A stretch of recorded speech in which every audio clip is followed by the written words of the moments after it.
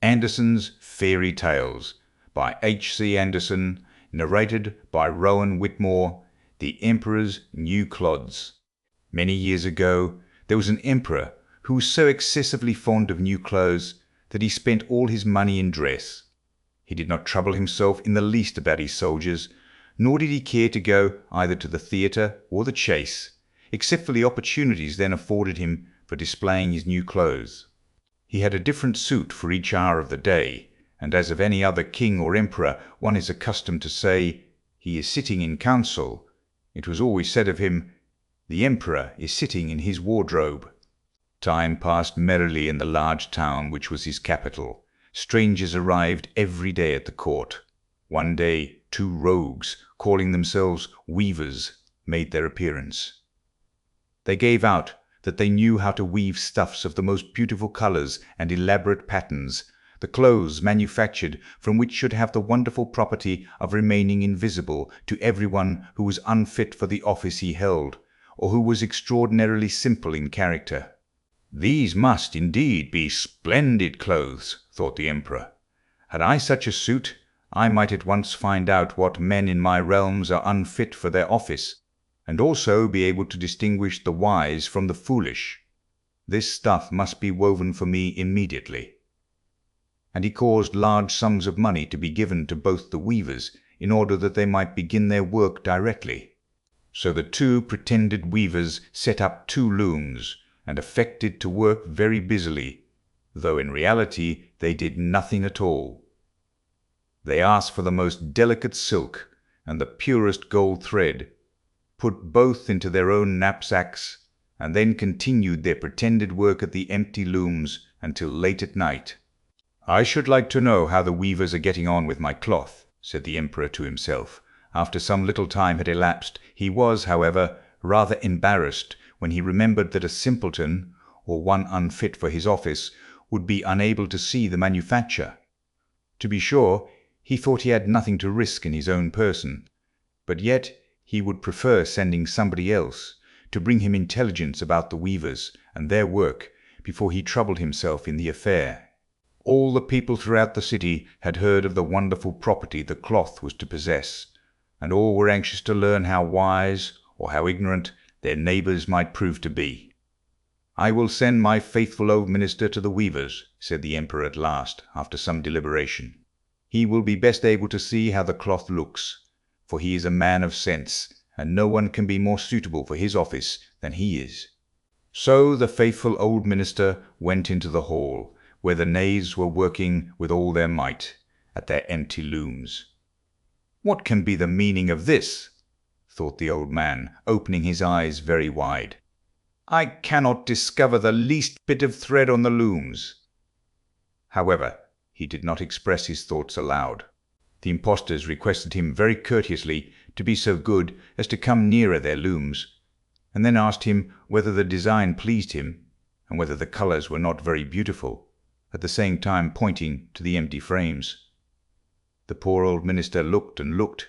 He could not discover anything on the looms, for a very good reason, viz., there was nothing there. "What?" thought he again. "Is it possible that I am a simpleton? I have never thought so myself, and no one must know it now if I am so.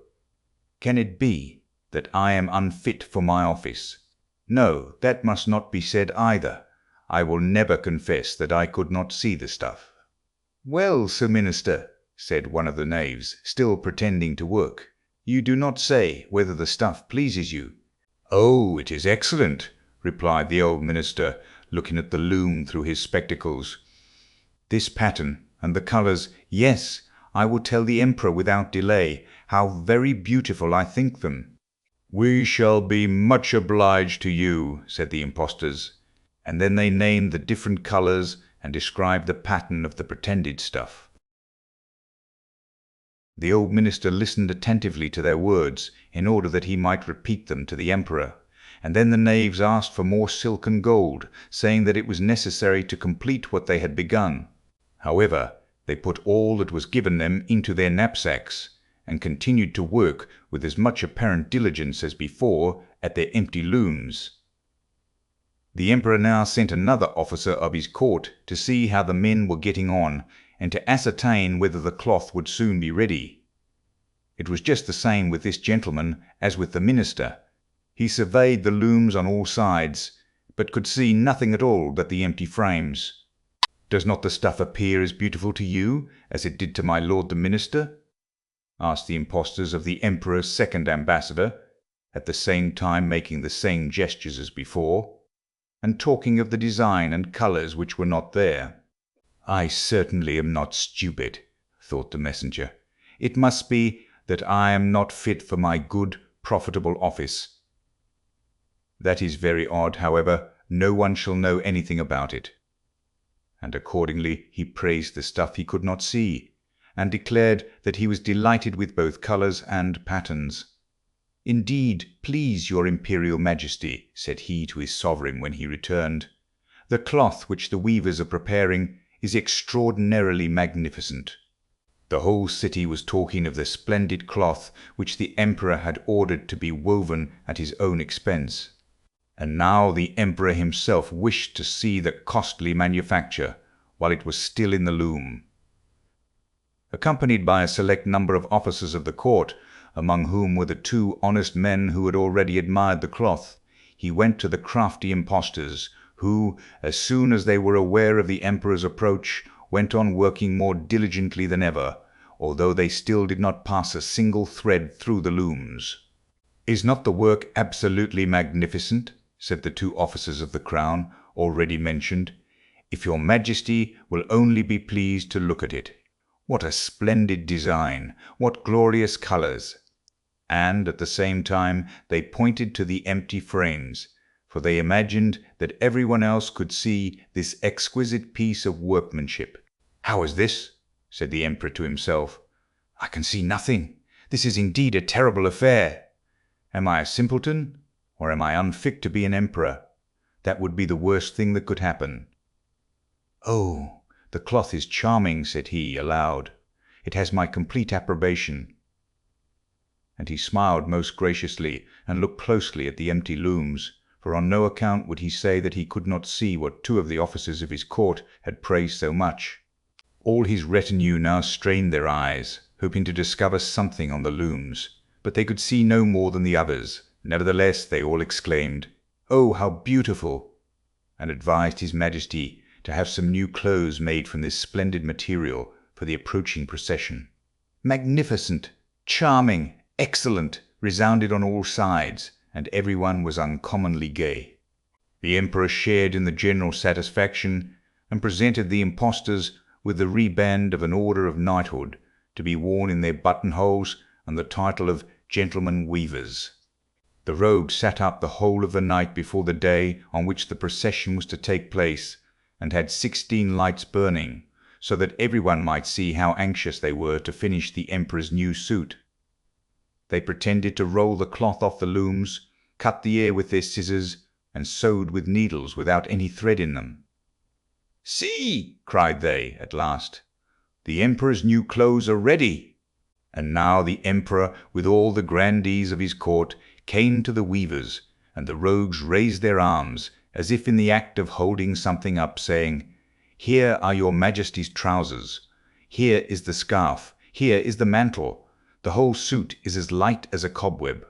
One might fancy one has nothing at all on when dressed in it. That, however, is the great virtue of this delicate cloth." "Yes, indeed," said all the courtiers, although not one of them could see anything of this exquisite manufacture. "If your imperial majesty will be graciously pleased to take off your clothes, we will fit on the new suit in front of the looking-glass." The emperor was accordingly undressed, and the rogues pretended to array him in his new suit, the emperor turning round from side to side before the looking-glass. "How splendid his majesty looks in his new clothes, and how well they fit!" everyone cried out. "What a design! What colours! These are indeed royal robes."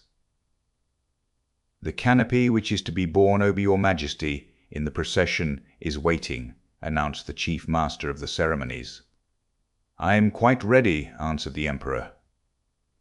"Do my new clothes fit well?" asked he, turning himself round again before the looking-glass, in order that he might appear to be examining his handsome suit.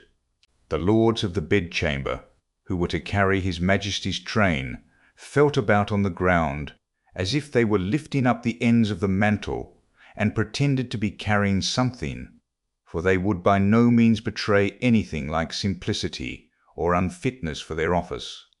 So now the emperor walked under his high canopy in the midst of the procession, through the streets of his capital, and all the people standing by, and those at the windows, cried out, "Oh, how beautiful are our emperor's new clothes! What a magnificent train there is to the mantle, and how gracefully the scarf hangs!" In short, no one would allow that he could not see these much admired clothes, because, in doing so, he would have declared himself either a simpleton or unfit for his office. Certainly none of the emperor's various suits had ever made so great an impression as these invisible ones. "But the emperor has nothing at all on," said a little child. "Listen to the voice of innocence," exclaimed his father, and what the child had said was whispered from one to another. "But he has nothing at all on," at last cried out all the people. The emperor was vexed, for he knew that the people were right, but he thought the procession must go on now, and the lords of the bedchamber took greater pains than ever to appear holding up a train, although in reality there was no train to hold. The swine heard. There was once a poor prince who had a kingdom. His kingdom was very small, but still quite large enough to marry upon, and he wished to marry. It was certainly rather cool of him to say to the emperor's daughter, "Will you have me?" But so he did, for his name was renowned far and wide, and there were 100 princesses who would have answered, "Yes, and thank you kindly. We shall see what this princess said." Listen. It happened that where the prince's father lay buried, there grew a rose tree, a most beautiful rose tree, which blossomed only once in every 5 years, and even then bore only one flower, but that was a rose. It smelt so sweet that all cares and sorrows were forgotten by him who inhaled its fragrance. And furthermore, the prince had a nightingale, who could sing in such a manner that it seemed as though all sweet melodies dwelt in her little throat. So the princess was to have the rose and the nightingale, and they were accordingly put into large silver caskets and sent to her.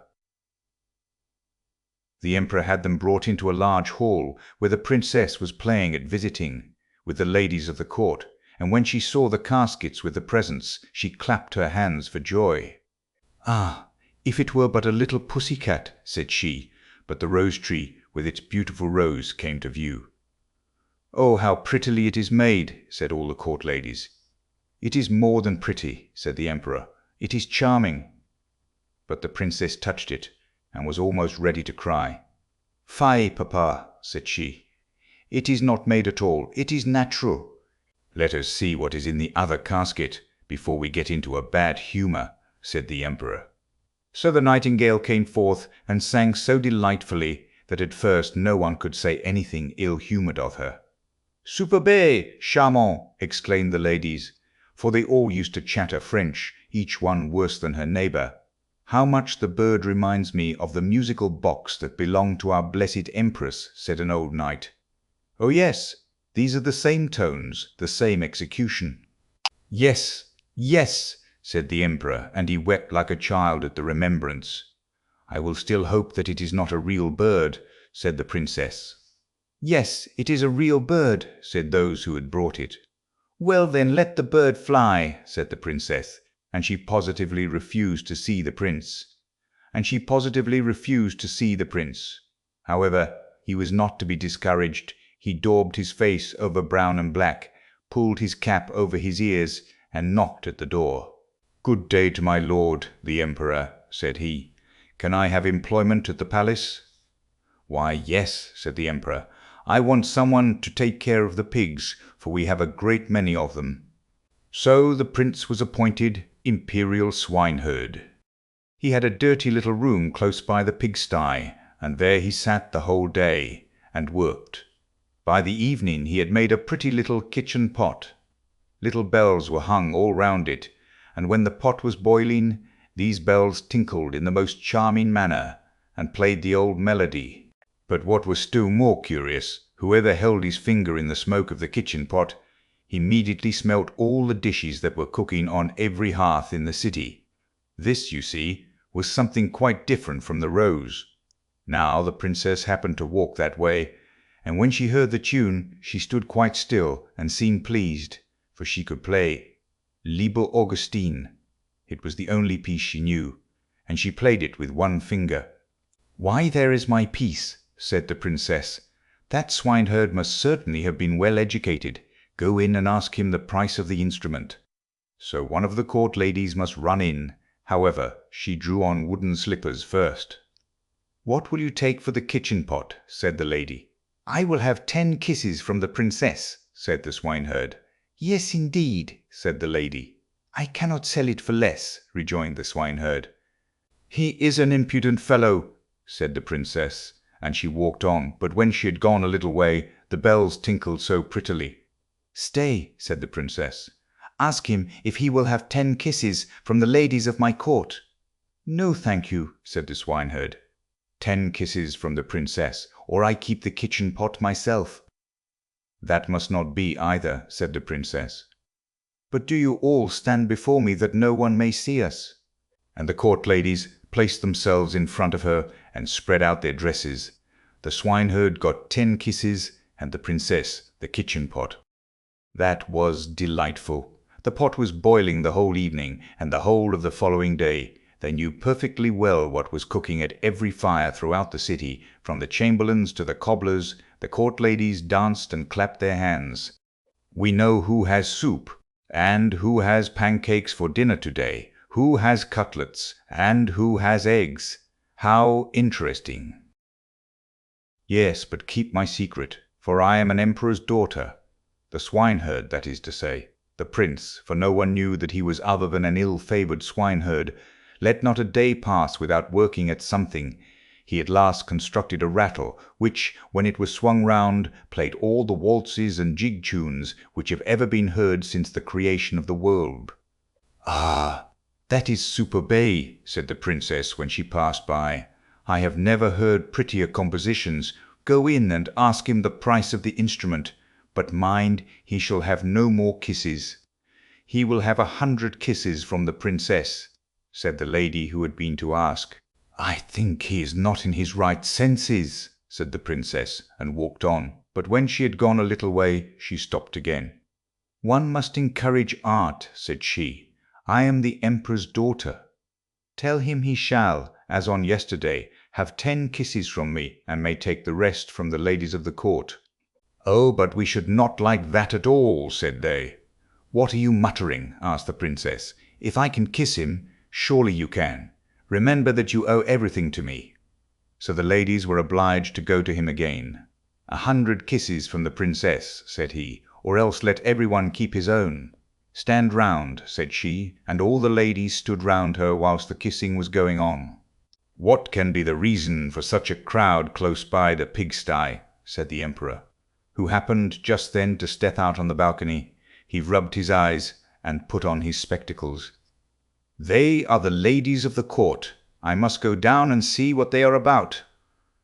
So he pulled up his slippers at the heel, for he had trodden them down. As soon as he had got into the courtyard, he moved very softly, and the ladies were so much engrossed with counting the kisses that all might go on fairly, that they did not perceive the emperor. He rose on his tiptoes. "What is all this?" said he, when he saw what was going on, and he boxed the princess's ears with his slipper, just as the swineherd was taking the 86th kiss. "March out," said the emperor, for he was very angry, and both princess and swineherd were thrust out of the city.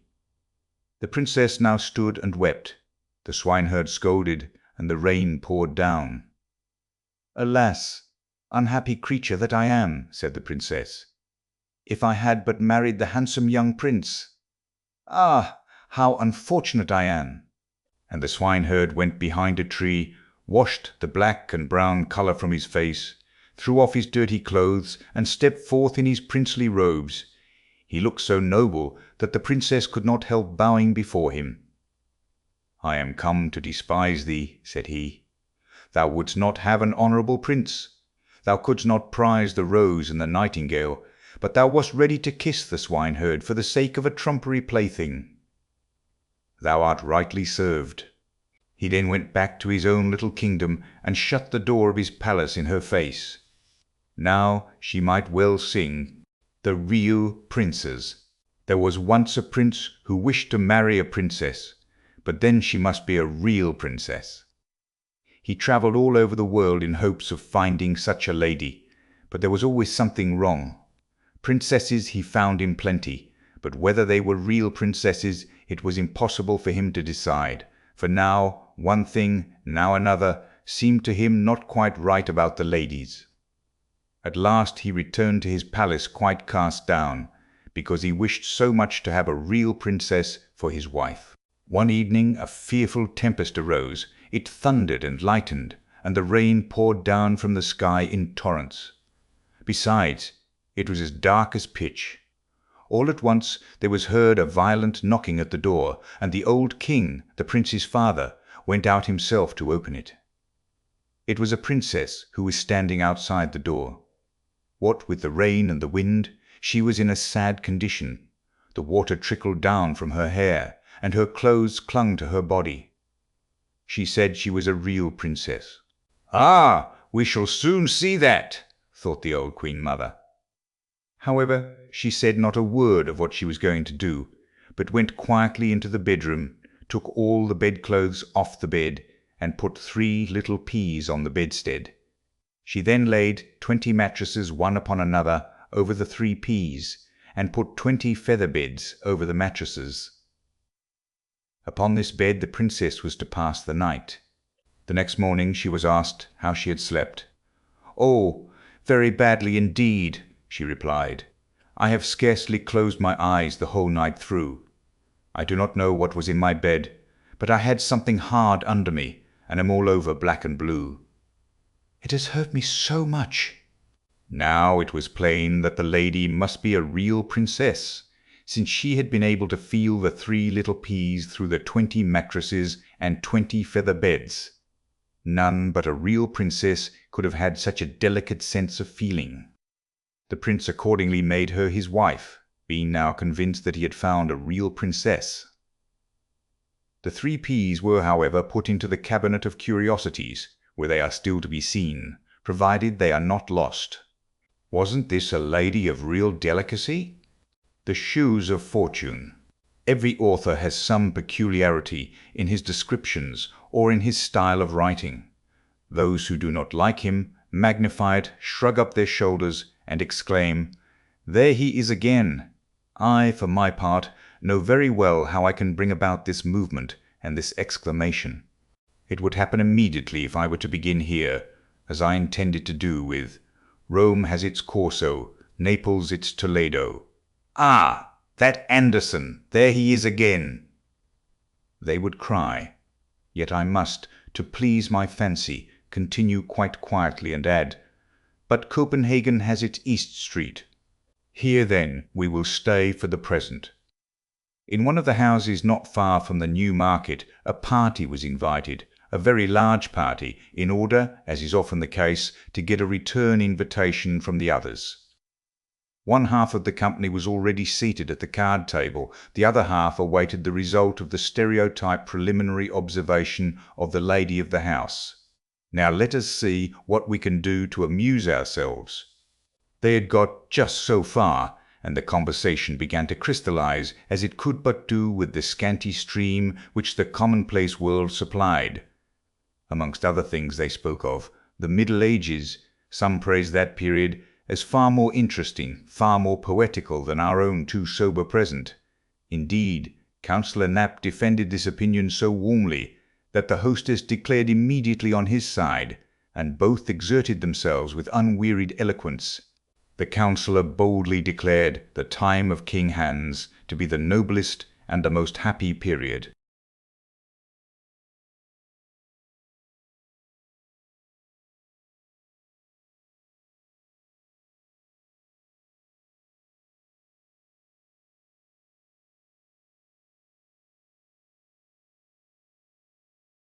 80, 4080 to 1530. While the conversation turned on this subject, and was only for a moment interrupted by the arrival of a journal that contained nothing worth reading, we will just step out into the antechamber. One might have thought at first they were servants, come to accompany their mistresses home, but on looking nearer, one soon saw they could scarcely be mere servants. Their forms were too noble for that, their skin too fine, the cut of their dress too striking. Two fairies were they. The younger, it is true, was not Dame Fortune herself, but one of the waiting maids of her handmaidens, who carry about the lesser good things that she distributes. The other looked extremely gloomy. It was Care. She always attends to her own serious business herself, as then she is sure of having it done properly. They were telling each other, with a confidential interchange of ideas, where they had been during the day. The messenger of fortune had only executed a few unimportant commissions, such as saving a new bonnet from a shower of rain, etc. But what she had yet to perform was something quite unusual. "I must tell you," said she, "that today is my birthday, and in honor of it a pair of walking shoes or galoshes has been entrusted to me, which I am to carry to mankind. These shoes possess the property of instantly transporting him who has them on to the place or the period in which he most wishes to be. Every wish, as regards time or place or state of being, will be immediately fulfilled, and so at last man will be happy here below."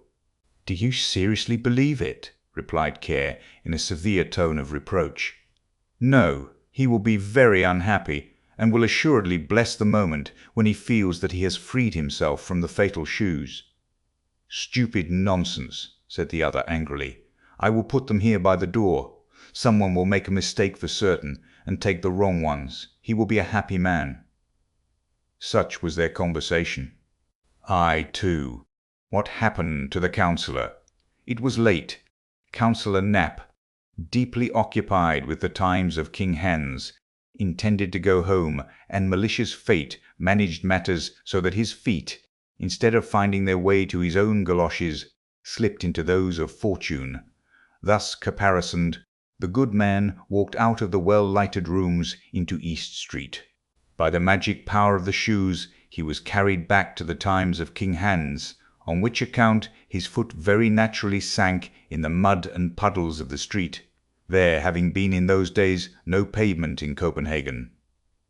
"Well, this is too bad. How dirty it is here," sighed the counsellor. "As to a pavement, I can find no traces of one, and all the lamps, it seems, have gone to sleep."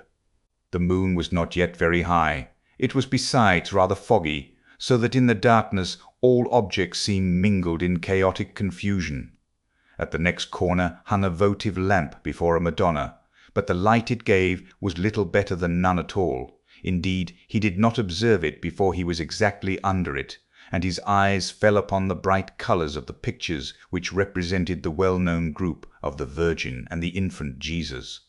"That is probably a waxwork show," thought he, and the people delayed taking down their sign in hopes of a late visitor or two. A few persons in the costume of the time of King Hans passed quickly by him. "How strange they look! The good folks come probably from a masquerade."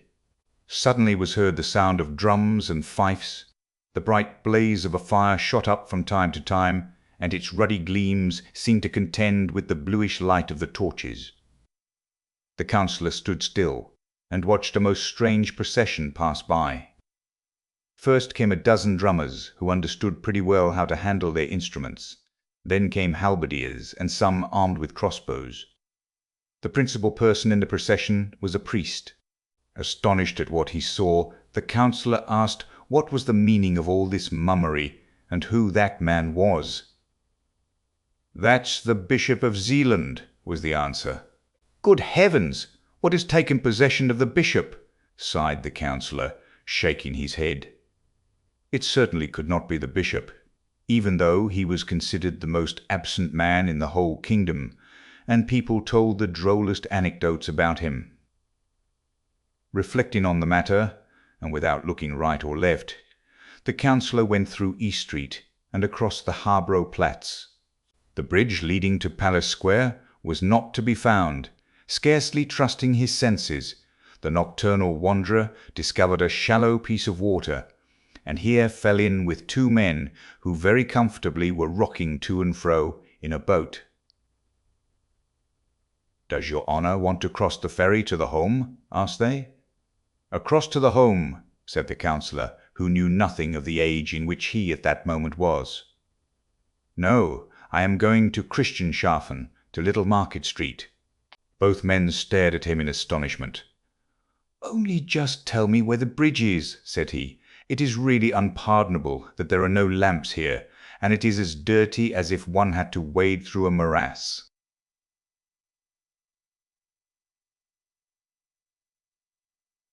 The longer he spoke with the boatmen, the more unintelligible did their language become to him.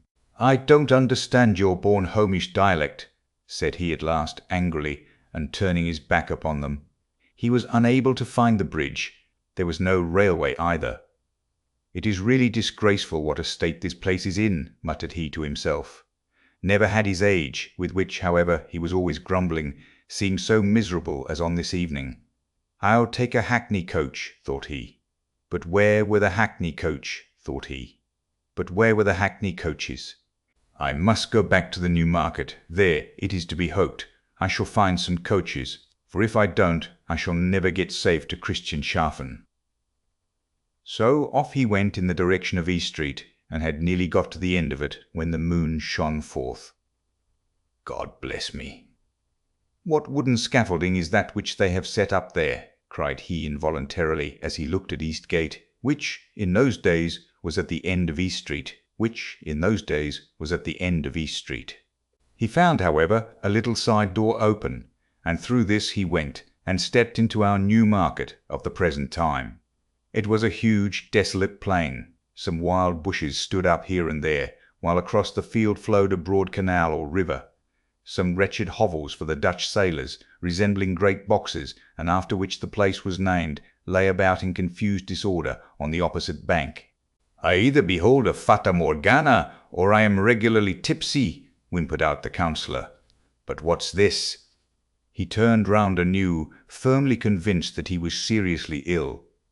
He gazed at the street formerly so well known to him, and now so strange in appearance, and looked at the houses more attentively. Most of them were of wood, slightly put together, and many had a thatched roof. "No, I am far from well," sighed he, "and yet I drank only 1 glass of punch. But I cannot suppose it. It was, too, really very wrong to give us punch and hot salmon for supper. I shall speak about it at the first opportunity. I have half a mind to go back again and say what I suffer. But no, that would be too silly, and heaven only knows if they are up still." He looked for the house, but it had vanished. "It is really dreadful," groaned he with increasing anxiety. "I cannot recognize East Street again. There is not a single decent shop from one end to the other. Nothing but wretched huts can I see anywhere, just as if I were at Ringstead. Oh, I am ill. I can scarcely bear myself any longer.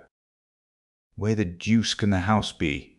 It must be here on this very spot, yet there is not the slightest idea of resemblance, to such a degree has everything changed this night. At all events, here are some people up and stirring. Oh, oh, I am certainly very ill." He now hit upon a half-open door, through a chink of which a faint light shone. It was a sort of hostelry of those times, a kind of public house. The room had some resemblance to the clay-floored halls in Holstein.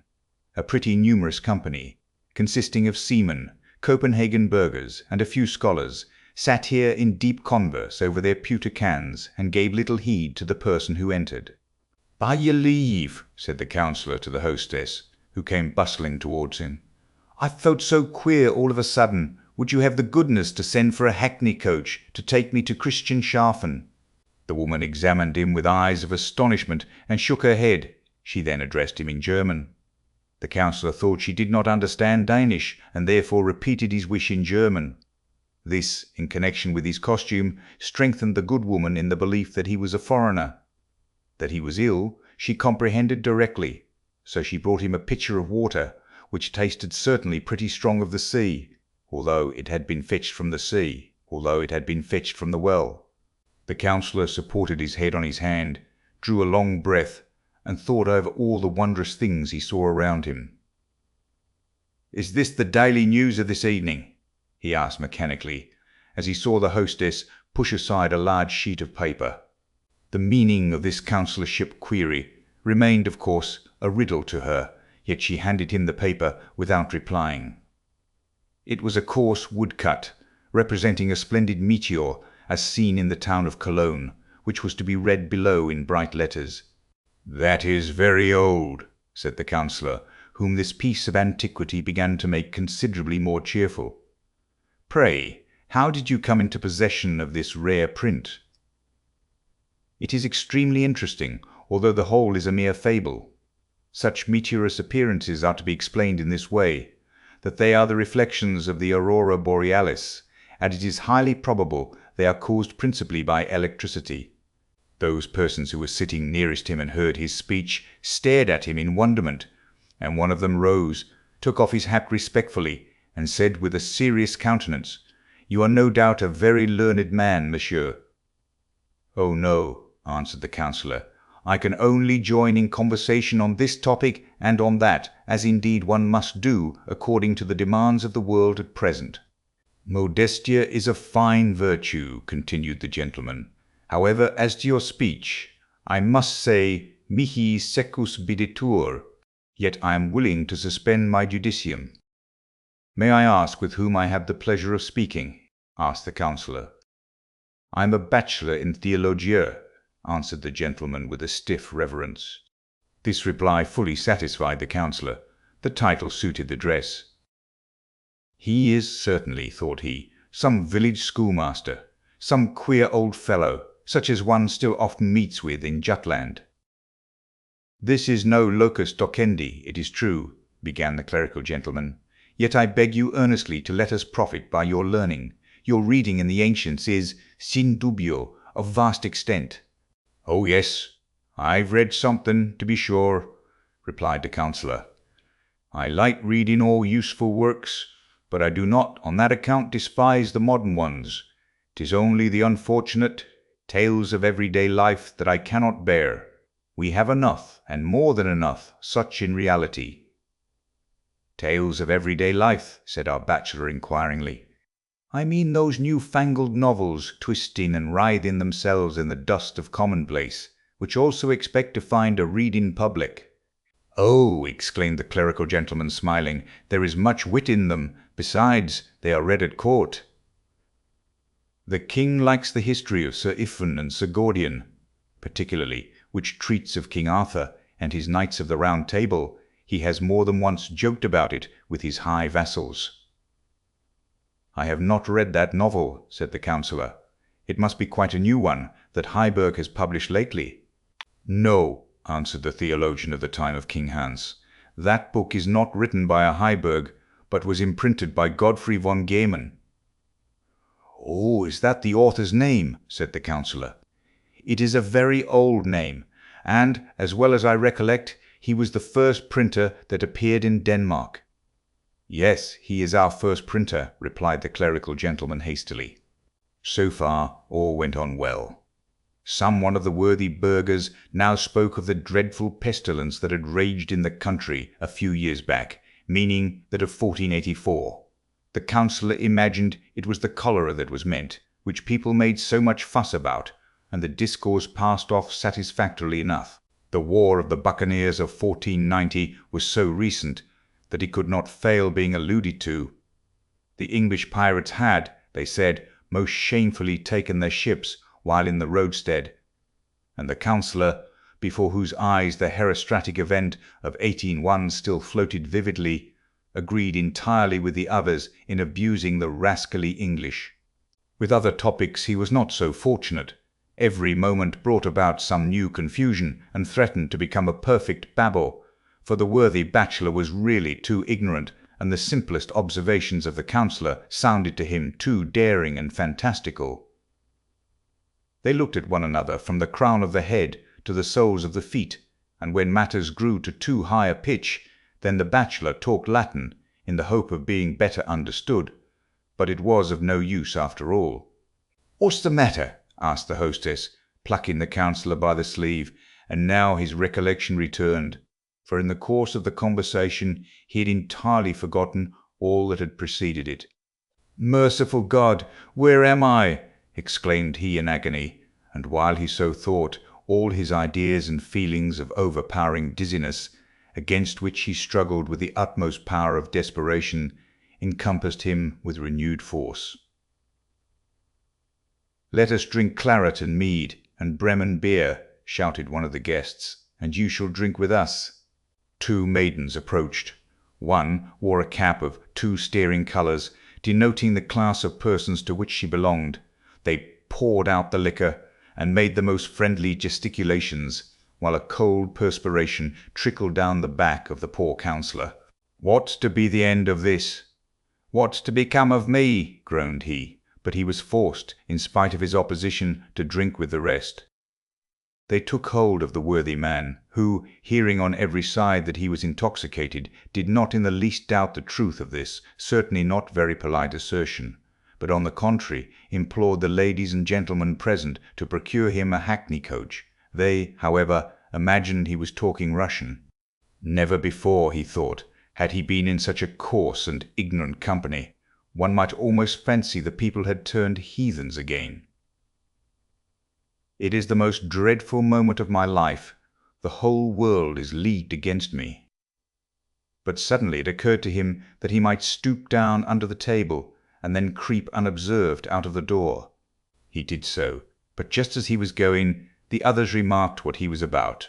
They laid hold of him by the legs, and now, happily for him, off fell his fatal shoes, and with them the charm was at an end. The counsellor saw quite distinctly before him a lantern burning, and behind this a large handsome house.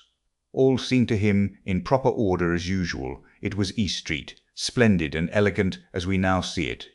He lay with his feet towards a doorway, and exactly opposite sat the watchman asleep. "Gracious heaven," said he, "have I lain here in the street and dreamed? Yes, 'tis East Street. How splendid and light it is! But really it is terrible what an effect that one glass of punch must have had on me." 2 minutes later, he was sitting in a hackney coach and driving to Friedrichshafen. He thought of the distress and agony he had endured, and praised from the very bottom of his heart the happy reality. Our own time, which, with all its deficiencies, is yet much better than that in which, so much against his inclination, he had lately been. 3. The Watchman's Adventure. "Why, there is a pair of galoshes, as sure as I'm alive," said the watchman, awaking from a gentle slumber. "They belong, no doubt, to the lieutenant who lives over the way. They lie close to the door." The worthy man was inclined to ring and deliver them at the house, for there was still a light in the window, but he did not like disturbing the other people in their beds, and so very considerately he left the matter alone. "Such a pair of shoes must be very warm and comfortable," said he. "The leather is so soft and supple. They fitted his feet as though they had been made for him. 'Tis a curious world we live in," continued he, soliloquizing. "There is the lieutenant now, who might go quietly to bed if he chose, where no doubt he could stretch himself at his ease. But does he do it? No, he saunters up and down his room, because, probably, he has enjoyed too many of the good things of this world at his dinner. That's a happy fellow. He has neither an infirm mother nor a whole troop of everlastingly hungry children to torment him. Every evening he goes to a party where his nice supper costs him nothing. Would to heaven I could but change with him. How happy should I be!" While expressing his wish, the charm of the shoes which he had put on began to work. The watchman entered into the being and nature of the lieutenant. He stood in the handsomely furnished apartment and held between his fingers a small sheet of rose-colored paper, on which some verses were written indeed by the officer himself. For who has not, at least once in his life, had a lyrical moment? And if one then marks down one's thoughts, poetry is produced. But here was written, "Such verses as these people write when they are in love, but no man in his senses ever thinks of printing them." Here, one of the sorrows of life, in which there is real poetry, gave itself vent. Not that barren grief which the poet may only hint at, but never depict in its detail. Misery and want, that animal necessity, in short, to snatch at least at a fallen leaf of the breadfruit tree, if not at the fruit itself. The higher the position in which one finds oneself transplanted, the greater is the suffering. Everyday necessity is the stagnant pool of life. No lovely picture reflects itself therein. Lieutenant, love, and lack of money. That is a symbolic triangle, or much the same as the half of the shattered die of fortune. This the lieutenant felt most poignantly, and this was the reason he leant his head against the window and sighed so deeply. The poor watchman out there in the street is far happier than I. He knows not what I term privation. He has a home, a wife, and children, who weep with him over his sorrows, who rejoice with him when he is glad. Oh, far happier were I, could I exchange with him my being, with his desires and with his hopes perform the weary pilgrimage of life. Oh, he is 100 times happier than I. In the same moment the watchman was again watchman. It was the shoes that caused the metamorphosis by means of which, unknown to himself, he took upon him the thoughts and feelings of the officer. But, as we have just seen, he felt himself in his new situation much less contented, and now preferred the very thing which but some minutes before he had rejected. So then the watchman was again watchman. "That was an unpleasant dream," said he, "but 'twas droll enough altogether. I fancied that I was the lieutenant over there, and yet the thing was not very much to my taste after all. I missed my good old mother and the dear little ones, who almost tear me to pieces for sheer love." He seated himself once more and nodded. The dream continued to haunt him, for he still had the shoes on his feet. A falling star shone in the dark firmament. "There falls another star," said he, "but what does it matter? There are always enough left. I should not much mind examining the little glimmering things somewhat nearer, especially the moon, for that would not slip so easily through a man's fingers. When we die, so at least says the student, for whom my wife does the washing, we shall fly about as light as a feather from one such a star to the other. That's of course not true, but would be pretty enough if it were so. If I could but once take a leap up there, my body might stay here on the steps for what I care. Behold, there are certain things in the world to which one ought never to give utterance, except with the greatest caution. But doubly careful must one be when we have the shoes of fortune on our feet. Now just listen to what happened to the watchman. As to ourselves, we all know the speed produced by the employment of steam. We have experienced it either on railroads or in boats when crossing the sea, but such a flight is like the travelling of a sloth in comparison with the velocity with which light moves. It flies 19 million times faster than the best racehorse, and yet electricity is quicker still. Death is an electric shock which our heart receives. The freed soul soars upwards on the wings of electricity. The sun's light wants 8 minutes and some seconds to perform a journey of more than 20 million of our Danish miles. Miles borne by electricity. The soul wants even some minutes less to accomplish the same flight. To it, the space between the heavenly bodies is not greater than the distance between the homes of our friends in town is for us, even if they live a short way from each other. Such an electric shock in the heart, however, costs us the use of the body here below, unless, like the watchman of East Street, we happen to have on the shoes of fortune. In a few seconds the watchman had done the 52,000 of our miles up to the moon, which, as everyone knows, was formed out of matter much lighter than our earth, and is, so we should say, as soft as newly fallen snow. He found himself on one of the many circumjacent mountain ridges with which we are acquainted by means of Dr. Madler's map of the moon. Within, down it sunk perpendicularly into a cauldron about a Danish mile in depth, while below lay a town whose appearance we can, in some measure, realize to ourselves by beating the white of an egg in a glass of water.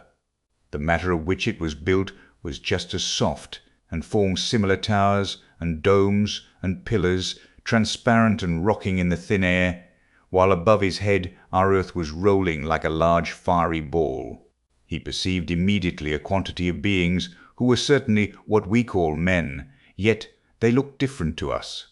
A far more correct imagination than that of the pseudo-Herschel had created them, and if they had been placed in rank and file, and copied by some skilful painter's hand, one would, without doubt, have exclaimed involuntarily, "What a beautiful arabesque!" This relates to a book published some years ago in Germany, and said to be by Herschel, which contained a description of the moon and its inhabitants, written with such a semblance of truth that many were deceived by the imposture.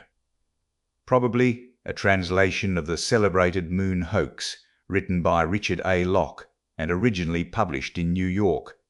They had a language too, but surely nobody can expect that the soul of the watchman should understand it.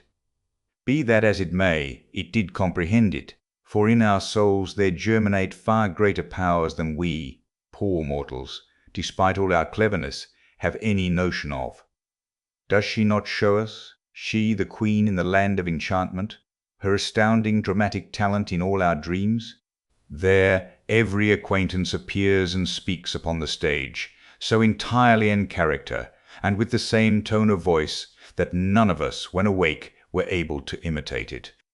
How well can she recall persons to our mind, of whom we have not thought for years, when suddenly they step forth, every inch a man, resembling the real personages, even to the finest features, and become the heroes or heroines of our world of dreams. In reality, such remembrances are rather unpleasant. Every sin, every evil thought may, like a clock with alarm or chimes, be repeated at pleasure. Then the question is, if we can trust ourselves to give an account of every unbecoming word in our heart and on our lips.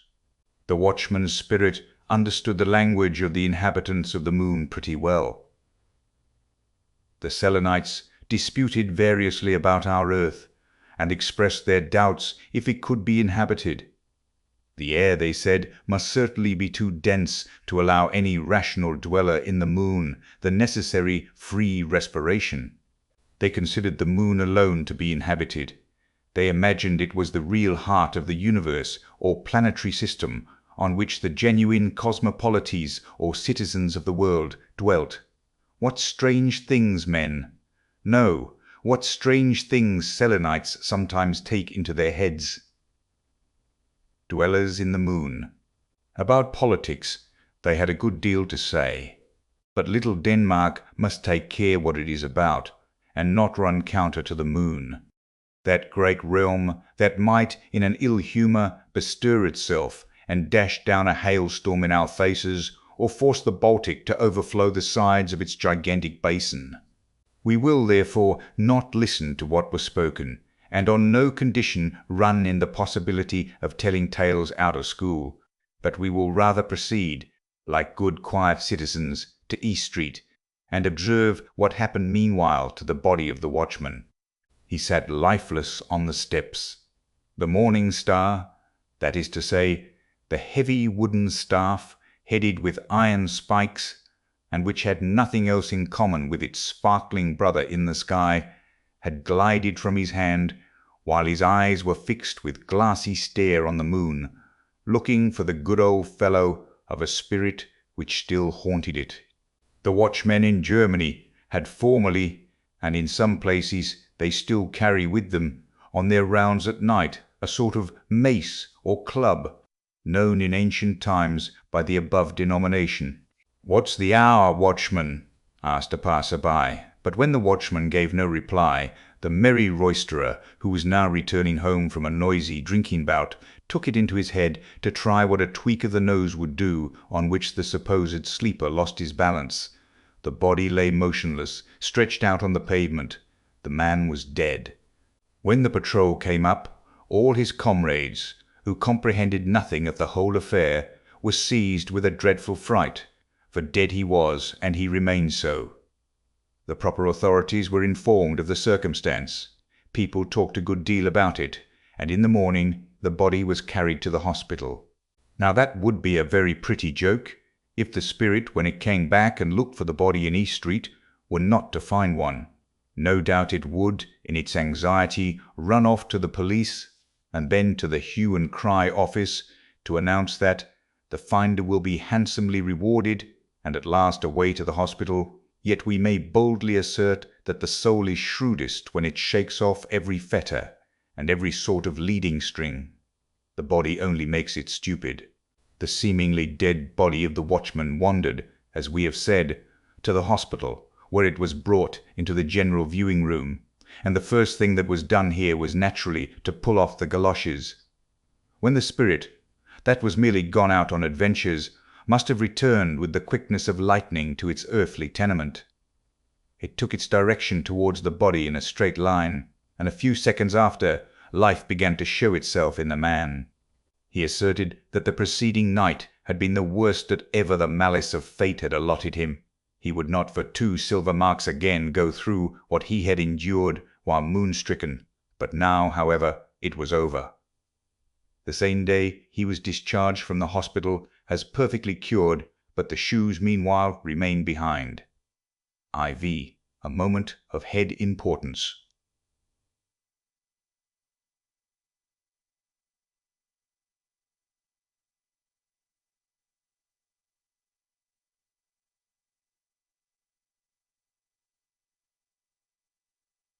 Every inhabitant of Copenhagen knows, from personal inspection, how the entrance to Frederick's Hospital looks. But as it is possible that others, who are not Copenhagen people, may also read this little work, we will beforehand give a short description of it. The extensive building is separated from the street by a pretty high railing, the thick iron bars of which are so far apart that in all seriousness it is said some very thin fellow had of a night occasionally squeezed himself through to go and pay his little visits in the town. The part of the body most difficult to manage on such occasions was, no doubt, the head. Here, as is so often the case in the world, long-headed people get through best. So much, then, for the introduction.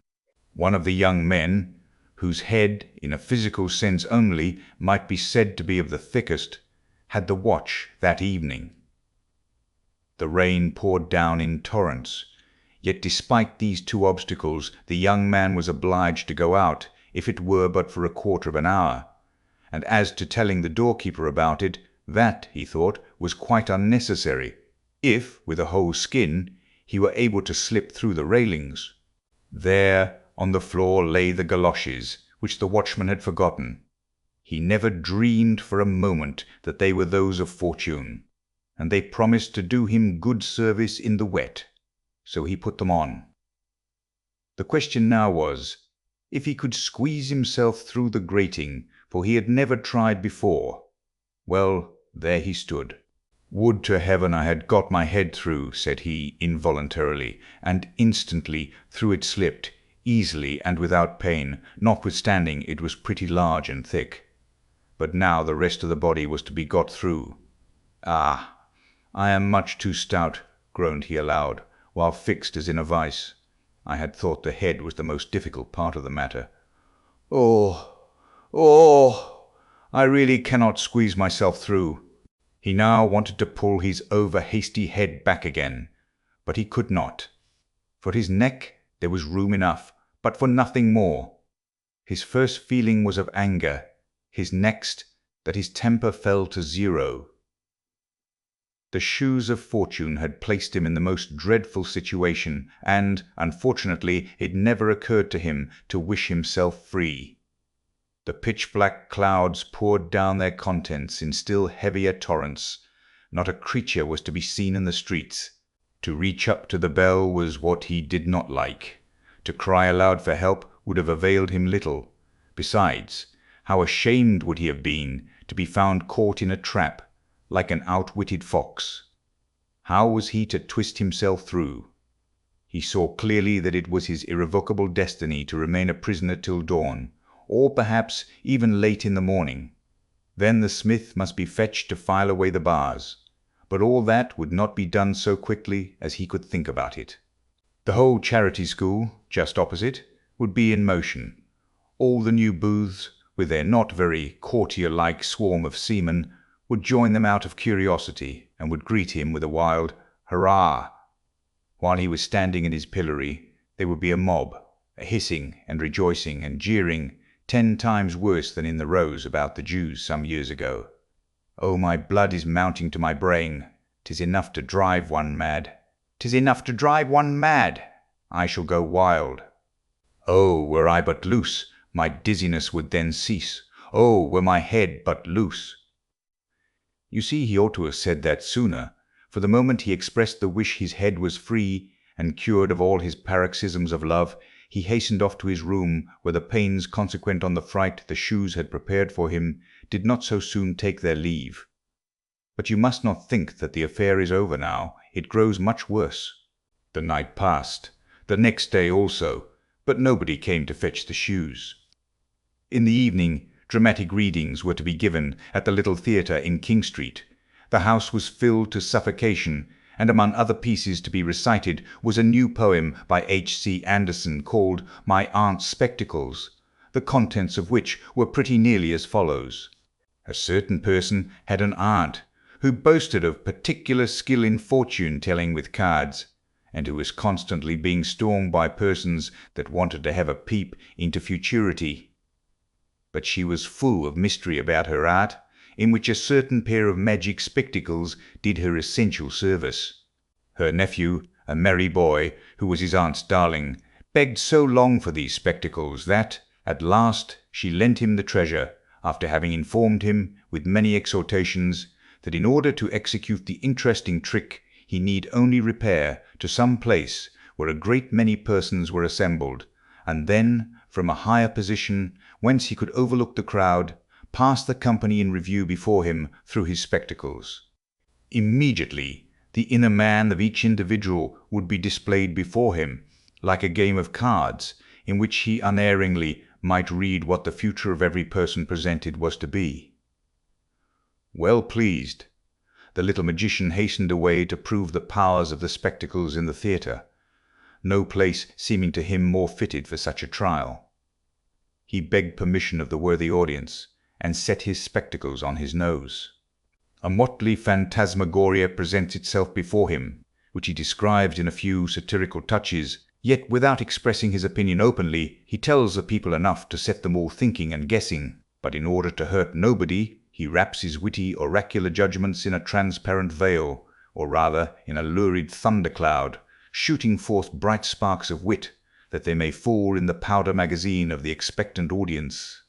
The humorous poem was admirably recited, and the speaker much applauded. Among the audience was the young man of the hospital, who seemed to have forgotten his adventure of the preceding night. He had on the shoes, for as yet no lawful owner had appeared to claim them, and besides, it was so very dirty out of doors, they were just the thing for him, he thought. The beginning of the poem he praised with great generosity. He even found the idea original and effective, but that the end of it, like the Rhine, was very insignificant, proved, in his opinion, the author's want of invention. He was without genius, etc. This was an excellent opportunity to have said something clever. Meanwhile, he was haunted by the idea. He should like to possess such a pair of spectacles himself. Then, perhaps, by using them circumspectly, one would be able to look into people's hearts, which, he thought, would be far more interesting than merely to see what was to happen next year, for that we should all know in proper time, but the other never. "I can now," said he to himself, "fancy the whole row of ladies and gentlemen sitting there in the front row, if one could but see into their hearts. Yes, that would be a revelation, a sort of bazaar. In that lady yonder, so strangely dressed, I should find for certain a large milliner's shop. In that one the shop is empty, but it wants cleaning plain enough. But there would also be some good stately shops among them. Alas," sighed he, "I know one in which all is stately, but there sits already a spruce young shopman, which is the only thing that's amiss in the whole shop. All would be splendidly decked out, and we should hear, 'Walk in, gentlemen, pray walk in. Here you will find all you please to want.' Ah, I wish to heaven I could walk in and take a trip right through the hearts of those present." And behold, to the shoes of fortune this was the cue. The whole man shrunk together, and a most uncommon journey through the hearts of the front row of spectators now began. The first heart through which he came was that of a middle-aged lady, but he instantly fancied himself in the room of the Institution for the Cure of the Crooked and Deformed, where casts of misshapen limbs are displayed in naked reality on the wall. Yet there was this difference. In the institution the casts were taken at the entry of the patient, but here they were retained and guarded in the heart while the sound persons went away.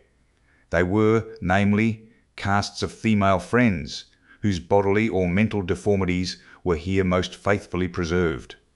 With the snake-like writhings of an idea, he glided into another female heart, but this seemed to him like a large holy fane. The white dove of innocence fluttered over the altar. How gladly would he have sunk upon his knees, but he must away to the next heart. Yet he still heard the pealing tones of the organ, and he himself seemed to have become a newer and a better man. He felt unworthy to tread the neighbouring sanctuary which a poor garret with a sick bed-rid mother revealed. But God's warm sun streamed through the open window. Lovely roses nodded from the wooden flower-boxes on the roof, and 2 sky-blue birds sang rejoicingly, while the sick mother implored God's richest blessings on her pious daughter. He now crept on hands and feet through a butcher's shop, at least on every side, and above and below there was naught but flesh. It was the heart of a most respectable rich man, whose name is certain to be found in the directory. He was now in the heart of the wife of this worthy gentleman. It was an old, dilapidated, mouldering dovecot. The husband's portrait was used as a weathercock, which was connected in some way or other with the doors, and so they opened and shut of their own accord whenever the stern old husband turned round. Hereupon he wandered into a boudoir formed entirely of mirrors, like the one in Castle Rosenberg, but here the glasses magnified to an astonishing degree. On the floor, in the middle of the room, sat, like a Dalai Lama, the insignificant self of the person, quite confounded at his own greatness. He then imagined he had got into a needle-case, full of pointed needles of every size. "This is certainly the heart of an old maid," thought he. But he was mistaken. It was the heart of a young military man, a man, as people said, of talent and feeling. In the greatest perplexity he now came out of the last heart in the row. He was unable to put his thoughts in order, and fancied that his too lively imagination had run away with him. "Good heavens!" sighed he, "I have surely a disposition to madness. 'Tis dreadfully hot here, my blood boils in my veins, and my head is burning like a coal." And he now remembered the important event of the evening before, how his head had got jammed in between the iron railings of the hospital. "That's what it is, no doubt," said he. "I must do something in time. Under such circumstances a Russian bath might do me good. I only wish I were already on the upper bank." And so there he lay on the uppermost bank in the vapour bath, but with all his clothes on, in his boots and galoshes, while the hot drops fell scalding from the ceiling on his face. "Halloa!" cried he, leaping down. The bathing attendant, on his side, uttered a loud cry of astonishment when he beheld in the bath a man completely dressed. The other, however, retained sufficient presence of mind to whisper to him, "'Tis a bet, and I have won it." But the first thing he did as soon as he got home was to have a large blister put on his chest and back to draw out his madness. The next morning he had a sore chest and a bleeding back, and, excepting the fright, that was all that he had gained by the shoes of fortune. V. Metamorphosis of the copying. Clerk. The watchman, whom we have certainly not forgotten, thought meanwhile of the galoshes he had found and taken with him to the hospital. He now went to fetch them, and as neither the lieutenant nor anybody else in the street claimed them as his property, they were delivered over to the police office. As on the continent, in all law and police practices, nothing is verbal, but any circumstance, however trifling, is reduced to writing. The labour, as well as the number of papers that thus accumulate, is enormous. In a police office, consequently, we find copying. Clerks among many other scribes of various denominations, of which, it seems, our hero was one. "Why, I declare, the shoes look just like my own," said one of the clerks, eyeing the newly found treasure, whose hidden powers even he, sharp as he was not able to discover. "One must have more than the eye of a shoemaker to know one pair from the other," said he, soliloquizing, and putting, at the same time, the galoshes in search of an owner beside his own in the corner. "Here, sir," said one of the men, who, panting, brought him a tremendous pile of papers. The copying clerk turned round and spoke a while with the man about the reports and legal documents in question, but when he had finished, and his eye fell again on the shoes, he was unable to say whether those to the left or those to the right belonged to him. "At all events, it must be those which are wet," thought he. But this time, in spite of his cleverness, he guessed quite wrong, for it was just those of fortune which played as it were into his hands, or rather on his feet. And why, I should like to know, are the police never to be wrong? So he put them on quickly, stuck his papers in his pocket, and took besides a few under his arm, intending to look them through at home to make the necessary notes. It was noon, and the weather, that had threatened rain, began to clear up, while gaily dressed holiday folks filled the streets. A little trip to Fredericksburg would do me no great harm, thought he, for I, poor beast of burden that I am, have so much to annoy me that I don't know what a good appetite is. 'Tis a bitter crust, alas, at which I am condemned to gnaw. Nobody could be more steady or quiet than this young man. We therefore wish him joy of the excursion with all our heart, and it will certainly be beneficial for a person who leads so sedentary a life. In the park he met a friend, one of our young poets, who told him that the following day he should set out on his long-intended tour. "So you are going away again," said the clerk. "You are a very free and happy being. We others are chained by the leg, and held fast to our desk." "Yes, but it is a chain, friend, which ensures you the blessed bread of existence," answered the poet. "You need feel no care for the coming morrow. When you are old, you receive a pension." "True," said the clerk, shrugging his shoulders, "and yet you are the better off. To sit at one's ease and poetise, that is a pleasure. Everybody has something agreeable to say to you, and you are always your own master. No, friend, you should but try what it is to sit from one year's end to the other, occupied with and judging the most trivial matters." The poet shook his head. The copying clerk did the same. Each one kept to his own opinion, and so they separated.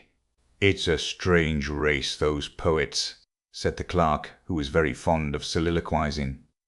"I should like some day, just for a trial, to take such nature upon me, and be a poet myself. I am very sure I should make no such miserable verses as the others. Today, methinks, is a most delicious day for a poet. Nature seems anew to celebrate her awakening into life. The air is so unusually clear, the clouds sail on so buoyantly, and from the green herbage a fragrance is exhaled that fills me with delight. For many a year have I not felt as at this moment.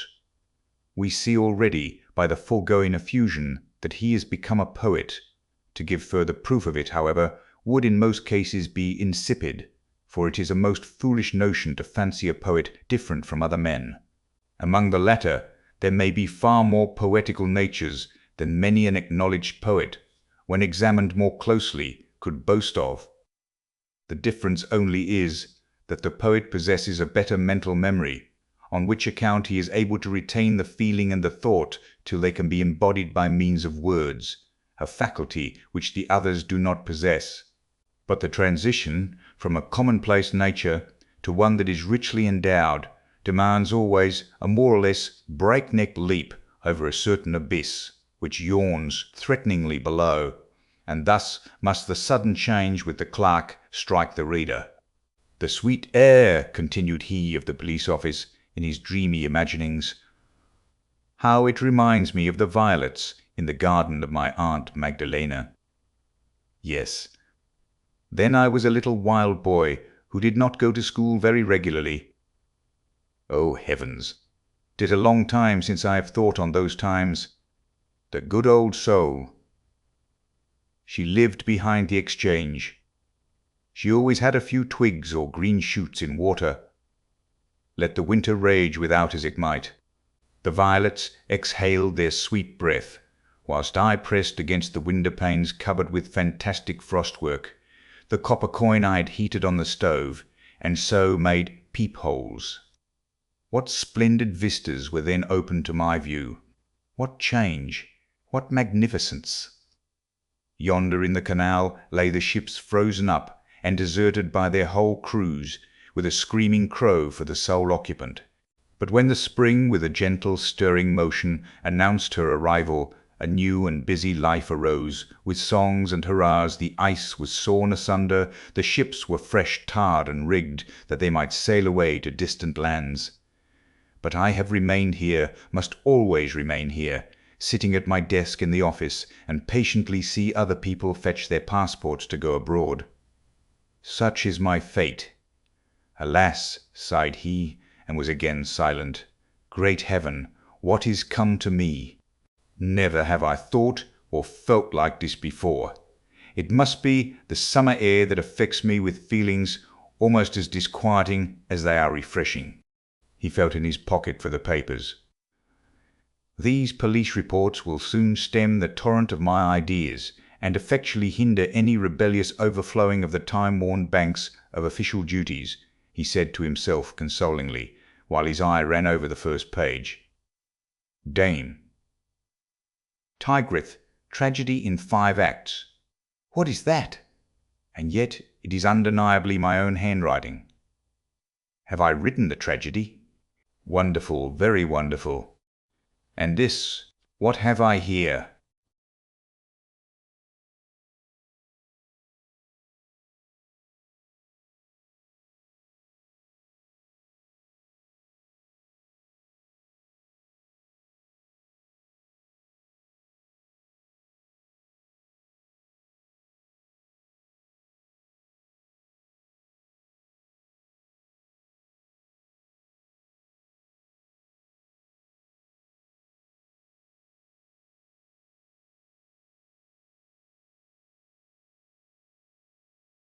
Hem, said the clerk breathlessly, and quite exhausted he seated himself on a bank. His thoughts were so elastic, his heart so tender, and involuntarily he picked one of the nearest flowers. It is a simple daisy, just bursting out of the bud. What the botanist tells us after a number of imperfect lectures, the flower proclaimed in a minute. It related the mythus of its birth, told of the power of the sunlight that spread out its delicate leaves, and forced them to impregnate the air with their incense. And then he thought of the manifold struggles of life, which, in like manner, awaken the budding flowers of feeling in our bosom. Light and air contend with chivalric emulation for the love of the fair flower that bestowed her chief favours on the latter. Full of longing she turned towards the light, and as soon as it vanished, rolled her tender leaves together, and slept in the embraces of the air. "It is the light which adorns me," said the flower. "But 'tis the air which enables thee to breathe," said the poet's voice. Close by stood a boy who dashed his stick into a wet ditch. The drops of water splashed up to the green leafy roof, and the clerk thought of the million of ephemera which in a single drop were thrown up to a height that was as great doubtless for their size as for us if we were to be hurled above the clouds. While he thought of this, and of the whole metamorphosis he had undergone, he smiled and said, "I sleep and dream, but it is wonderful how one can dream so naturally, and know besides so exactly that it is but a dream. If only to-morrow on awaking I could again call all to mind so vividly. I seem in unusually good spirits. My perception of things is clear. I feel as light and cheerful as though I were in heaven.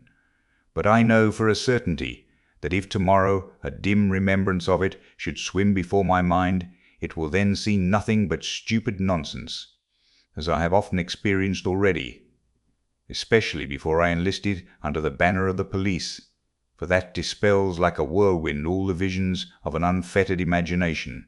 All we hear or say in a dream that is fair and beautiful is like the gold of the subterranean spirits.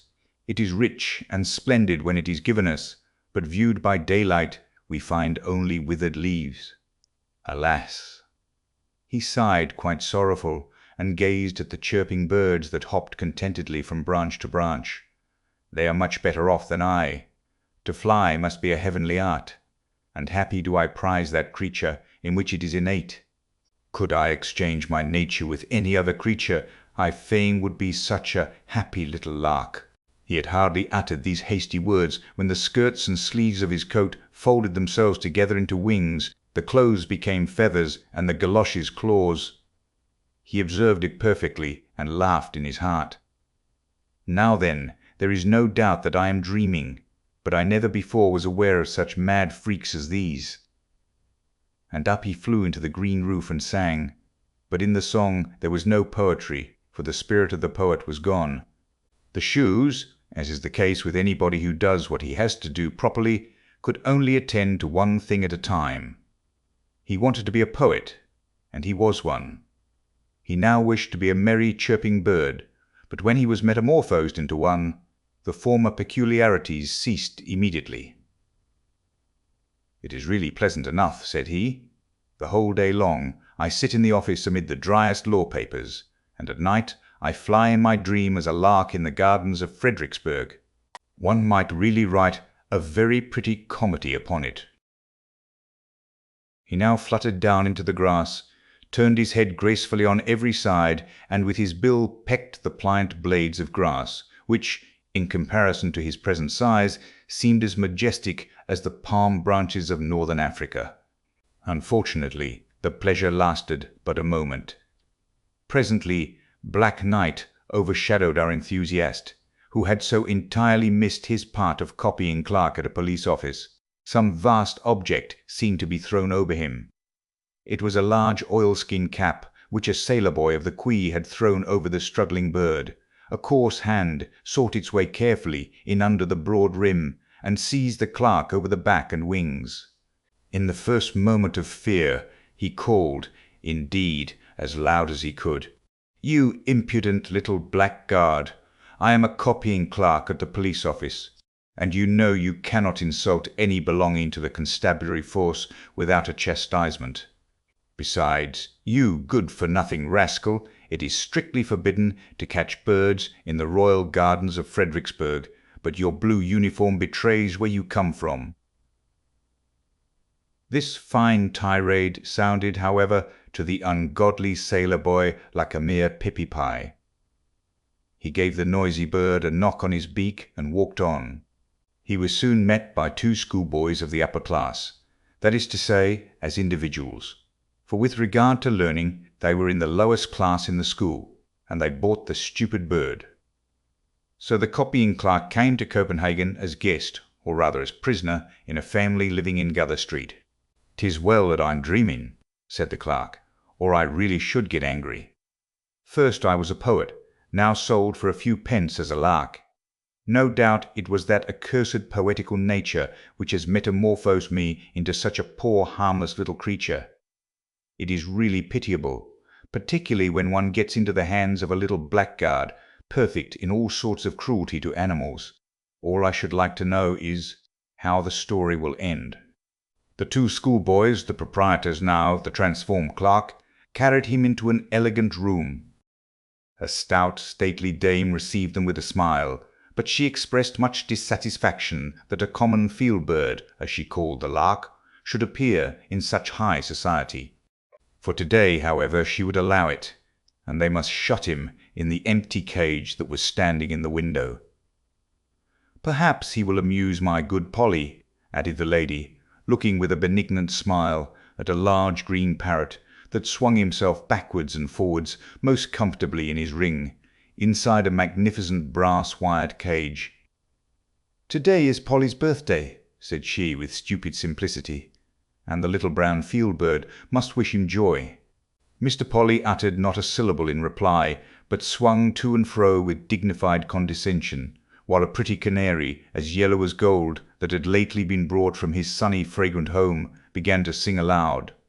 "Noisy creature, will you be quiet?" screamed the lady of the house, covering the cage with an embroidered white pocket-handkerchief. "Chirp, chirp," sighed he. That was a dreadful snowstorm, and he sighed again, and was silent. The copying clerk, or, as the lady said, the brown field-bird, was put into a small cage close to the canary, and not far from my good Polly. The only human sounds that the parrot could bawl out were, "Come, let us be men." Everything else that he said was as unintelligible to everybody as the chirping of the canary, except to the clerk, who was now a bird too. He understood his companion perfectly. "I flew about beneath the green palms and the blossoming almond trees," sang the canary. "I flew around with my brothers and sisters over the beautiful flowers and over the glassy lakes where the bright water plants nodded to me from below. There, too, I saw many splendidly dressed parroquets that told the drollest stories and the wildest fairy tales without end." "Oh, those were uncouth birds," answered the parrot. "They had no education, and talked of whatever came into their head. If my mistress and all her friends can laugh at what I say, so may you too, I should think. It is a great fault to have no taste for what is witty or amusing. Come, let us be men. Ah, you have no remembrance of love for the charming maidens that dance beneath the outspread tents beside the bright fragrant flowers. Do you no longer remember the sweet fruits and the cooling juice in the wild plants of our never-to-be-forgotten home?" said the former inhabitant of the Canary Isles, continuing his dithyrambic. "Oh, yes," said the parrot, "but I am far better off here. I am well fed and get friendly treatment. I know I am a clever fellow, and that is all I care about. Come, let us be men. You are of a poetical nature, as it is called. I, on the contrary, possess profound knowledge and inexhaustible wit. You have genius, but clear-sighted, calm discretion does not take such lofty flights and utter such high natural tones. For this they have covered you over. They never do the like to me, for I cost more. Besides, they are afraid of my beak, and I have always a witty answer at hand. Come, let us be men." "O warm, spicy land of my birth," sang the canary bird, "I will sing of thy dark green bowers, of the calm bays where the pendant boughs kiss the surface of the water. I will sing of the rejoicing of all my brothers and sisters where the cactus grows in wanton luxuriance." "Spare us your elegiac tones," said the parrot, giggling. "Rather speak of something at which one may laugh heartily. Laughing is an infallible sign of the highest degree of mental development. Can a dog or a horse laugh? No, but they can cry. The gift of laughing was given to man alone." "Ha! ha!" screamed Polly, and added his stereotyped witticism. "Come, let us be men." "Poor little Danish grey bird," said the canary, "you have been caught too. It is, no doubt, cold enough in your woods, But there at least is the breath of liberty, therefore fly away.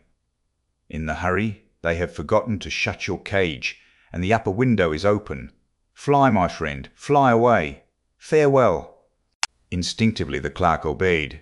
With a few strokes of his wings he was out of the cage, but at the same moment the door, which was only ajar, and which led to the next room, began to creak, and supple and creeping came the large tomcat into the room, and began to pursue him. The frightened canary fluttered about in his cage. The parrot flapped his wings and cried, "Come, let us be men." The clerk felt a mortal fright and flew through the window, far away over the houses and streets. At last he was forced to rest a little. The neighbouring house had a something familiar about it. A window stood open. He flew in. It was his own room. He perched upon the table. "Come, let us be men," said he, involuntarily imitating the chatter of the parrot, and at the same moment he was again a copying clerk, but he was sitting in the middle of the table. "Heaven help me," cried he. "How did I get up here, and so buried in sleep too? After all, that was a very unpleasant, disagreeable dream that haunted me. The whole story is nothing but silly, stupid nonsense." The best that the galoshes gave. The following day, early in the morning, while the clerk was still in bed, someone knocked at his door. It was his neighbour, a young divine, who lived on the same floor. He walked in. "Lend me your galoshes," said he. "It is so wet in the garden, though the sun is shining most invitingly. I should like to go out a little." He got the galoshes, and he was soon below in a little duodecimo garden, where between two immense walls a plum tree and an apple tree were standing. Even such a little garden as this was considered in the metropolis of Copenhagen as a great luxury. The young man wandered up and down the narrow paths as well as the prescribed limits would allow. The clock struck 6. Without was heard the horn of a postboy. To travel, exclaimed he, overcome by most painful and passionate remembrances. That is the happiest thing in the world. That is the highest aim of all my wishes. Then at last would the agonizing restlessness be allayed, which destroys my existence. But it must be far, far away. I would behold magnificent Switzerland. I would travel to Italy, and it was a good thing that the power of the galoshes worked as instantaneously as lightning in a powder magazine would do. Otherwise the poor man, with his overstrained wishes, would have travelled about the world too much for himself as well as for us. In short, he was travelling. He was in the middle of Switzerland, but packed up with 8 other passengers in the inside of an eternally creaking diligence. His head ached till it almost split. His weary neck could hardly bear the heavy load, and his feet, pinched by his torturing boots, were terribly swollen.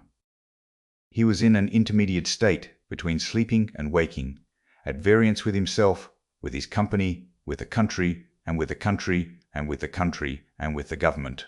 In his right pocket he had his letter of credit, in the left his passport, and in a small leathern purse some double louis d'or carefully sewn up in the bosom of his waistcoat.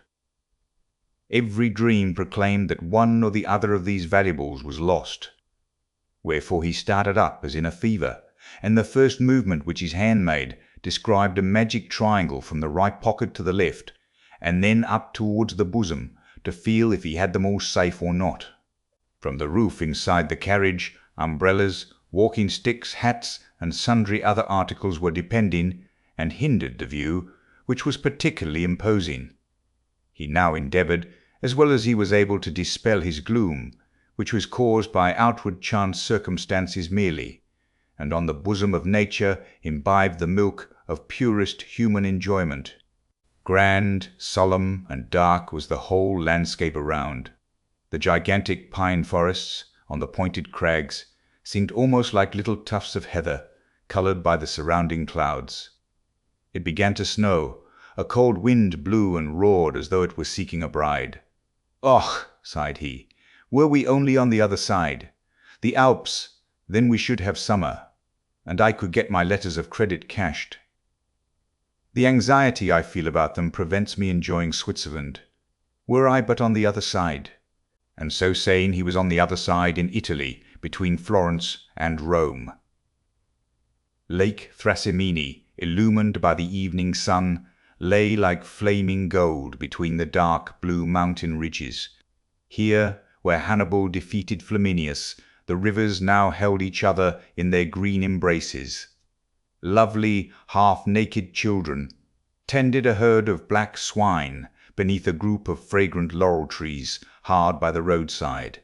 Could we render this inimitable picture properly, then would everybody exclaim, "Beautiful, unparalleled Italy!"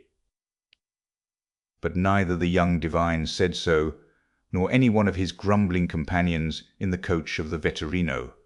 The poisonous flies and gnats swarmed around by thousands. In vain one waved myrtle branches about like mad. The audacious insect population did not cease to sting. Nor was there a single person in the well-crammed carriage whose face was not swollen and sore from their ravenous bites. The poor horses, tortured almost to death, suffered most from this truly Egyptian plague. The flies alighted upon them in large disgusting swarms, and if the coachman got down and scraped them off, hardly a minute elapsed before they were there again. The sun now set. A freezing cold, though of short duration, pervaded the whole creation. It was like a horrid gust coming from a burial vault on a warm summer's day. But all around the mountains retained that wonderful green tone which we see in some old pictures, and which, should we not have seen a similar play of colour in the south, we declare at once to be unnatural. It was a glorious prospect, but the stomach was empty, the body tired. All that the heart cared and longed for was good night quarters. Yet how would they be? For these one looked much more anxiously than for the charms of nature, which everywhere were so profusely displayed. The road led through an olive grove, and here the solitary inn was situated.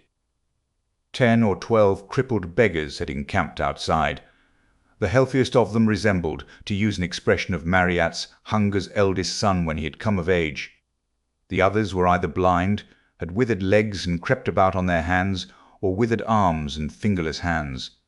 It was the most wretched misery, dragged from among the filthiest rags. "Excellenza miserabili," sighed they, thrusting forth their deformed limbs to view. Even the hostess, with bare feet, uncombed hair, and dressed in a garment of doubtful colour, received the guests grumblingly.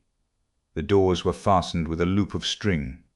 The floor of the rooms presented a stone paving half torn up. Bats fluttered wildly about the ceiling. And as to the smell therein, no, that was beyond description. "You had better lay the cloth below in the stable," said one of the travellers. "There, at all events, one knows what one is breathing." The windows were quickly opened to let in a little fresh air.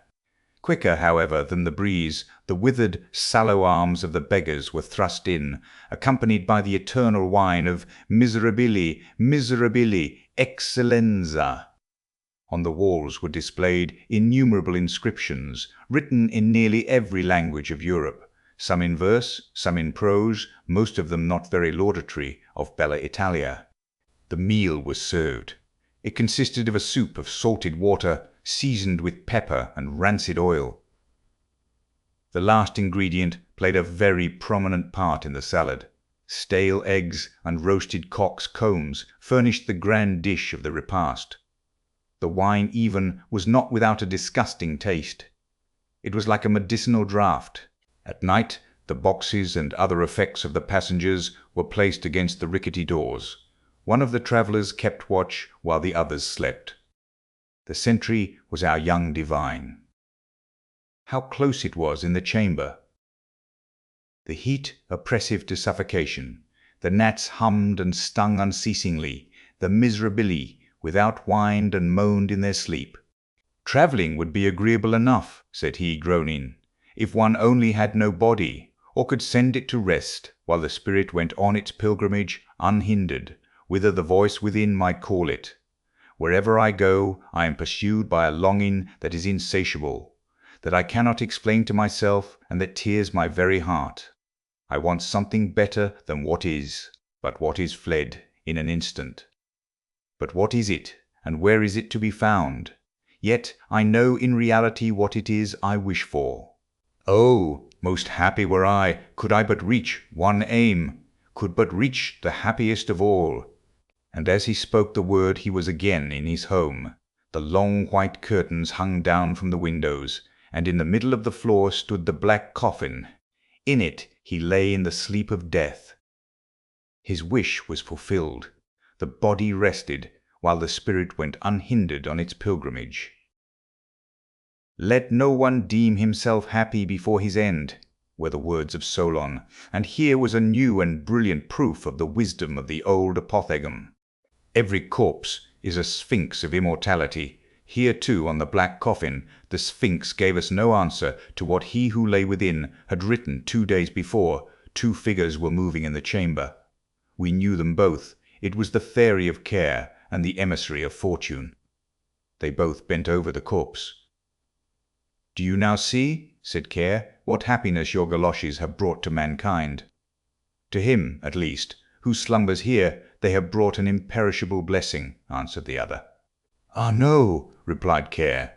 "He took his departure himself. He was not called away. His mental powers here below were not strong enough to reach the treasures lying beyond this life, and which his destiny ordained he should obtain. I will now confer a benefit on him." And she took the galoshes from his feet. His sleep of death was ended, and he who had been thus called back again to life arose from his dread couch in all the vigour of youth. Care vanished, and with her the galoshes. She has no doubt taken them for herself, to keep them to all eternity. The fire tree. Out in the woods stood a nice little fir tree. The place he had was a very good one. The sun shone on him. As to fresh air, there was enough of that, and round him grew many large-sized comrades, pines as well as firs. But the little fir wanted so very much to be a grown-up tree. He did not think of the warm sun and of the fresh air. He did not care for the little cottage children that ran about and prattled when they were in the woods looking for wild strawberries. The children often came with a whole pitcher full of berries, or a long row of them threaded on a straw, and sat down near the young tree and said, "Oh, how pretty he is! What a nice little fir!" But this was what the tree could not bear to hear. At the end of a year he had shot up a good deal, and after another year he was another long bit taller, for with fir trees one can always tell by the shoots how many years old they are. "Oh, were I but such a high tree as the others are," sighed he, "then I should be able to spread out my branches and with the tops to look into the wide world.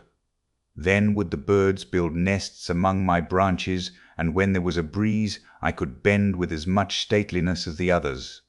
Neither the sunbeams, nor the birds, nor the red clouds which morning and evening sailed above him, gave the little tree any pleasure. In winter, when the snow lay glittering on the ground, a hare would often come leaping along, and jump right over the little tree. Oh, that made him so angry! But 2 winters were past, and in the 3rd the tree was so large that the hare was obliged to go round it. To grow and grow, to get older and be tall, thought the tree. That, after all, is the most delightful thing in the world. In autumn the woodcutters always came and felled some of the largest trees.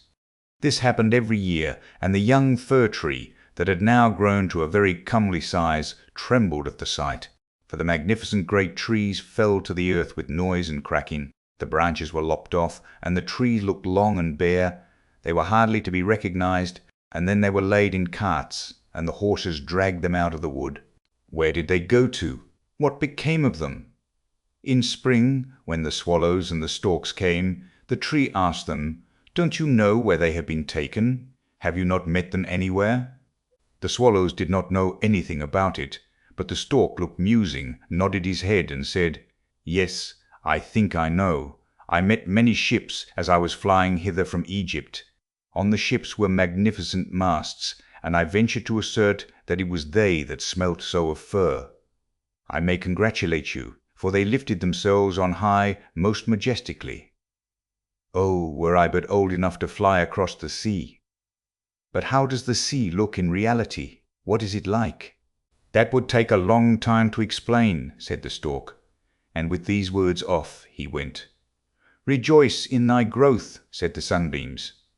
Rejoice in thy vigorous growth, and in the fresh life that moveth within thee. And the wind kissed the tree, and the dew wept tears over him, but the fir understood it not. When Christmas came, quite young trees were cut down, trees which often were not even as large or of the same age as this fir tree, who could never rest, but always wanted to be off. These young trees, and they were always the finest looking, retained their branches. They were laid on carts, and the horses drew them out of the wood. Where are they going to? Asked the fir. They are not taller than I. There was one indeed that was considerably shorter. And why do they retain all their branches? Whither are they taken? We know, chirped the sparrows. We have peeped in at the windows in the town below. We know whither they are taken. The greatest splendor and the greatest magnificence one can imagine await them. We peeped through the windows and saw them planted in the middle of the warm room and ornamented with the most splendid things, with gilded apples, with gingerbread, with toys, and many hundred lights. And then? Asked the fir tree, trembling in every bough. And then? What happens then? We did not see anything more. It was incomparably beautiful. I would fain know if I am destined for so glorious a career, cried the tree, rejoicing. That is still better than to cross the sea. What a longing do I suffer! Were Christmas but come!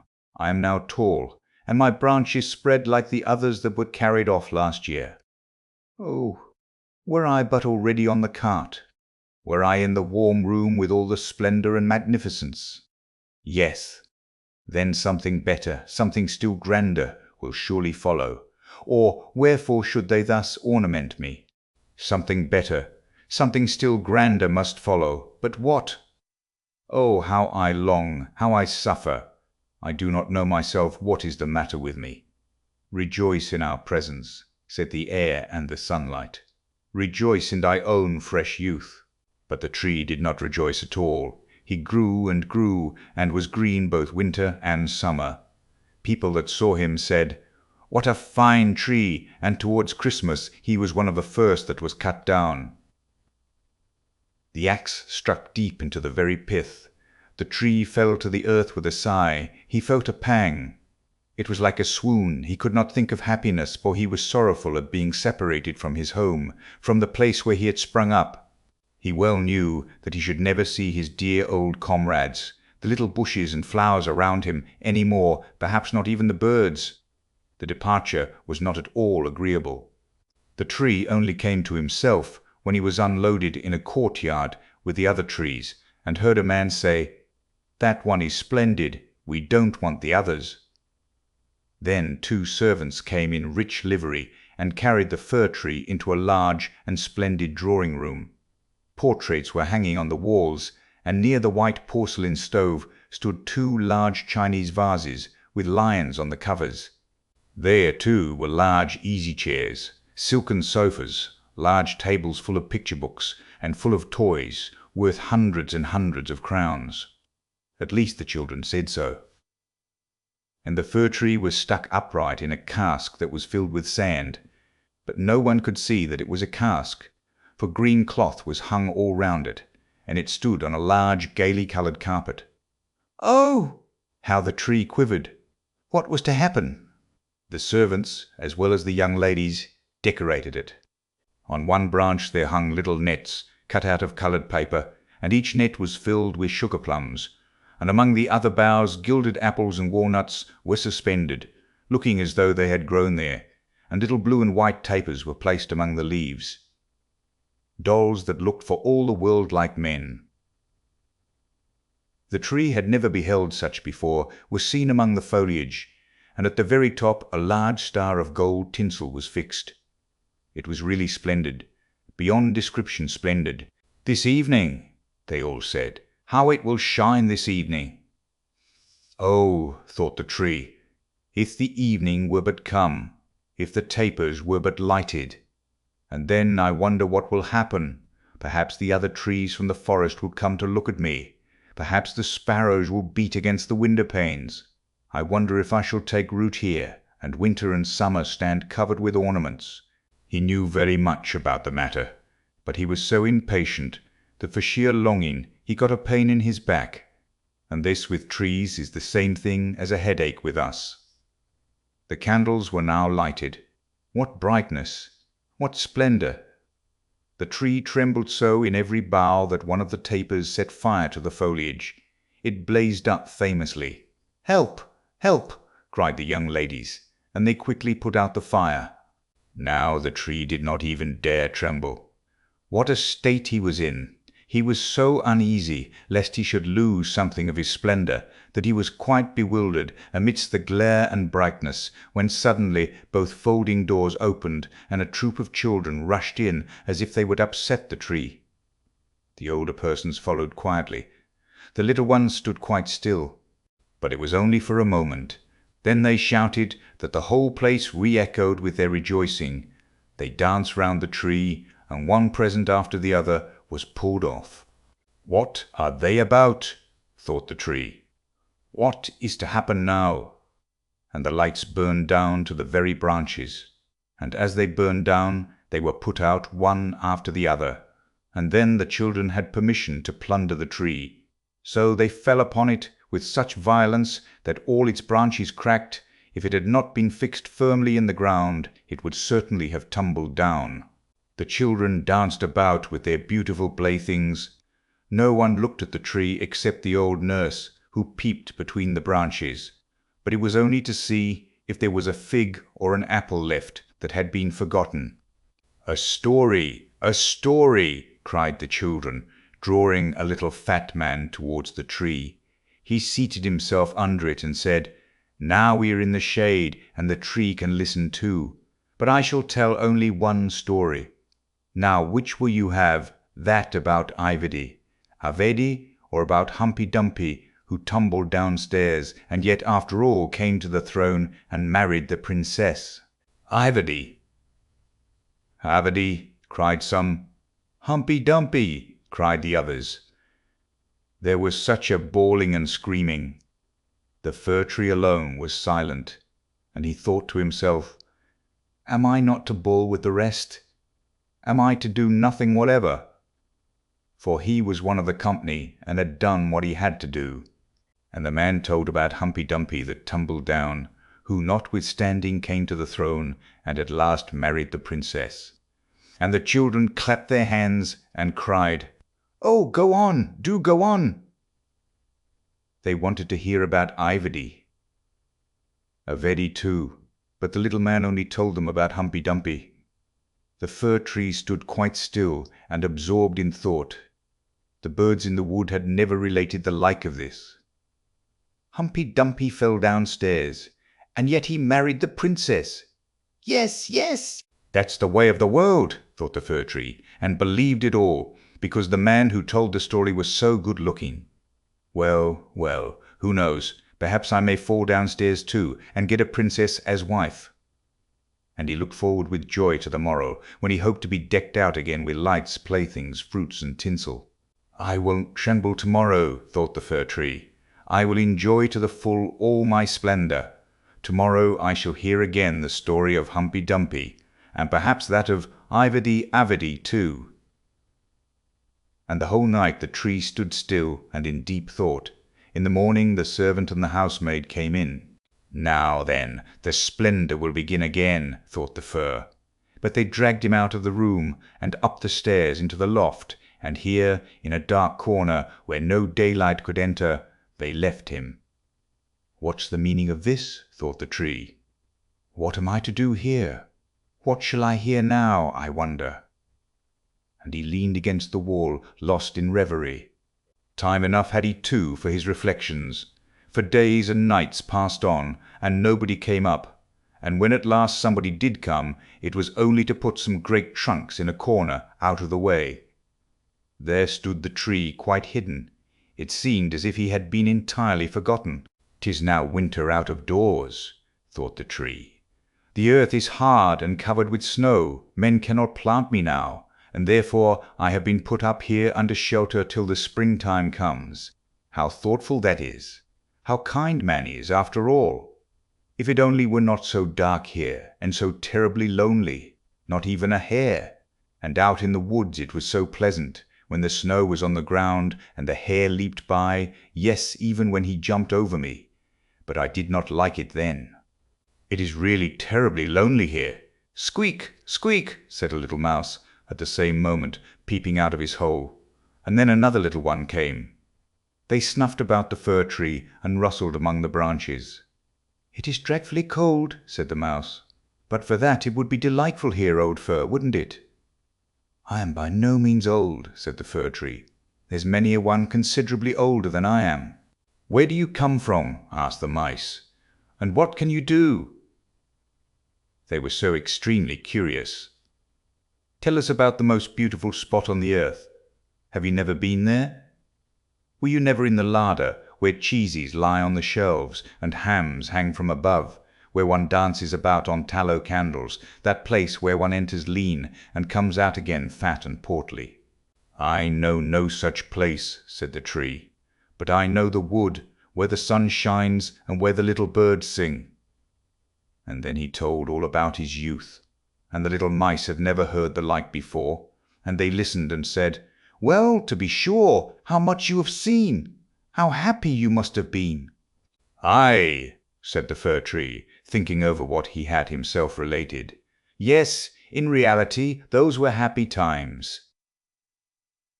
And then he told about Christmas Eve, when he was decked out with cakes and candles.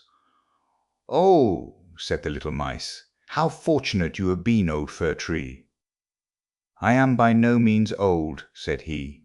"I came from the wood this winter. I am in my prime, and am only rather short for my age." "What delightful stories you know!" said the mice, and the next night they came with 4 other little mice, who were to hear what the tree recounted, and the more he related, the more he remembered himself, and it appeared as if those times had really been happy times. But they may still come, they may still come.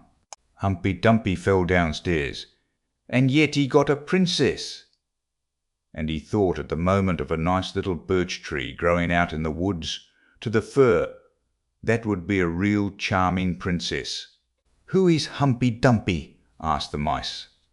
So then the fir tree told the whole fairy tale, for he could remember every single word of it, and the little mice jumped for joy up to the very top of the tree. Next night 2 more mice came, and on Sunday 2 rats even.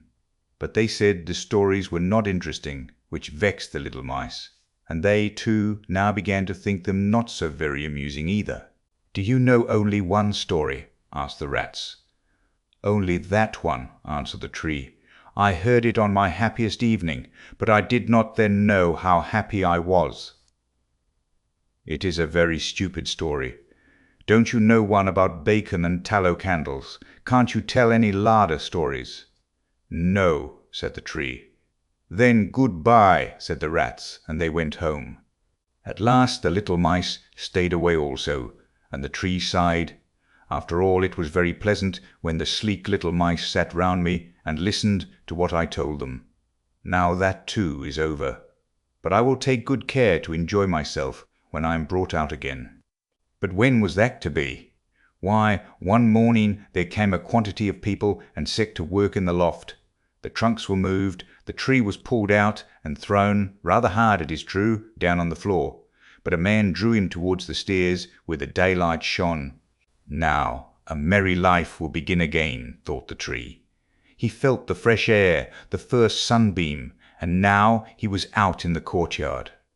All passed so quickly, there was so much going on around him. The tree quite forgot to look to himself. The court adjoined a garden, and all was in flower. The roses hung so fresh and odorous over the balustrade, the lindens were in blossom. The swallows flew by and said, "Quille vite, my husband is come." But it was not the fir tree that they meant. "Now then, I shall really enjoy life," said he exultingly, and spread out his branches. But, alas, they were all withered and yellow. It was in a corner that he lay, among weeds and nettles. The golden star of tinsel was still on the top of the tree, and glittered in the sunshine. In the courtyard some of the merry children were playing, who had danced at Christmas round the fir tree, and were so glad at the sight of him. One of the youngest ran and tore off the golden star. "Only look what is still on the ugly old Christmas tree," said he, trampling on the branches, so that they all cracked beneath his feet. And the tree beheld all the beauty of the flowers, and the freshness in the garden. He beheld himself, and wished he had remained in his dark corner in the loft. He thought of his first youth in the wood, of the merry Christmas Eve, and of the little mice who had listened with so much pleasure to the story of Humpy Dumpy. "'Tis over, 'tis past," said the poor tree. "Had I but rejoiced when I had reason to do so? But now 'tis past, 'tis past." And the gardener's boy chopped the tree into small pieces. There was a whole heap lying there. The wood flamed up splendidly under the large brewing copper, and it sighed so deeply. Each sigh was like a shot. The boys played about in the court, and the youngest wore the gold star on his breast, which the tree had had on the happiest evening of his life. However, that was over now. The tree gone, the story at an end. All was over. Every tale must end at last. The Snow Queen. Now then, let us begin. When we are at the end of the story, we shall know more than we know now. But to begin. Once upon a time there was a wicked sprite. Indeed, he was the most mischievous of all sprites. One day he was in a very good humour, for he had made a mirror with the power of causing all that was good and dutiful, when it was reflected therein, to look poor and mean, but that which was good for nothing and looked ugly was shown magnified and increased in ugliness. In this mirror the most beautiful landscapes looked like boiled spinach, and the best persons were turned into frights, or appeared to stand on their heads. Their faces were so distorted that they were not to be recognized, and if anyone had a mole, you might be sure that it would be magnified and spread over both nose and mouth. "That's glorious fun," said the sprite. If a good thought passed through a man's mind, then a grin was seen in the mirror, and the sprite laughed heartily at his clever discovery. All the little sprites who went to his school, for he kept a sprite school, told each other that a miracle had happened, and that now only, as they thought, it would be possible to see how the world really looked. They ran about with the mirror, and at last there was not a land or a person who was not represented distorted in the mirror. So then they thought they would fly up to the sky and have a joke there. The higher they flew with the mirror, the more terribly it grinned. They could hardly hold it fast. Higher and higher still they flew, nearer and nearer to the stars, when suddenly the mirror shook so terribly with grinning that it flew out of their hands and fell to the earth, where it was dashed in 100,000,000 and more pieces. And now it worked much more evil than before, for some of these pieces were hardly so large as a grain of sand, and they flew about in the wide world, and when they got into people's eyes, there they stayed, and then people saw everything perverted, or only had an eye for that which was evil. This happened because the very smallest bit had the same power which the whole mirror had possessed. Some persons even got a splinter in their heart, and then it made one shudder, for their heart became like a lump of ice. Some of the broken pieces were so large that they were used for window panes, through which one could not see one's friends. Other pieces were put in spectacles, and that was a sad affair when people put on their glasses to see well and rightly. Then the wicked sprite laughed till he almost choked, for all this tickled his fancy. The fine splinters still flew about in the air, and now we shall hear what happened next. Second story. A little boy and a little girl. In a large town where there are so many houses and so many people that there is no roof left for everybody to have a little garden, and where, on this account, most persons are obliged to content themselves with flowers in pots, there lived two little children who had a garden somewhat larger than a flower pot. They were not brother and sister, but they cared for each other as much as if they were. Their parents lived exactly opposite. They inhabited two garrets, and where the roof of the one house joined that of the other, and the gutter ran along the extreme end of it, there was to each house a small window. One needed only to step over the gutter to get from one window to the other. The children's parents had large wooden boxes there, in which vegetables for the kitchen were planted, and little rose trees besides. There was a rose in each box, and they grew splendidly. They now thought of placing the boxes across the gutter, so that they nearly reached from one window to the other, and looked just like two walls of flowers. The tendrils of the peas hung down over the boxes, and the rose trees shot up long branches, twined round the windows, and then bent towards each other. It was almost like a triumphant arch of foliage and flowers. The boxes were very high, and the children knew that they must not creep over them, so they often obtained permission to get out of the windows to each other, and to sit on their little stools among the roses, where they could play delightfully. In winter there was an end of this pleasure. The windows were often frozen over, but then they heated copper farthings on the stove, and laid the hot farthing on the window pane. And then they had a capital peep-hole, quite nicely rounded, and out of each peeped a gentle, friendly eye. It was the little boy and the little girl who were looking out. His name was Kay. Hers was Gerda. In summer, with one jump, they could get to each other, but in winter they were obliged first to go down the long stairs, and then up the long stairs again, and out of doors there was quite a snowstorm. "It is the white bees that are swarming," said Kay's old grandmother. "Do the white bees choose a queen?" asked the little boy, for he knew that the honey bees always have one. "Yes," said the grandmother, "she flies where the swarm hangs in the thickest clusters. She is the largest of all, and she can never remain quietly on the earth, but goes up again into the black clouds. Many a winter's night she flies through the streets of the town, and peeps in at the windows, and they then freeze in so wondrous a manner that they look like flowers." "Yes, I have seen it," said both the children, and so they knew that it was true. "Can the Snow Queen come in?" said the little girl.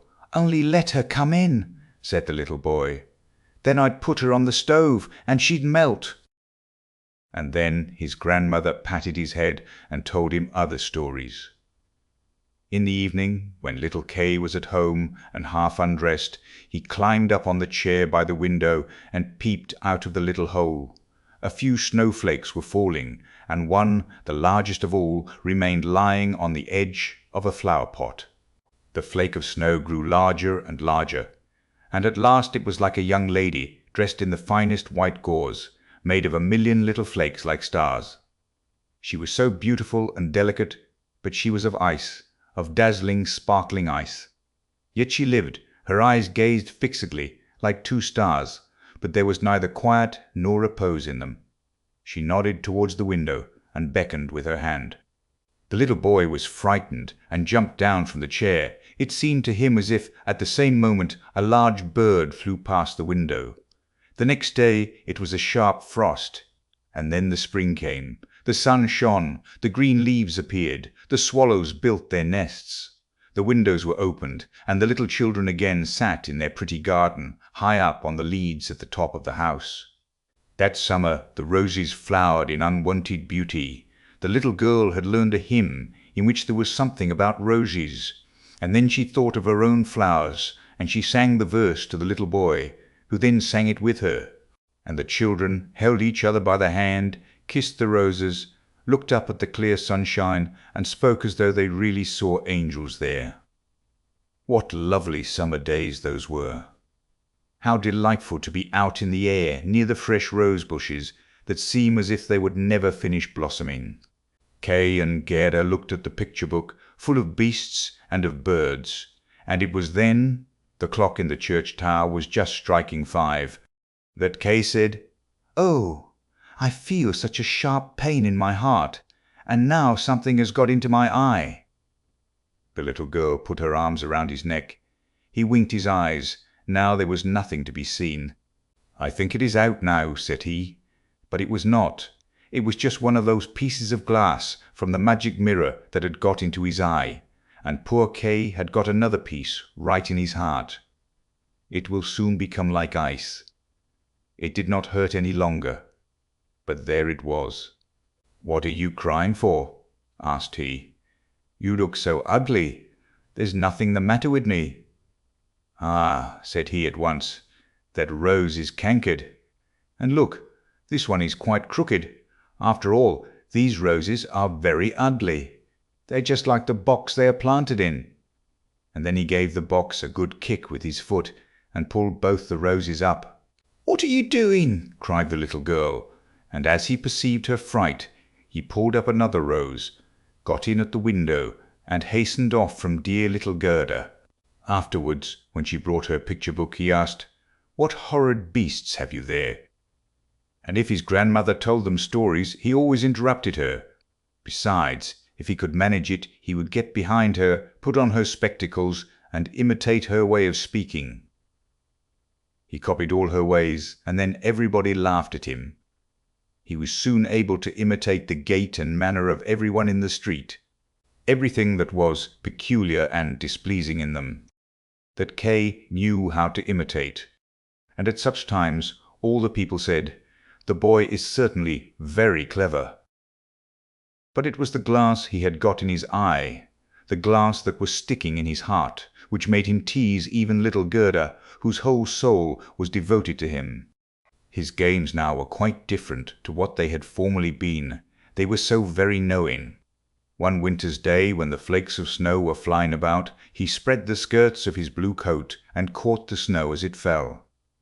"Look through this glass, Gerda," said he, and every flake seemed larger, and appeared like a magnificent flower or beautiful star. It was splendid to look at. "Look, how clever!" said Kay. "That's much more interesting than real flowers.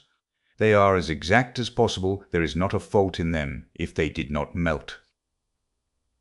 It was not long after this that Kay came one day with large gloves on, and his little sledge at his back, and bawled right into Gerda's ears, "I have permission to go out into the square where the others are playing," and off he was in a moment.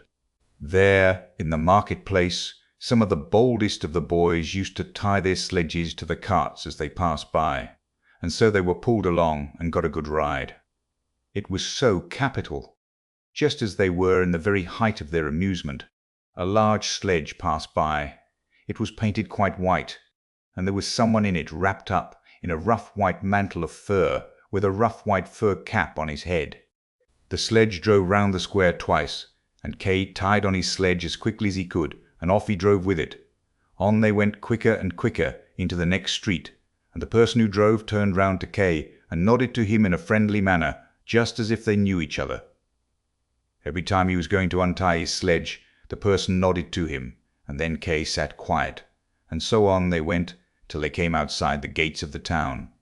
Then the snow began to fall so thickly that the little boy could not see an arm's length before him, but still on he went, when suddenly he let go the string he held in his hand in order to get loose from the sledge. But it was of no use. Still the little vehicle rushed on with the quickness of the wind. He then cried as loud as he could, but no one heard him. The snow drifted, and the sledge flew on, and sometimes it gave a jerk as though they were driving over hedges, and sledge flew on, and sometimes it gave a jerk as though they were driving over hedges and ditches. He was quite frightened, and he tried to repeat the Lord's Prayer, but all he could do, he was only able to remember the multiplication table. The snowflakes grew larger and larger, till at last they looked just like great white fowls. Suddenly they flew on one side, the large sledge stopped, and the person who drove rose up. It was a lady. Her cloak and cap were of snow. She was tall and of slender figure, and of a dazzling whiteness. It was the Snow Queen. "We have travelled fast," said she, "but it is freezingly cold. Come under my bearskin." and she put him in the sledge beside her, wrapped the fur round him, and he felt as though he was sinking in a snow wreath. "Are you still cold?" asked she, and then she kissed his forehead. Ah, it was colder than ice. It penetrated to his very heart, which was already almost a frozen lump. It seemed to him as if he were about to die. But a moment more, and it was quite congenial to him, and he did not remark the cold that was around him. "My sledge! Do not forget my sledge!" It was the first thing he thought of. It was there tied to one of the white chickens, who flew along with it on his back behind the large sledge. The Snow Queen kissed Kay once more, and then he forgot little Gerda, grandmother, and all whom he had left at his home. "Now you will have no more kisses," said she, "or else I should kiss you to death." Kay looked at her. She was very beautiful. A more clever or a more lovely countenance he could not fancy to himself, and she no longer appeared of ice as before when she sat outside the window and beckoned to him. In his eyes she was perfect. He did not fear her at all, and told her that he could calculate in his head, and with fractions even, that he knew the number of square miles there were in the different countries, and how many inhabitants they contained. And she smiled while he spoke. It then seemed to him as if what he knew was not enough, and he looked upwards in the large, huge, empty space above him, and on she flew with him, flew high over the black clouds, while the storm moaned and whistled as though it were singing some old tune. On they flew over woods and lakes, over seas and many lands, and beneath them the chilling storm rushed fast, the wolves howled, the snow crackled. Above them flew large screaming crows, but higher up appeared the moon, quite large and bright, and it was on it that Kay gazed during the long, long winter's night, while by day he slept at the feet of the Snow Queen.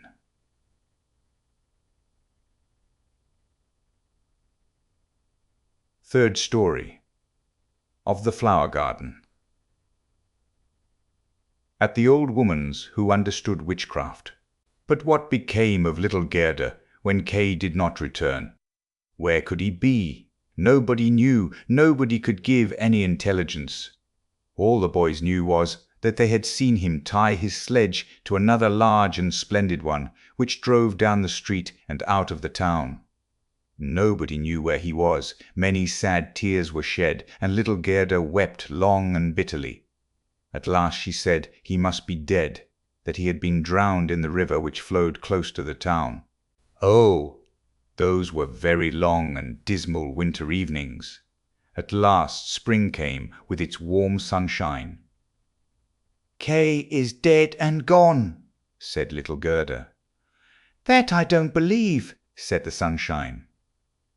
"Kay is dead and gone," said she to the swallows. "That I don't believe," said they. And at last little Gerda did not think so any longer either. "I'll put on my red shoes," said she one morning. "Kay has never seen them, and then I'll go down to the river and ask there." It was quite early. She kissed her old grandmother, who was still asleep, put on her red shoes, and went alone to the river. "Is it true that you have taken my little playfellow?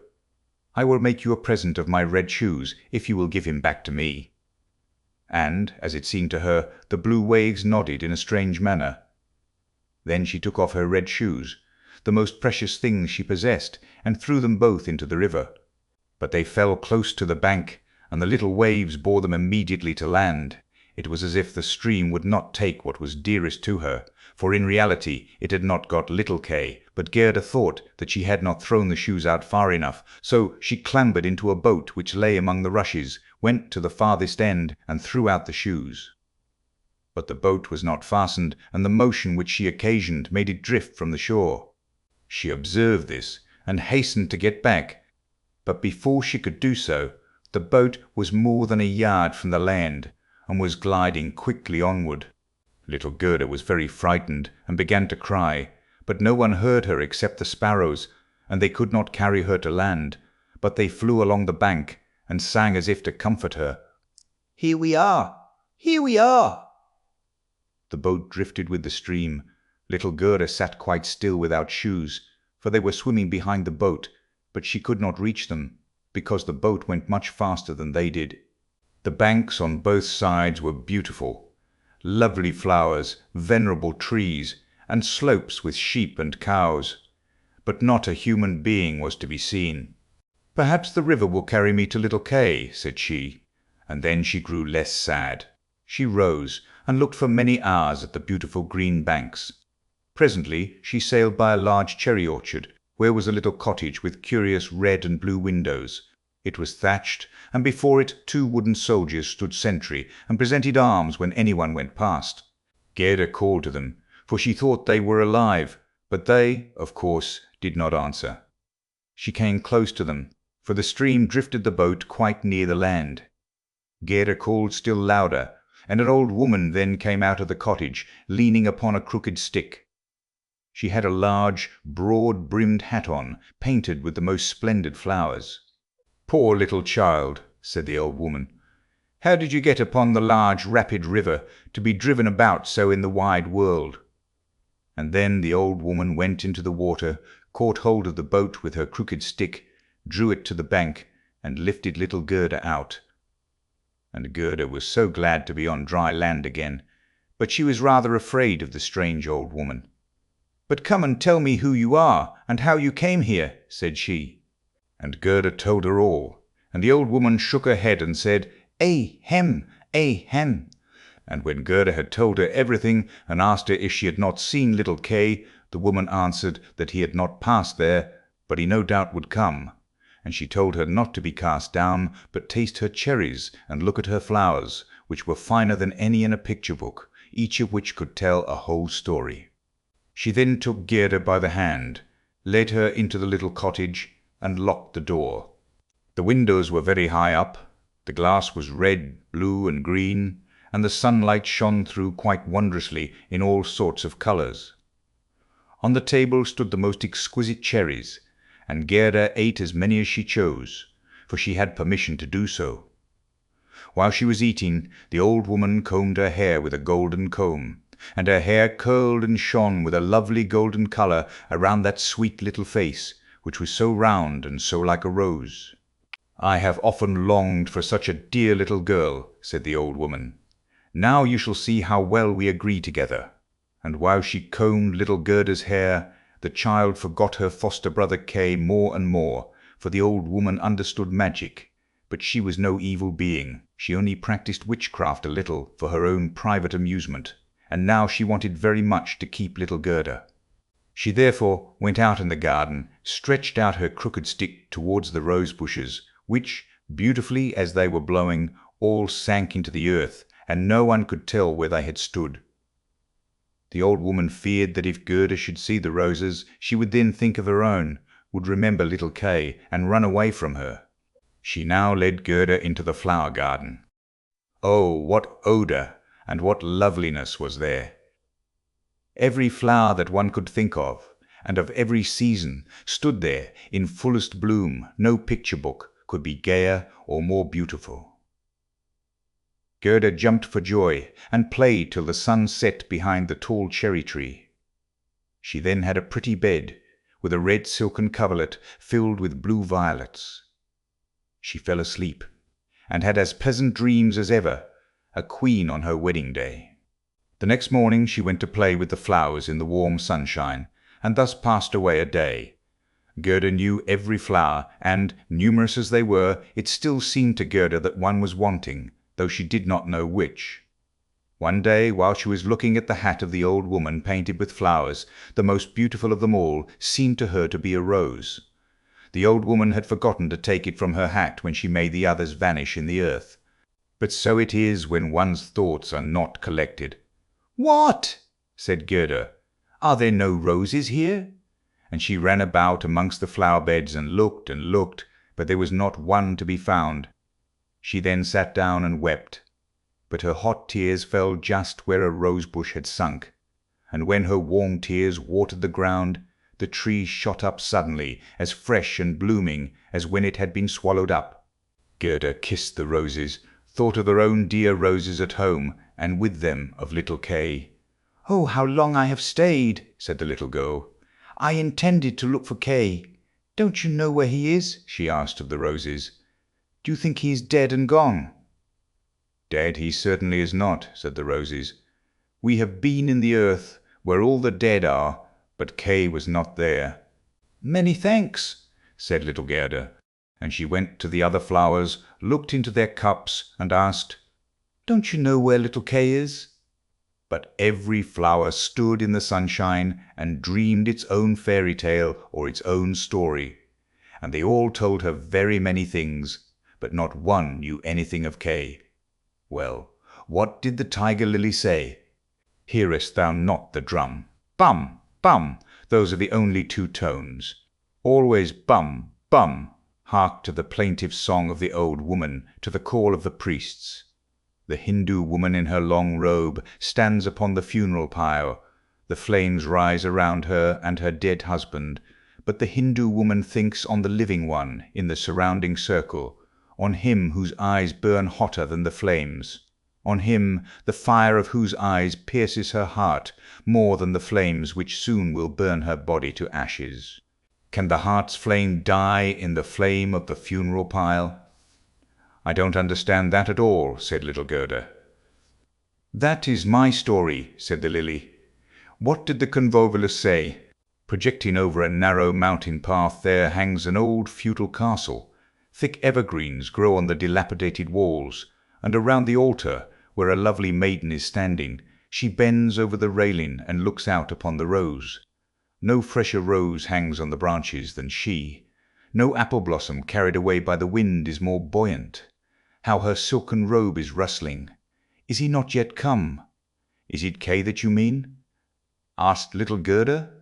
"I am speaking about my story, about my dream," answered the convolvulus. "What did the snowdrops say?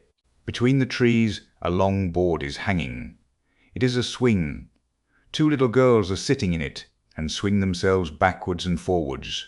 Their frocks are as white as snow, and long green silk ribands flutter from their bonnets. Their brother, who is older than they are, stands up in the swing. He twines his arms round the cords to hold himself fast, for in one hand he has a little cup, and in the other a clay pipe. He is blowing soap bubbles. The swing moves, and the bubbles float in charming changing colors.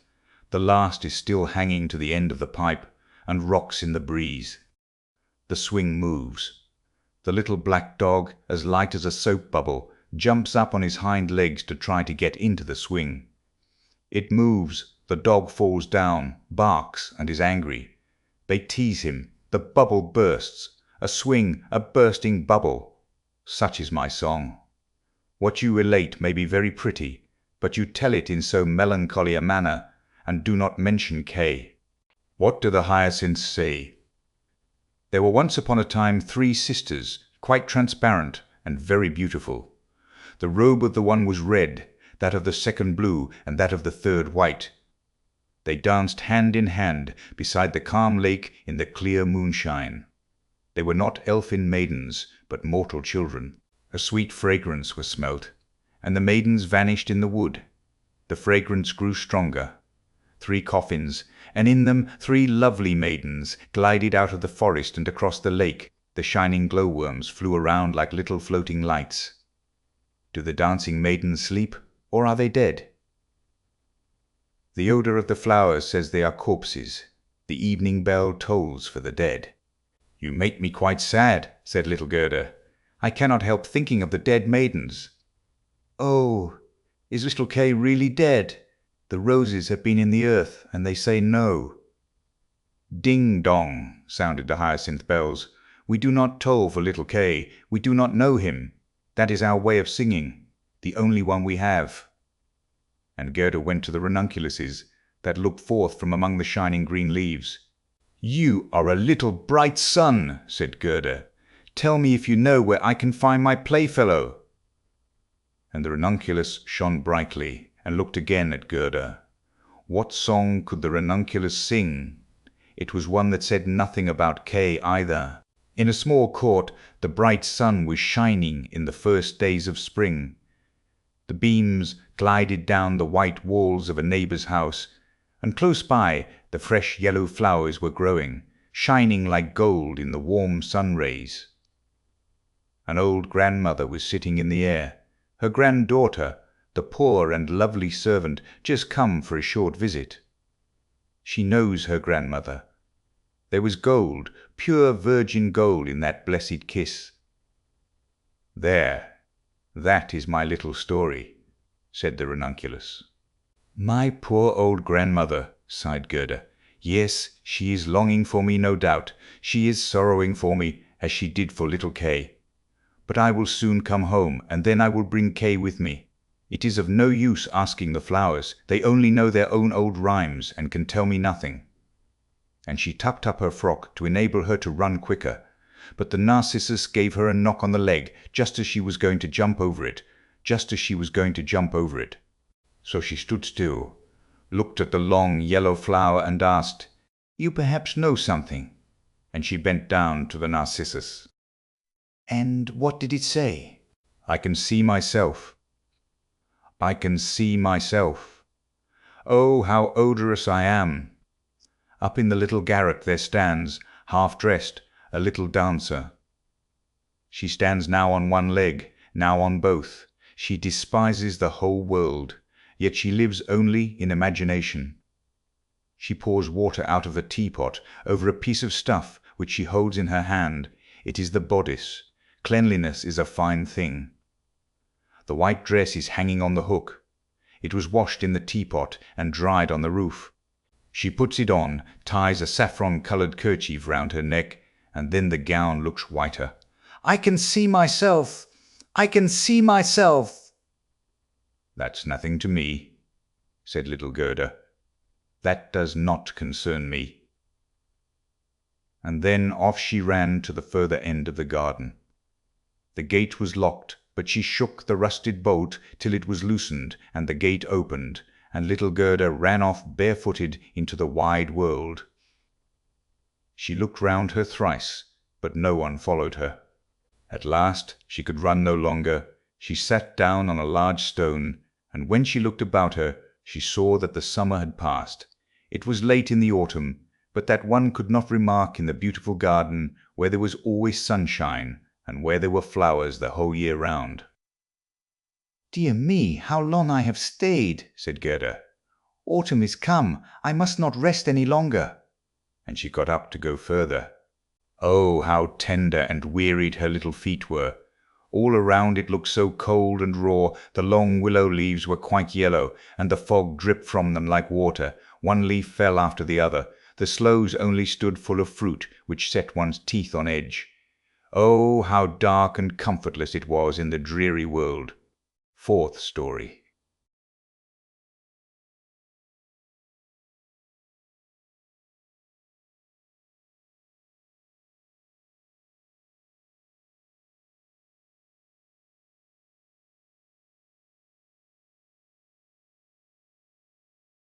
Gerda was obliged to rest herself again, when, exactly opposite to her, a large raven came hopping over the white snow. He had long been looking at Gerda and shaking his head, and now he said, "Caw! Caw! Good day! Good day!" He could not say it better, but he felt a sympathy for the little girl, and asked her where she was going all alone. The word alone Gerda understood quite well, and felt how much was expressed by it. So she told the raven her whole history, and asked if he had not seen Kay. The raven nodded very gravely and said, "It may be, it may be, it may be." "What? Do you really think so?" cried the little girl, and she nearly squeezed the raven to death, so much did she kiss him. "Gently, gently," said the raven. "I think I know. I think that it may be little Kay. But now he has forgotten you for the princess." "Does he live with the princess?" asked Gerda.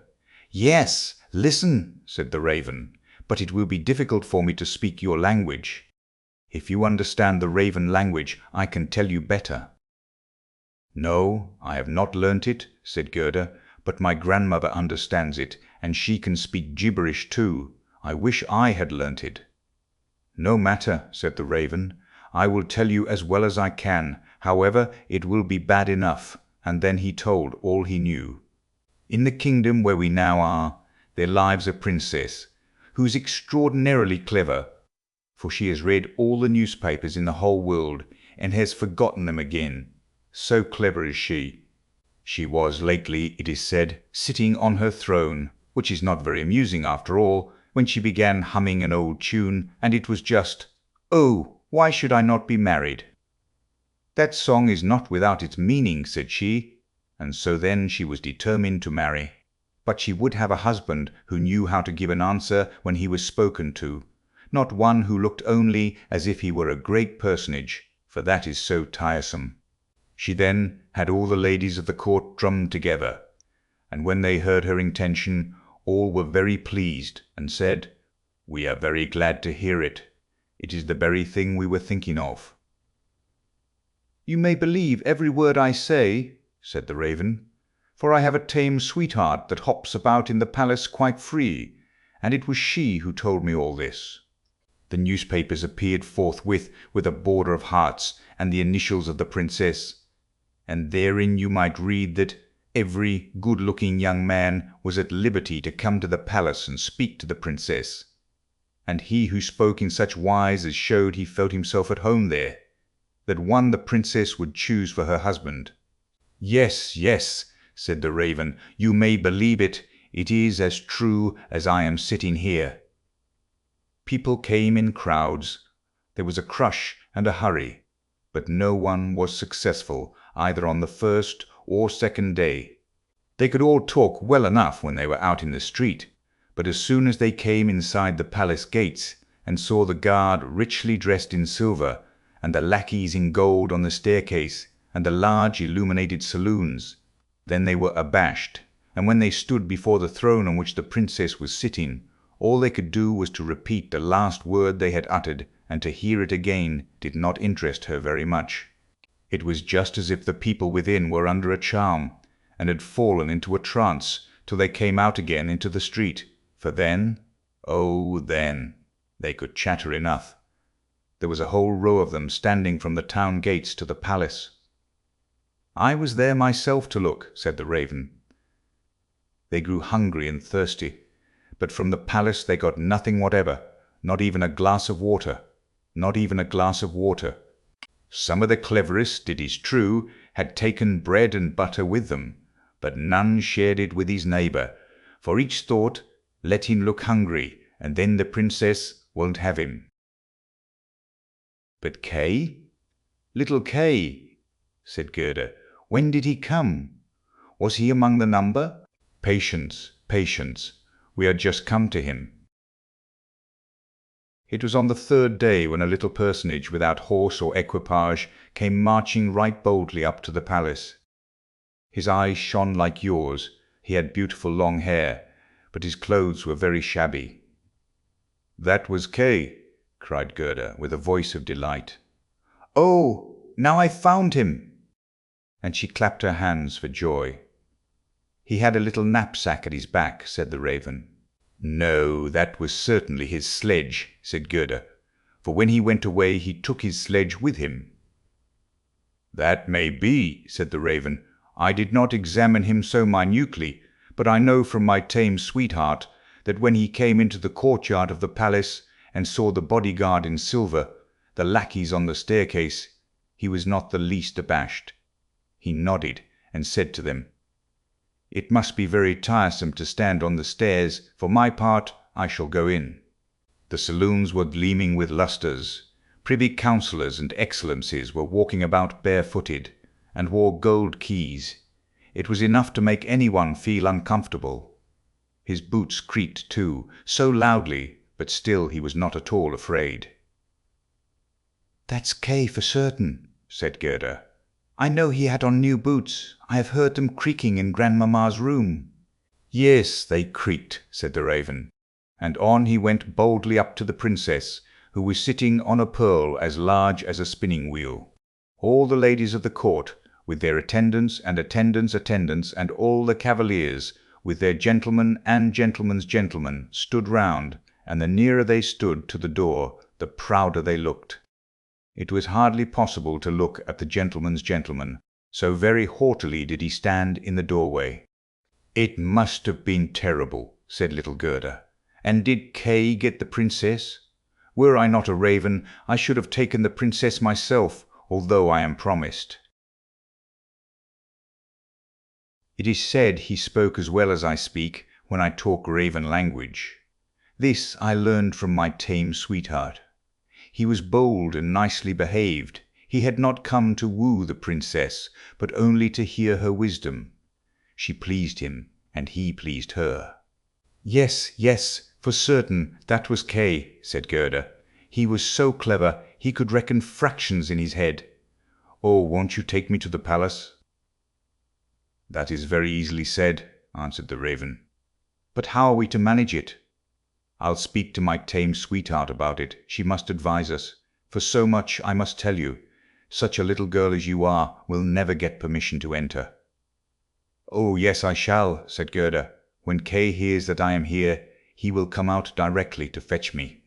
"Wait for me here on these steps," said the raven.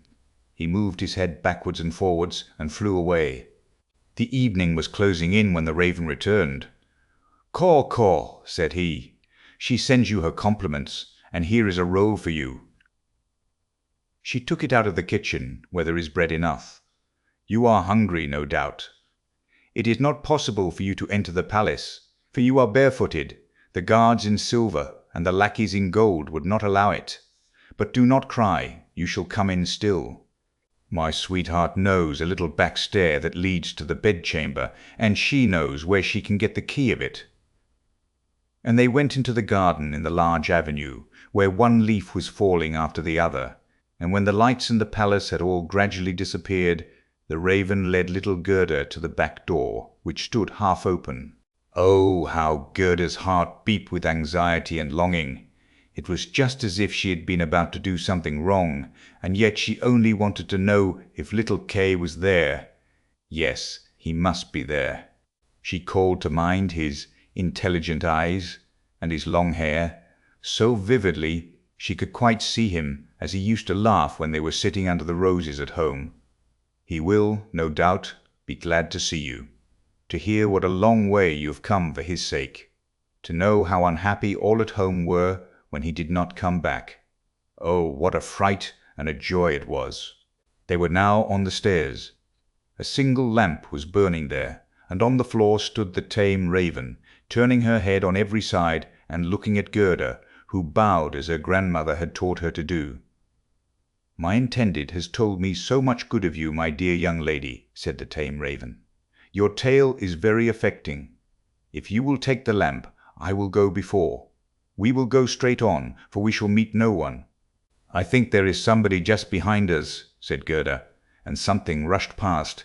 It was like shadowy figures on the wall, horses with flowing manes and thin legs, huntsmen, ladies and gentlemen on horseback. "They are only dreams," said the raven.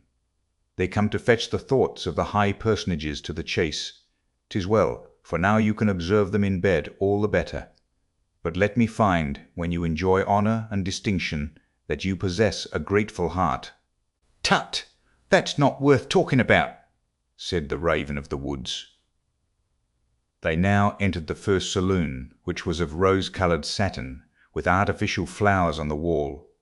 Here the dreams were rushing past, but they hastened by so quickly that Gerda could not see the high personages. One hall was more magnificent than the other. One might indeed well be abashed, and at last they came into the bedchamber. The ceiling of the room resembled a large palm tree with leaves of glass, of costly glass, and in the middle, from a thick golden stem, hung two beds, each of which resembled a lily. One was white, and in this lay the princess. The other was red, and it was here that Gerda was to look for little Kay. She bent back one of the red leaves and saw a brown neck. Oh! That was Kay. She called him quite loud by name, held the lamp towards him. The dreams rushed back again into the chamber. He awoke, turned his head, and it was not little Kay. The prince was only like him about the neck, but he was young and handsome. And out of the white lily leaves the princess peeped too, and asked what was the matter. Then little Gerda cried, and told her her whole history and all that the ravens had done for her. "Poor little thing," said the prince and the princess. They praised the ravens very much, and told them they were not at all angry with them, but they were not to do so again. However, they should have a reward. "Will you fly about here at liberty?" asked the princess, "or would you like to have a fixed appointment as court ravens, with all the broken bits from the kitchen?" And both the ravens nodded and begged for a fixed appointment, for they thought of their old age, and said, "It is a good thing to have a provision for our old days." And the prince got up and let Gerda sleep in his bed, and more than this he could not do. She folded her little hands and thought, "How good men and animals are!" And she then fell asleep and slept soundly. All the dreams flew in again, and they now looked like the angels. They drew a little sledge, in which little Kay sat and nodded his head. But the whole was only a dream, and therefore it all vanished as soon as she awoke. The next day she was dressed from head to foot in silk and velvet. They offered to let her stay at the palace and lead a happy life, but she begged to have a little carriage with a horse in front, and for a small pair of shoes. Then, she said, she would again go forth in the wide world and look for Kay. Shoes and a muff were given her. She was, too, dressed very nicely, and when she was about to set off, a new carriage stopped before the door. It was of pure gold, and the arms of the prince and princess shone like a star upon it. The coachman, the footman, and the outriders, for outriders were there too, all wore golden crowns. The prince and the princess assisted her into the carriage themselves, and wished her all success. The raven of the woods, who was now married, accompanied her for the first 3 miles. He sat beside Gerda, for he could not bear riding backwards. The other raven stood in the doorway and flapped her wings. She could not accompany Gerda, because she suffered from headache, since she had had a fixed appointment and ate so much. The carriage was lined inside with sugar plums, and in the seats were fruits and gingerbread. "Farewell, farewell!" cried prince and princess, and Gerda wept, and the raven wept. Thus passed the first miles, and then the raven bade her farewell, and this was the most painful separation of all. He flew into a tree, and beat his black wings as long as he could see the carriage, that shone from afar like a sunbeam.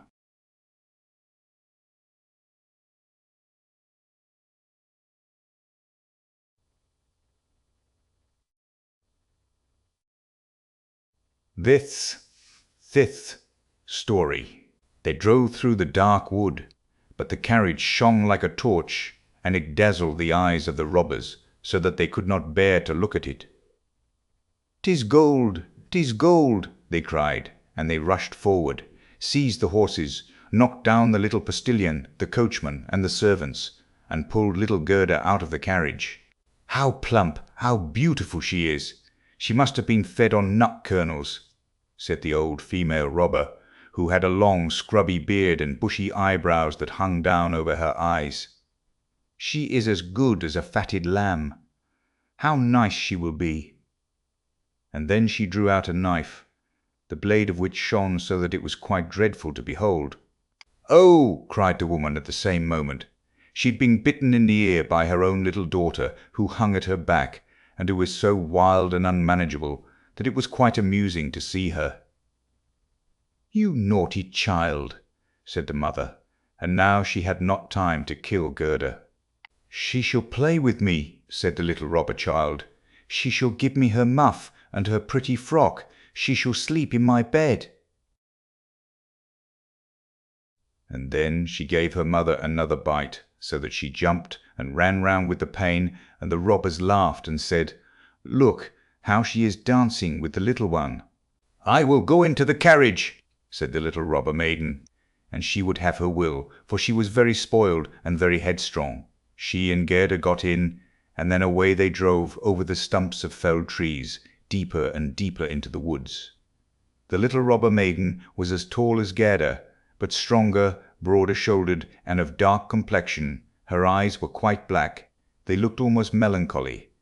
She embraced little Gerda, and said, They shall not kill you as long as I am not displeased with you. You are, doubtless, a princess."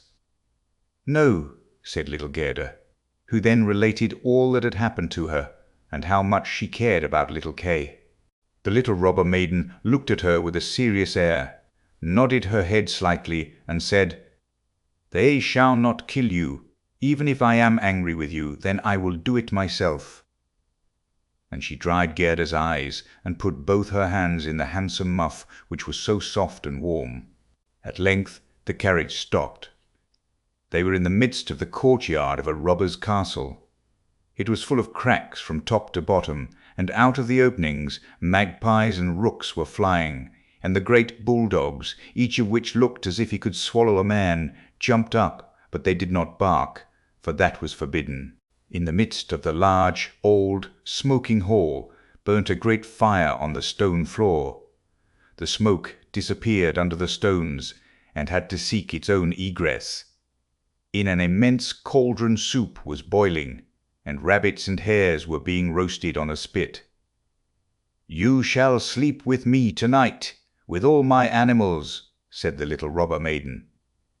They had something to eat and drink, and then went into a corner where straw and carpets were lying.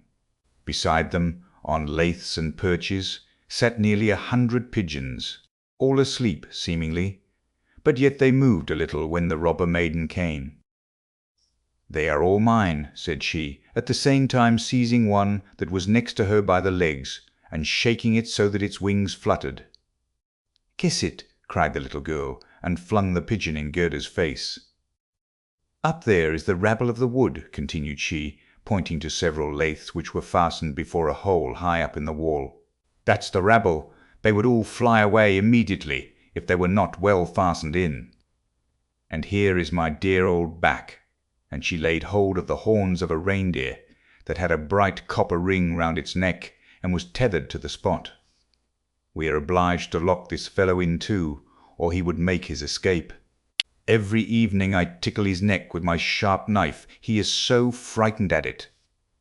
And the little girl drew forth a long knife from a crack in the wall and let it glide over the reindeer's neck.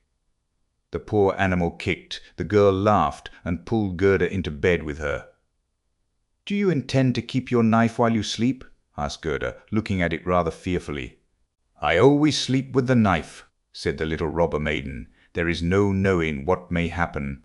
But tell me now, once more, all about little Kay, and why you have started off in the wide world alone." And Gerda related all from the very beginning. The wood pigeons cooed above in their cage, and the others slept.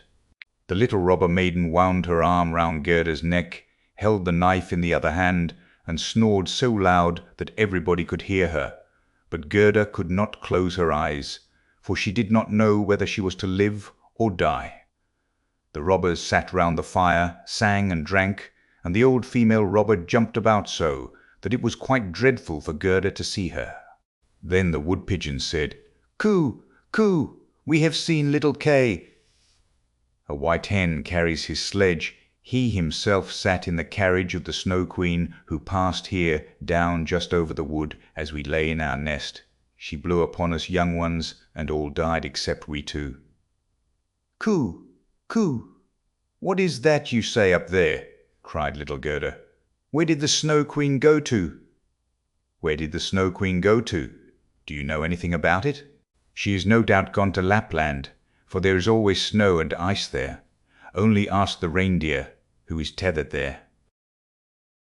"Ice and snow is there. There it is, glorious and beautiful," said the reindeer. "One can spring about in the large shining valleys. The Snow Queen has her summer tent there, but her fixed abode is high up towards the North Pole, on the island called Spitzbergen." "Oh, Kay, poor little Kay," sighed Gerda. "Do you choose to be quiet?" said the robber maiden. "If you don't, I shall make you." In the morning Gerda told her all that the wood pigeons had said, and the little maiden looked very serious, but she nodded her head and said, "That's no matter. That's no matter." "Do you know where Lapland lies?" she asked of the reindeer. "Who should know better than I?" said the animal, and his eyes rolled in his head. "I was born and bred there. There, I leapt about on the fields of snow. Listen, said the robber maiden to Gerda. You see that the men are gone, but my mother is still here, and will remain. However, towards morning she takes a draught out of the large flask, and then she sleeps a little. Then I will do something for you. She now jumped out of bed, flew to her mother with her arms round her neck, and pulling her by the beard, said, Good morrow, my own sweet nanny goat of a mother. And her mother took hold of her nose and pinched it till it was red and blue, but this was all done out of pure love. When the mother had taken a sup at her flask and was having a nap, the little robber maiden went to the reindeer and said, I should very much like to give you still many a tickling with a sharp knife, for then you are so amusing. However, I will untether you and help you out, so that you may go back to Lapland. But you must make good use of your legs, and take this little girl for me to the palace of the Snow Queen, where her playfellow is. You have heard, I suppose, all she said, for she spoke loud enough, and you were listening. The reindeer gave a bound for joy. The robber maiden lifted up little Gerda, and took the precaution to bind her fast on the reindeer's back. She even gave her a small cushion to sit on. Here are your worsted leggings, for it will be cold, but the muff I shall keep for myself, for it is so very pretty. But I do not wish you to be cold.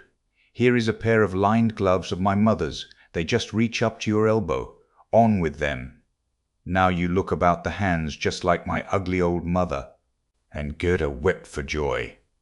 I can't bear to see you fretting, said the little robber maiden. This is just the time when you ought to look pleased. Here are 2 loaves and a ham for you, so that you won't starve. The bread and the meat were fastened to the reindeer's back. The little maiden opened the door, called in all the dogs, and then with her knife cut the rope that fastened the animal, and said to him, Now off with you, but take good care of the little girl. And Gerda stretched out her hands with the large wadded gloves towards the robber maiden, and said, Farewell. And the reindeer flew on over bush and bramble through the great wood, over moor and heath, as fast as he could go. Dee, dee, s. These are my old northern lights, said the reindeer. Look how they gleam. And on he now sped still quicker. Day and night on he went. The loaves were consumed, and the ham too, and now they were in Lapland. 6th story. The Lapland woman and the Finland woman. Suddenly they stopped before a little house, which looked very miserable. The roof reached to the ground, and the door was so low that the family were obliged to creep upon their stomachs when they went in or out. Nobody was at home except an old Lapland woman, who was dressing fish by the light of an oil lamp. And the reindeer told her the whole of Gerda's history, but first of all his own, for that seemed to him of much greater importance. Gerda was so chilled that she could not speak. Poor thing, said the Lapland woman, you have far to run still. You have more than 100 miles to go before you get to Finland. There the Snow Queen has her country house and burns blue lights every evening. I will give you a few words from me, which I will write on a dried haberdine, for paper I have none. This you can take with you to the Finland woman, and she will be able to give you to the Finland woman, and she will be able to give you more information than I can. When Gerda had warmed herself, and had eaten and drunk, the Lapland woman wrote a few words on a dried haberdine, begged Gerda to take care of them, put her on the reindeer, bound her fast, and away sprang the animal. Tut-sa, tut-sa, was again heard in the air. The most charming blue lights burned the whole night in the sky, and at last they came to Finland. They knocked at the chimney of the Finland woman, for as to a door, she had none. There was such a heat inside that the Finland woman herself went about almost naked. She was diminutive and dirty. She immediately loosened little Gerda's clothes, pulled off her thick gloves and boots, for otherwise the heat would have been too great, and after laying a piece of ice on the reindeer's head, read what was written on the fish skin. She read it 3 times. She then knew it by heart. So she put the fish into the cupboard, for it might very well be eaten, and she never threw anything away. Then the reindeer related his own story first, and afterwards that of little Gerda, and the Finland woman winked her eyes, but said nothing. "You are so clever," said the reindeer. "You can, I know, twist all the winds of the world together in a knot. If the seaman loosens one knot, then he has a good wind. If a second, then it blows pretty stiffly. If he undoes the third and fourth, then it rages so that the forests are upturned. Will you give the little maiden a potion, that she may possess the strength of 12 men, and vanquish the strength of 12 men, and vanquish the Snow Queen?" "The strength of 12 men," said the Finland woman. "Much good that would be." Then she went to a cupboard, and drew out a large skin rolled up. When she had unrolled it, strange characters were to be seen written thereon, and the Finland woman read at such a rate that the perspiration trickled down her forehead. But the reindeer begged so hard for little Gerda, and Gerda looked so imploringly with tearful eyes at the Finland woman, that she winked, and drew the reindeer aside into a corner, where they whispered together while the animal got some fresh ice put on his head. 'Tis true little Kay is at the Snow Queen's, and finds everything there quite to his taste, and he thinks it the very best place in the world. But the reason of that is, he has a splinter of glass in his eye and in his heart. These must be got out first, otherwise he will never go back to mankind, and the Snow Queen will retain her power over him. But can you give little Gerda nothing to take which will endue her with power over the whole?"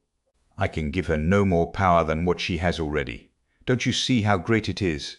Don't you see how men and animals are forced to serve her, how well she gets through the world barefooted? She must not hear her power from us. That power lies in her heart, because she is a sweet and innocent child. If she cannot get to the Snow Queen by herself, and rid little Kay of the glass, we cannot help her." 2 miles hence the garden of the Snow Queen begins. Thither you may carry the little girl. Set her down by the large bush with red berries standing in the snow. Don't stay talking, but hasten back as fast as possible.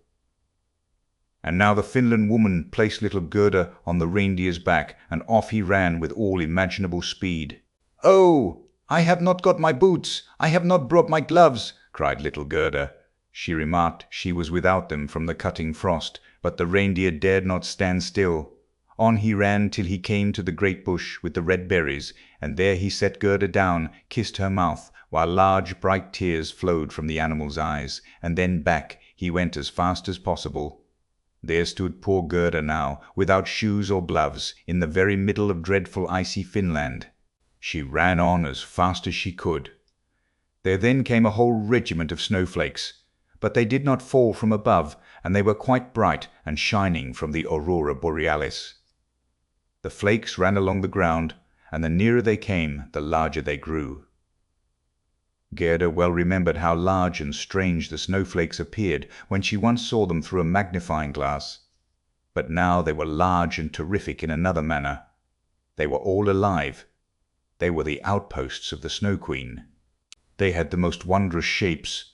Some looked like large, ugly porcupines, others like snakes knotted together with their heads sticking out, and others, again, like small fat bears with their hair standing on end. All were of dazzling whiteness. All were living snowflakes. Little Gerda repeated the Lord's Prayer. The cold was so intense that she could see her own breath, which came like smoke out of her mouth. It grew thicker and thicker, and took the form of little angels that grew more and more when they touched the earth. All had helms on their heads, and lances and shields in their hands. They increased in numbers, and when Gerda had finished the Lord's Prayer, she was surrounded by a whole legion. They thrust at the horrid snowflakes with their spears, so that they flew into 1,000 pieces, and little Gerda walked on bravely and in security. The angels patted her hands and feet, and then she felt the cold less, and went on quickly towards the palace of the Snow Queen. But now we shall see how Kay fared. He never thought of Gerda, and least of all that she was standing before the palace. Event Story. What took place in the palace of the Snow Queen, and what happened afterward. The walls of the palace were of driving snow, and the windows and doors of cutting winds. There were more than 100 halls there, according as the snow was driven by the winds. The largest was many miles in extent. All were lighted up by the powerful aurora borealis, and all were so large, so empty, so icy cold, and so resplendent. Mirth never reigned there. There was never even a little bear ball with the storm for music, while the polar bears went on their hind legs and showed off their steps. Never a little tea party of white young lady foxes. Vast, cold, and empty were the halls of the Snow Queen. The northern lights shone with such precision that one could tell exactly when they were at their highest or lowest degree of brightness. In the middle of the empty, endless hall of snow was a frozen lake. It was cracked in 1,000 pieces, but each piece was so like the other that it seemed the work of a cunning artificer. In the middle of this lake sat the Snow Queen when she was at home, and then she said she was sitting in the mirror of understanding, and that this was the only one and the best thing in the world. Little Kay was quite blue, yes, nearly black with cold, but he did not observe it, for she had kissed away all feeling of cold from his body, and his heart was a lump of ice. He was dragging along some pointed flat pieces of ice, which he laid together in all possible ways, for he wanted to make something with them, just as we have little flat pieces of wood to make geometrical figures with, called the Chinese puzzle. Kay made all sorts of figures, the most complicated, for it was an ice puzzle for the understanding. In his eyes the figures were extraordinarily beautiful, and of the utmost importance, for the bit of glass which was in his eye caused this. He found whole figures which represented a written word, but he never could manage to represent just the word he wanted. That word was eternity, and the Snow Queen had said, "If you can discover that figure, you shall be your own master, and I will make you a present of the whole world and a pair of new skates." But he could not find it out. "I am going now to warm lands," said the Snow Queen. "I must have a look down into the black cauldrons." It was the volcanoes, Vesuvius and Etna, that she meant. "I will just give them a coating of white, for that is as it ought to be. Besides, it is good for the oranges and the grapes." And then away she flew, and Kay sat quite alone in the empty halls of ice that were miles long, and looked at the blocks of ice that were miles long, and looked at the blocks of ice, and thought till his skull was almost cracked. There he sat, quite benumbed and motionless. One would have imagined he was frozen to death. Suddenly little Gerda stepped through the great portal into the palace. The gate was formed of cutting winds, but Gerda repeated her evening prayer, and the winds were laid as though they slept, and the little maiden entered the vast, empty, cold halls. There she beheld Kay. She recognized him, flew to embrace him, and cried out, her arms firmly holding him the while, "Kay, sweet little Kay, have I then found you at last?"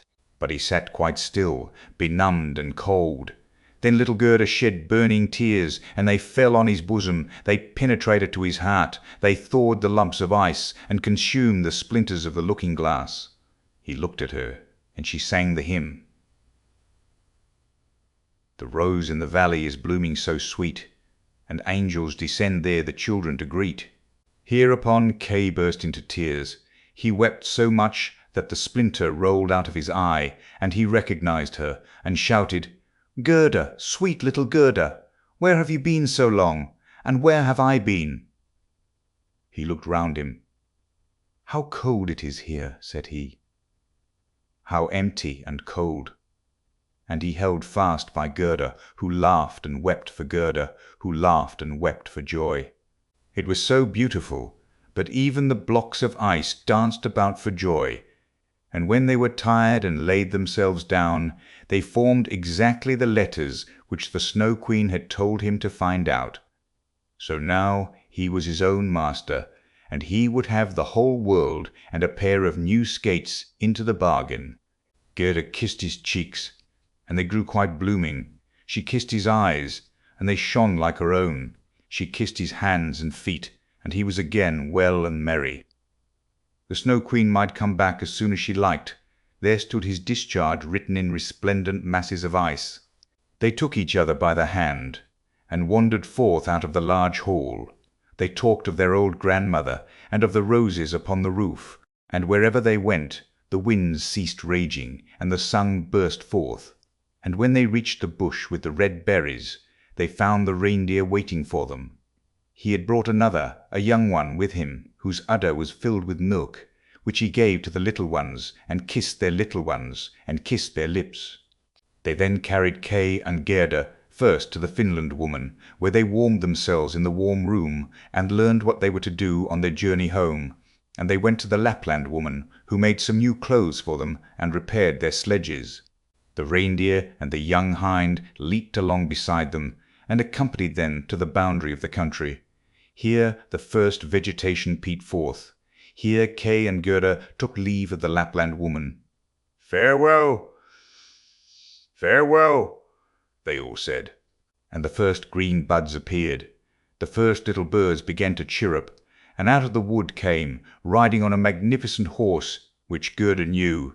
It was one of the leaders in the golden carriage, a young damsel with a bright red cap on her head, and armed with pistols. It was the little robber maiden who, tired of being at home, had determined to make a journey to the north, and afterwards in another direction, if that did not please her. She recognized Gerda immediately, and Gerda knew her too. It was a joyful meeting. "You are a fine fellow for tramping about," said she to little Kay. "I should like to know, faith, if you deserve that one should run from one end of the world to the other for your sake." But Gerda patted her cheeks, and inquired for the prince and princess. "They are gone abroad," said the other. "But the raven?" asked little Gerda. "Oh, the raven is dead," she answered. "His tame sweetheart is a widow, and wears a bit of black worsted round her leg. She laments most piteously, but it's all mere talk and stuff.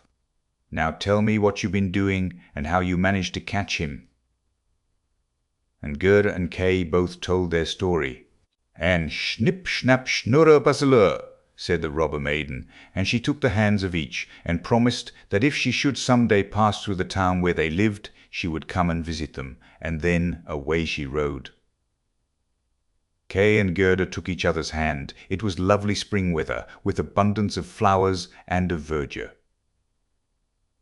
The church bells rang, and the children recognized the high towers and the large town. It was that in which they dwelt. They entered and hastened up to their grandmother's room, where everything was standing as formerly. The clock said tick, tack, and the finger moved round, but as they entered they remarked that they were now grown up. The roses on the leads hung blooming in at the open window. There stood the little children's chairs, and Kay and Gerda sat down on them, holding each other by the hand. They both had forgotten the cold, empty splendor of the Snow Queen, as though it had been a dream. The grandmother sat in the bright sunshine and read aloud from the Bible, "Unless ye become as little children, ye cannot enter the kingdom of heaven." And Kay and Gerda looked in each other's eyes, and all at once they understood the old hymn. "The rose in the valley is blooming so sweet, and angels descend there the children to greet." There sat the two grown-up persons, grown up, and yet children, children at least in heart, and it was summer-time, summer, glorious summer. The leap. Frog, a flea, a grasshopper, and a leap-frog once wanted to see which could jump highest, and they invited the whole world, and everybody else besides who chose to come to see the festival. 3 famous jumpers were they, as everyone would say, when they all met together in the room. "I will give my daughter to him who jumps highest," exclaimed the king, "for it is not so amusing where there is no prize to jump for." The flea was the first to step forward. He had exquisite manners, and bowed to the company on all sides, for he had noble blood, and was, moreover, accustomed to the society of man alone, and that makes a great difference. Then came the grasshopper. He was considerably heavier, but he was well-mannered, and wore a green uniform, which he had by right of birth, he said. Moreover, that he belonged to a very ancient Egyptian family, and that in the house where he then was, he was thought much of. The fact was, He had been just brought out of the fields, and put in a pasteboard house 3 stories high, all made of court cards, with the coloured side inwards, and doors and windows cut out of the body of the Queen of Hearts. "I sing so well," said he, "that 16 native grasshoppers, who have chirped from infancy, and yet got no house built of cards to live in, grew thinner than they were before for sheer vexation when they heard me." It was thus that the flea and the grasshopper gave an account of themselves, and thought they were quite good enough to marry a princess. The leapfrog said nothing, but people gave it as their opinion, that he therefore thought the more, and when the house-dog snuffed at him with his nose, he confessed the leapfrog was of good family. The old counsellor, who had had 3 orders given him to make him hold his tongue, asserted that the leapfrog was a prophet, for that one could see on his back if there would be a severe or mild winter, and that was what one could not see even on the back of the man who writes the almanac. "I say nothing, it is true," exclaimed the king, "but I have my own opinion notwithstanding." Now the trial was to take place.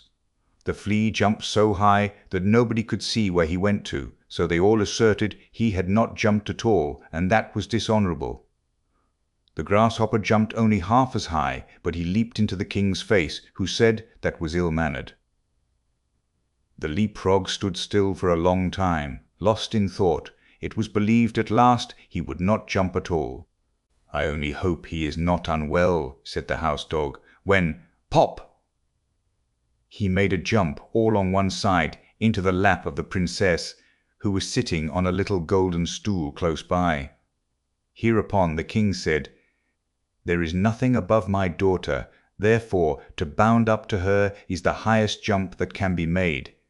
But for this one must possess understanding, and the leapfrog has shown that he has understanding. He is brave and intellectual." And so he won the princess. "It's all the same to me," said the flea. "She may have the old leapfrog for all I care. I jumped the highest, but in this world merit seldom meets its reward.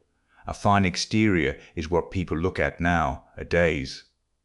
The flea then went into foreign service, where, it is said, he was killed. The grasshopper sat without on a green bank, and reflected on worldly things, and he said too, "Yes, a fine exterior is everything. A fine exterior is what people care about." And then he began chirping his peculiar melancholy song, from which we have taken this history, and which may, very possibly, be all untrue, although it does stand here printed in black and white. The Elderbush.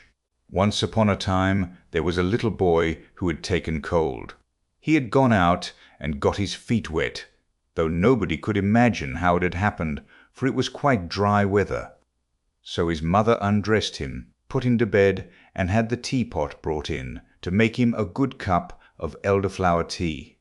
Just at that moment the merry old man came in, who lived up atop of the house all alone, for he had neither wife nor children, but he liked children very much, and knew so many fairy tales that it was quite delightful. "Now drink your tea," said the boy's mother. "Then perhaps you may hear a fairy tale." "If I had but something new to tell," said the old man. "But how did the child get his feet wet?" "That is the very thing that nobody can make out," said his mother. "Am I to hear a fairy tale?" asked the little boy. "Yes, if you can tell me exactly, for I must know that first." "How deep the gutter is in the little street opposite that you pass through in going to school?" "Just up to the middle of my boot," said the child, "but then I must go into the deep hole." Ah, that's where the wet feet came from," said the old man. "I ought now to tell you a story, but I don't know any more." "You can make one in a moment," said the little boy. "My mother says that all you look at can be turned into a fairy tale, and that you can find a story in everything." "Yes, but such tales and stories are good for nothing. The right sort come of themselves. They tap at my forehead and say, 'Here we are.'" "Won't there be a tap soon?" asked the little boy. And his mother laughed, put some elderflowers in the teapot, and poured boiling water upon them. "Do tell me something, pray do."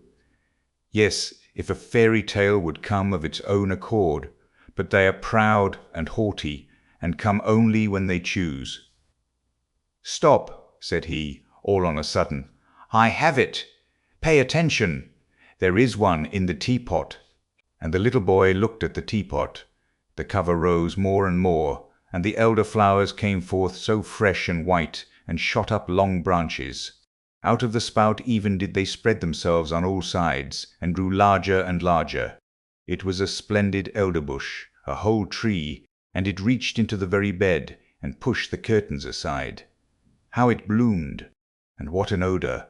In the middle of the bush sat a friendly-looking old woman in a most strange dress. It was quite green, like the leaves of the elder, and was trimmed with large white elder flowers, so that at first one could not tell whether it was a stuff or a natural green and real flowers. "What's that woman's name?" asked the little boy. "The Greeks and Romans," said the old man, "called her a dryad, but that we do not understand. The people who live in the new booths have a much better name for her.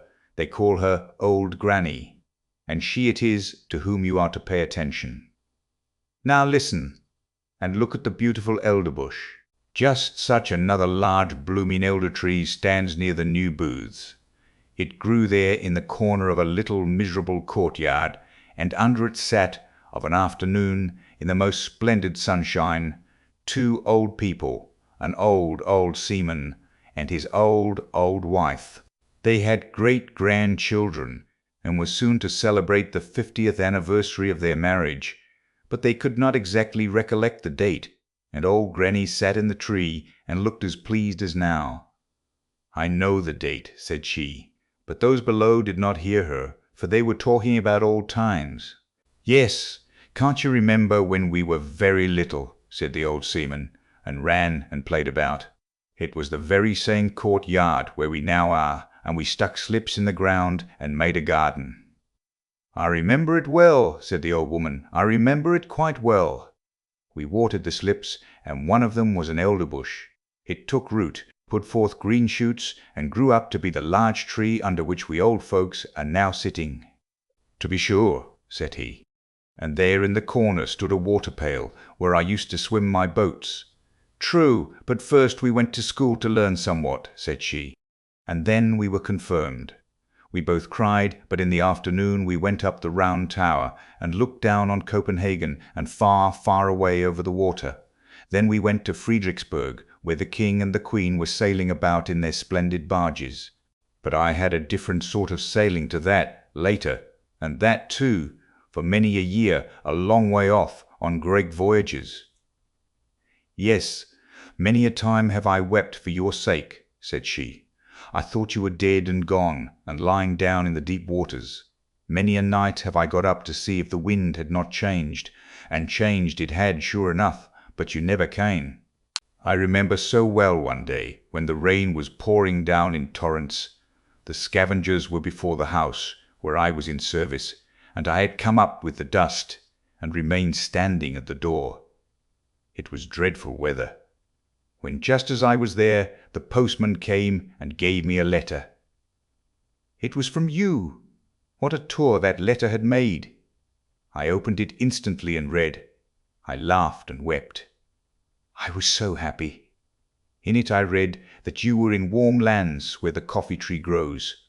What a blessed land that must be! You related so much, and I saw it all the while the rain was pouring down, and I standing there with the dust box.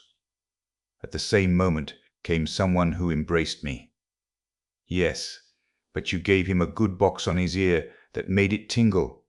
But I did not know it was you. You arrived as soon as your letter, and you were so handsome, that you still are, and had a long yellow silk handkerchief round your neck, and a brand new hat on. Oh, you were so dashing! Good heavens, what weather it was, and what a state the street was in! And then we married, said he. Don't you remember? And then we had our first little boy, and then we had our first little boy, and then Mary, and Nicholas, and Peter, and Christian. Yes, and how they all grew up to be honest people, and were beloved by everybody. "And their children also have children," said the old sailor. "Yes, those are our grandchildren, full of strength and vigour. It was, methinks, about this season that we had our wedding. Yes, this very day is the 50th anniversary of the marriage," said old Granny, sticking her head between the two old people, who thought it was their neighbour who nodded to them. They looked at each other and held one another by the hand. Soon after came their children and their grandchildren, for they knew well enough that it was the day of the 50th anniversary, and had come with their gratulations that very morning. But the old people had forgotten it, although they were able to remember all that had happened many years ago. And the elderbush sent forth a strong odour in the sun that was just about to set, and shone right in the old people's faces. They both looked so rosy-cheeked, and the youngest of the grandchildren danced around them and called out quite delighted that there was to be something very splendid that evening. They were all to have hot potatoes. And old Nanny nodded in the bush and shouted "Hurrah!" with the rest. "But that is no fairy tale," said the little boy, who was listening to the story. "The thing is, you must understand it," said the narrator. "Let us ask old Nanny." "That was no fairy tale, 'tis true," said old Nanny, "but now it's coming. The most wonderful fairy tales grow out of that which is reality. Were that not the case, you know, my magnificent elderbush could not have grown out of the teapot." And then she took the little boy out of bed, laid him on her bosom, and the branches of the elder tree, full of flowers, closed around her. They sat in an aerial dwelling, and it flew with them through the air. Oh, it was wondrous beautiful. Old Nanny had grown all of a sudden a young and pretty maiden, but her robe was still the same green stuff with white flowers which she had worn before. On her bosom she had a real elderflower, and in her yellow waving hair a wreath of the flowers. Her eyes were so large and blue that it was a pleasure to look at them. She kissed the boy, and now they were of the same age and felt alike. Hand in hand they went out of the bower, and they were standing in the beautiful garden of their home. Near the green lawn Papa's walking stick was tied, and for the little ones it seemed to be endowed with life, for as soon as they got astride it, the round polished knob was turned into a magnificent neighing head. A long black mane fluttered in the breeze, and 4 slender yet strong legs shot out.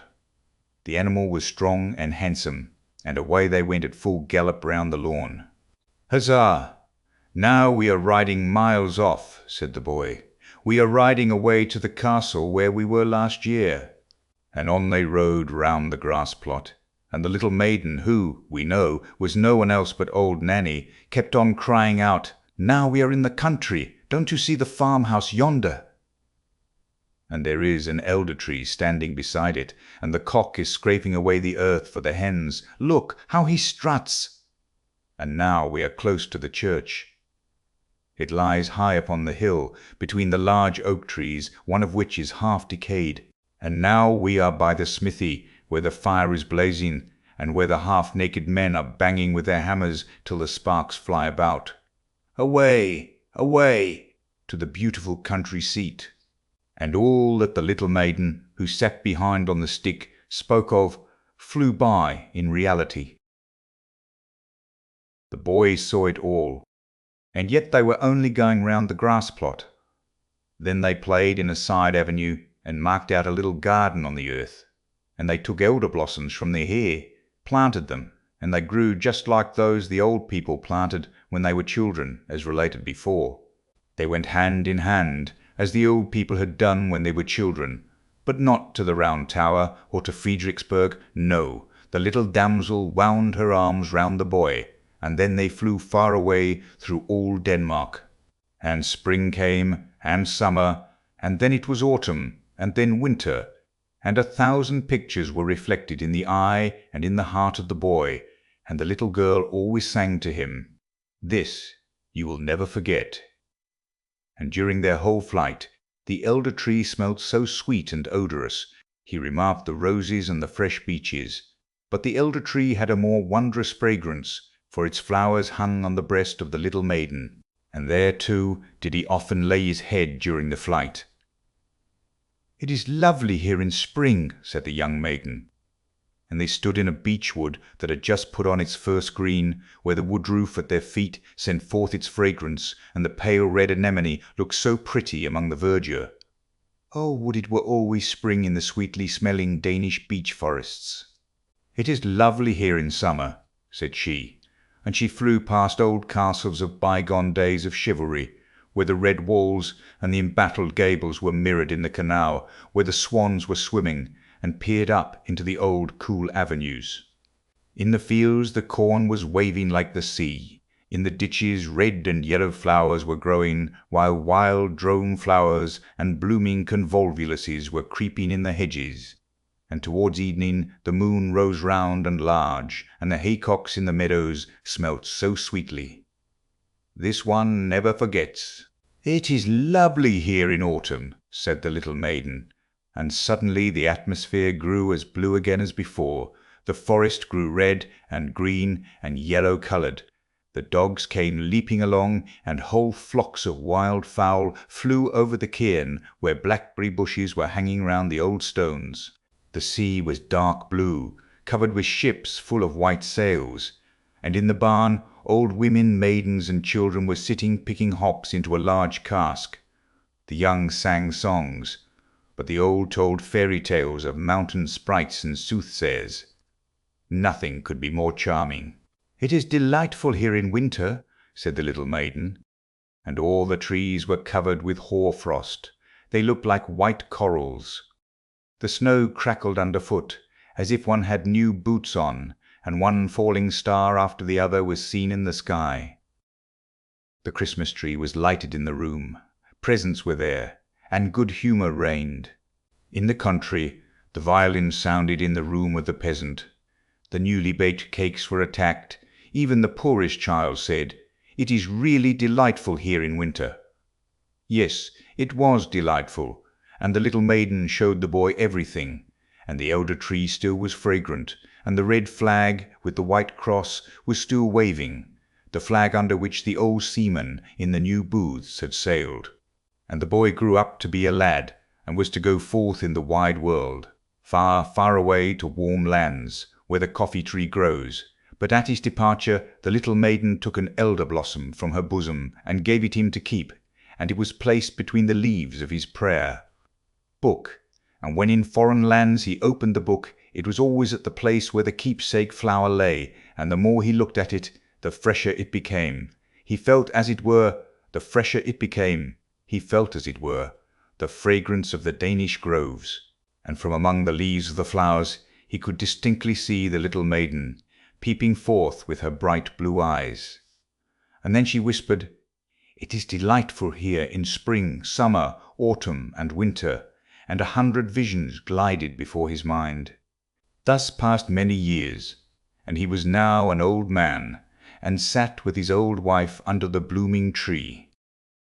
They held each other by the hand, as the old grandfather and grandmother yonder in the new booths did, and they talked exactly like them of old times, and of the 50th anniversary of their wedding.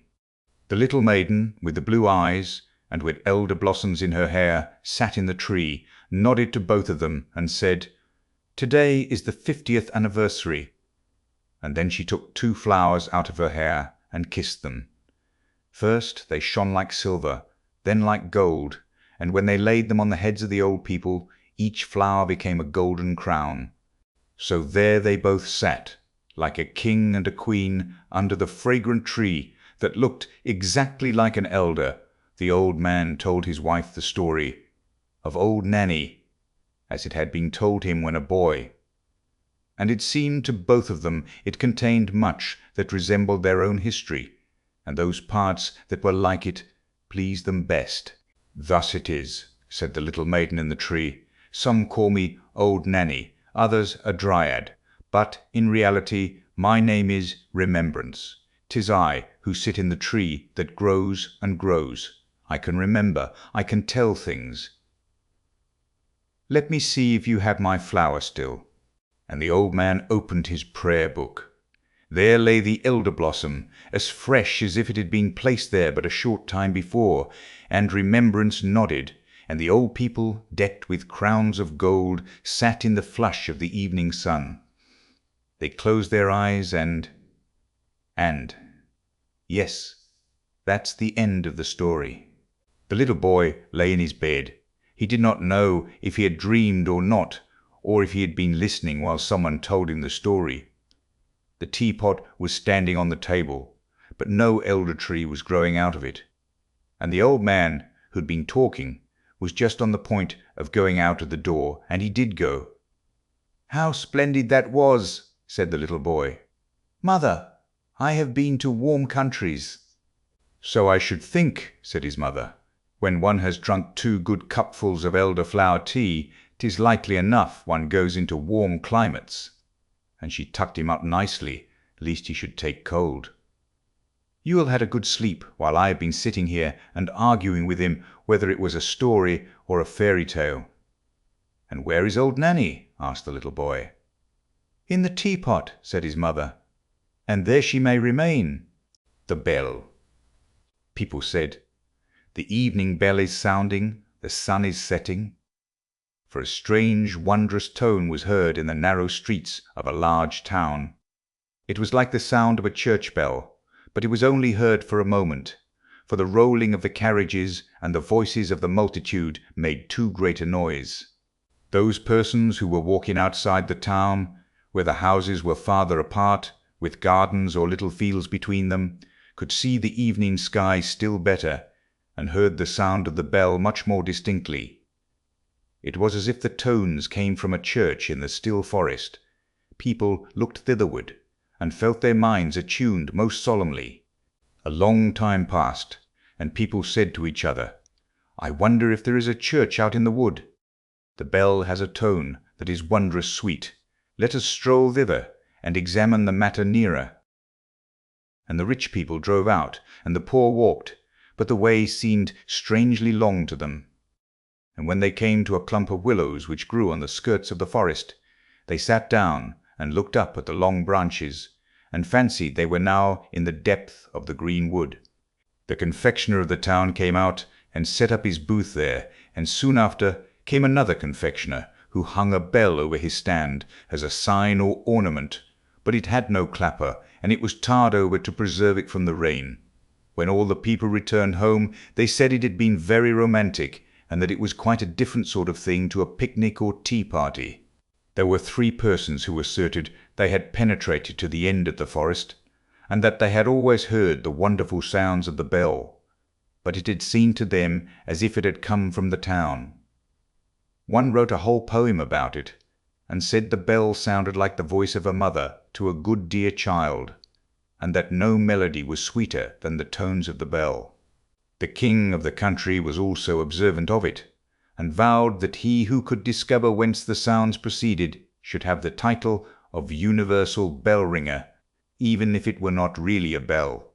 Many persons now went to the wood for the sake of getting the place, but one only returned with a sort of exclamation, for nobody went far enough, that one not further than the others.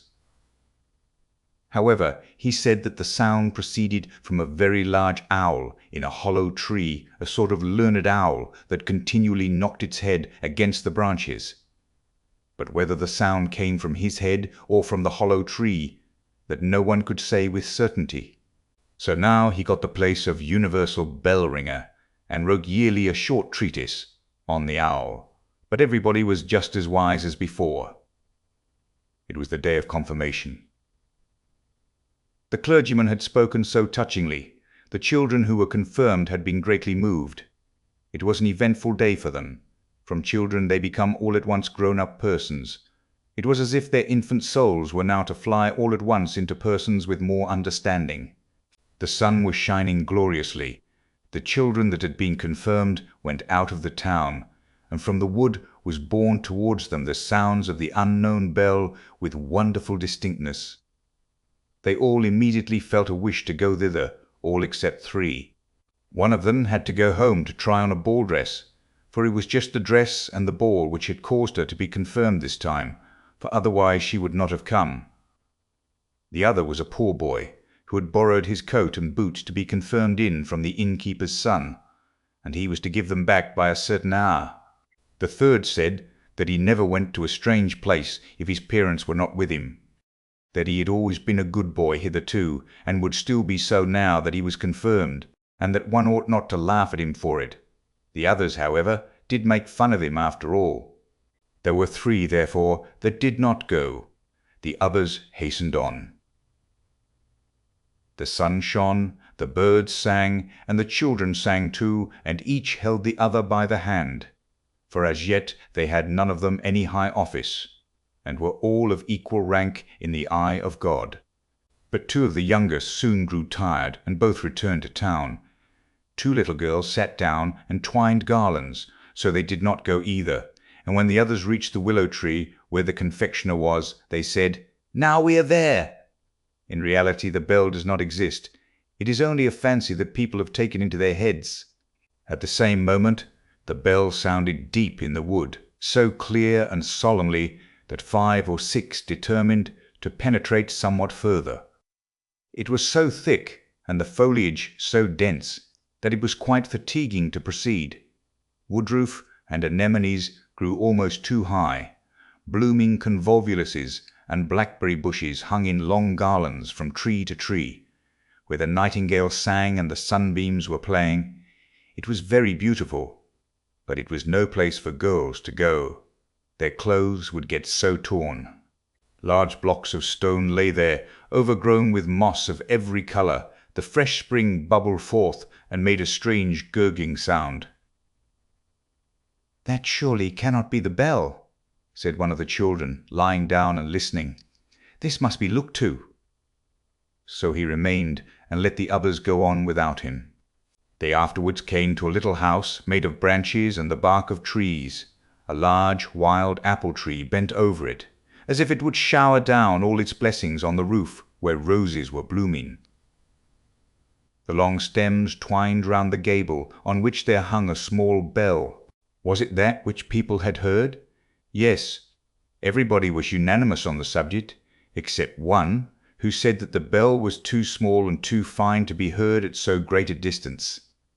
And besides, it was very different tones to those that could move a human heart in such a manner.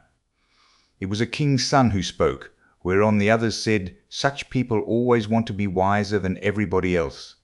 They now let him go on alone, and as he went, his breast was filled more and more with the forest solitude, but he still heard the little bell with which the others were so satisfied, and now and then, when the wind blew, he could also hear the people singing who were sitting at tea where the confectioner had his tent. But the deep sound of the bell rose louder. It was almost as if an organ were accompanying it, and the tones came from the left hand, the side where the heart is placed. A rustling was heard in the bushes, and a little boy stood before the king's son, a boy in wooden shoes, and with so short a jacket that one could see what long wrists he had. Both knew each other. The boy was that one among the children who could not come, because he had to go home and return his jacket and boots to the innkeeper's son. This he had done, and was now going on in wooden shoes and in his humble dress, for the bell sounded with so deep a tone, and with such strange power, that proceed he must. "Why then we can go together," said the king's son. But the poor child that had been confirmed was quite ashamed. He looked at his wooden shoes, pulled at the short sleeves of his jacket, and said that he was afraid he could not walk so fast. Besides, he thought that the bell must be looked for to the right, for that was the place where all sorts of beautiful things were to be found. "But there we shall not meet," said the king's son, nodding at the same time to the poor boy, who went into the darkest, thickest part of the wood, where thorns tore his humble dress, and scratched his face and hands and feet till they bled. The king's son got some scratches too, but the sun shone on his path, and it is him that we will follow, for he was an excellent and resolute youth. "I must and will find the bell," said he, "even if I am obliged to go to the end of the world." The ugly apes sat upon the trees and grinned. "Shall we thrash him?" said they. "Shall we thrash him? He is the son of a king." But on he went, without being disheartened, deeper and deeper into the wood, where the most wonderful flowers were growing. There stood white lilies with blood-red stamina, sky-blue tulips which shone as they waved in the winds, and apple trees, the apples of which looked exactly like large soap bubbles, so only think how the trees must have sparkled in the sunshine. Around the nicest green meads, where the deer were playing in the grass, grew magnificent oaks and beeches, and if the bark of one of the trees was cracked, their grass and long creeping plants grew in the crevices.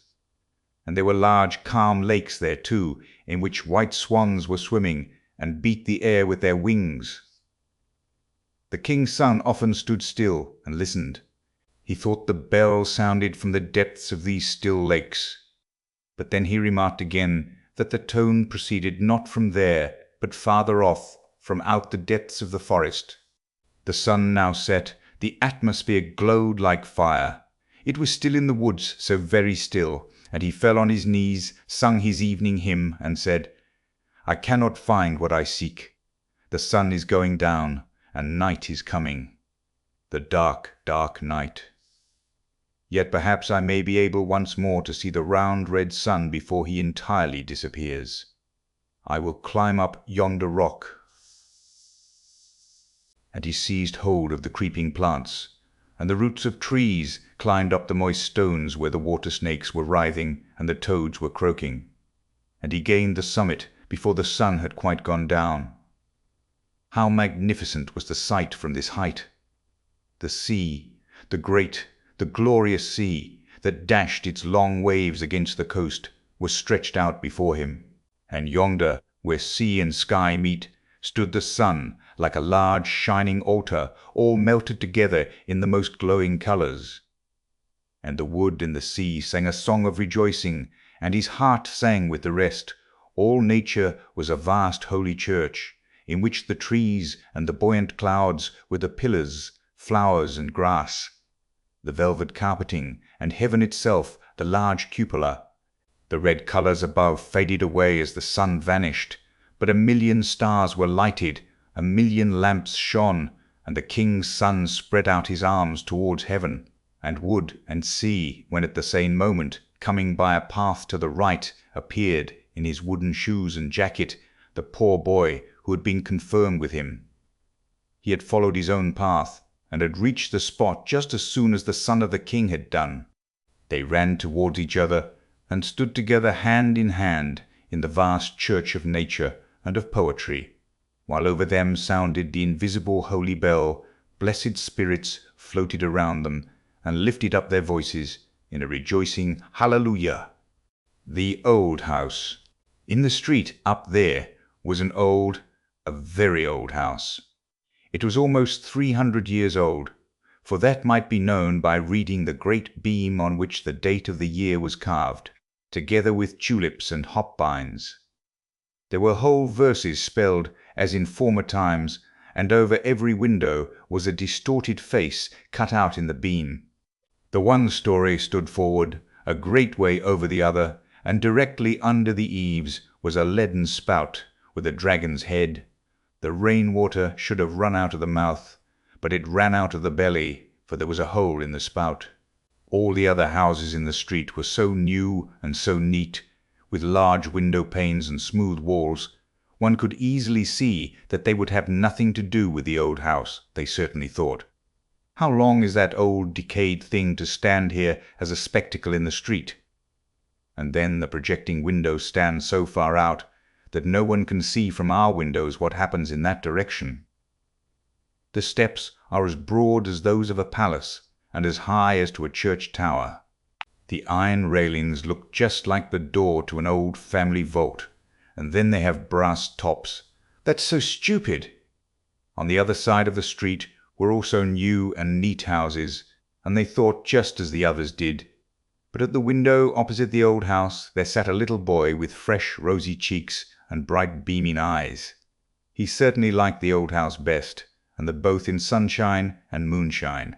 And when he looked across at the wall where the mortar had fallen out, he could sit and find out there the strangest figures imaginable, exactly as the street had appeared before, with steps, projecting windows, and pointed gables.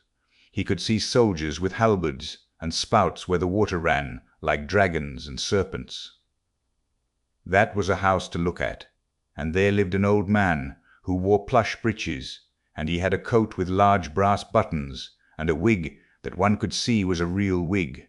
Every morning there came an old fellow to him who put his rooms in order and went on errands. Otherwise the old man in the plush breeches was quite alone in the old house.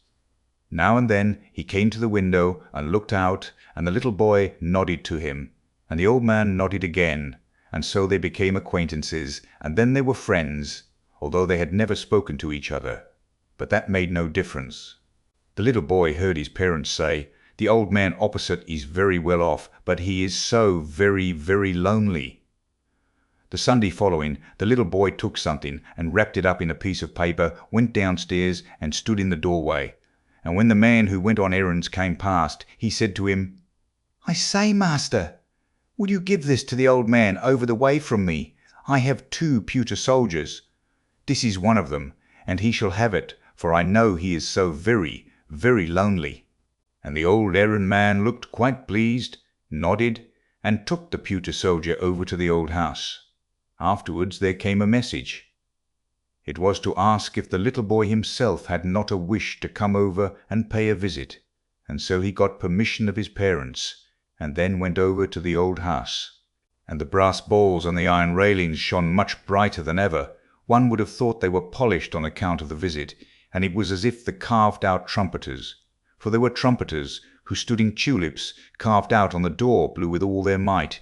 Their cheeks appeared so much rounder than before. Yes, they blew, "Trataratra, the little boy comes, trataratra." And then the door opened. The whole passage was hung with portraits of knights in armour and ladies in silken gowns, and the armour rattled and the silken gowns rustled.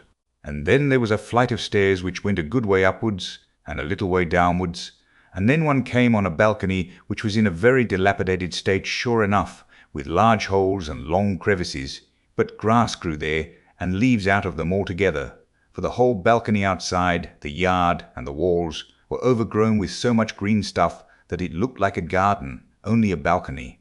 Here stood old flower pots with faces and asses' ears, and the flowers grew just as they liked.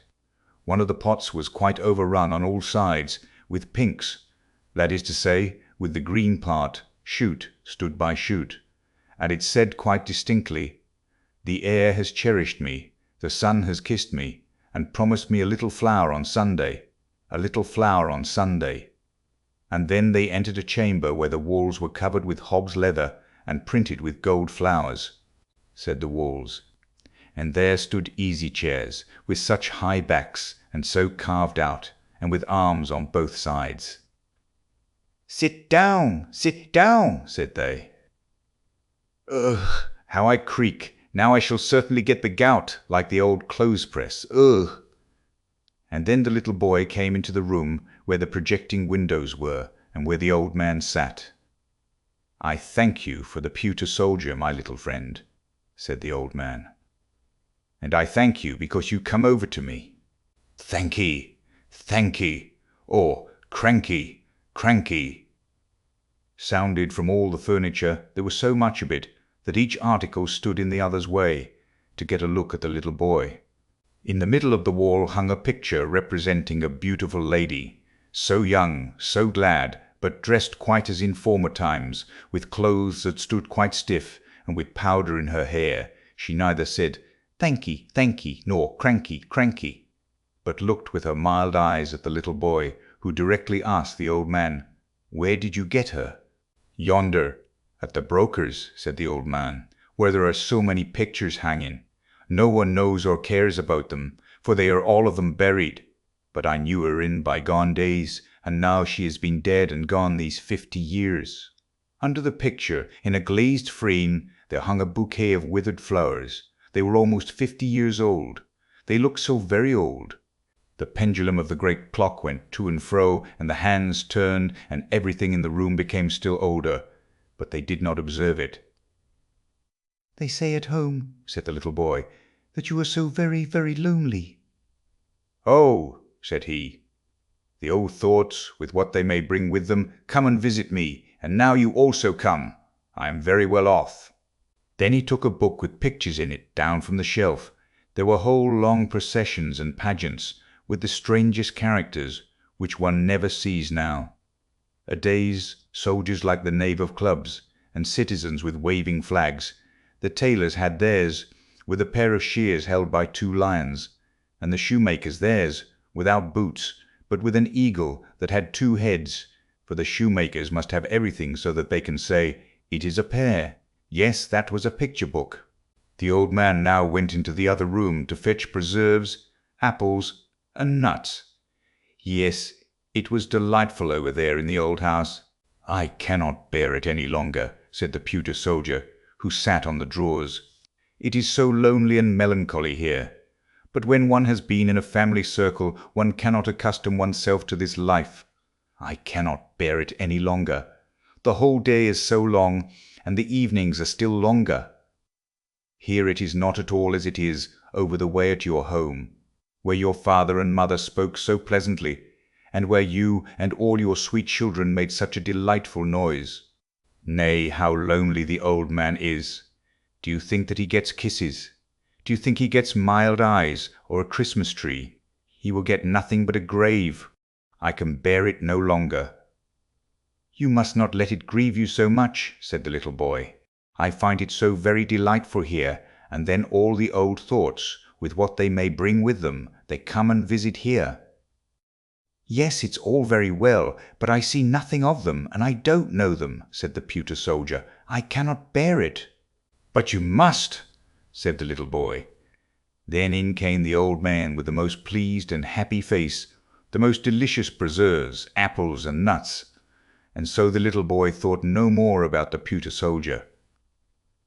The little boy returned home happy and pleased, and weeks and days passed away, and nods were made to the old house, and from the old house, and then the little boy went over there again. The carved trumpeters blew, "Trataratra! There is the little boy! Trataratra!" And the swords and armor on the knights' portraits rattled, and the silk gowns rustled, the hog's leather spoke, and the old chairs had the gout in their legs and rheumatism in their backs. Ugh! It was exactly like the first time, for over there one day and hour was just like another. "I cannot bear it," said the pewter soldier. "I have shed pewter tears. It is too melancholy. Rather let me go to the wars and lose arms and legs. It would at least be a change. I cannot bear it longer. Now I know what it is to have a visit from one's old thoughts, with what they may bring with them. I have had a visit from mine, and you may be sure it is no pleasant thing in the end. I was at last about to jump down from the drawers. I saw you all over there at home so distinctly, as if you really were here. It was again that Sunday morning. All you children stood before the table and sung your psalms, as you do every morning.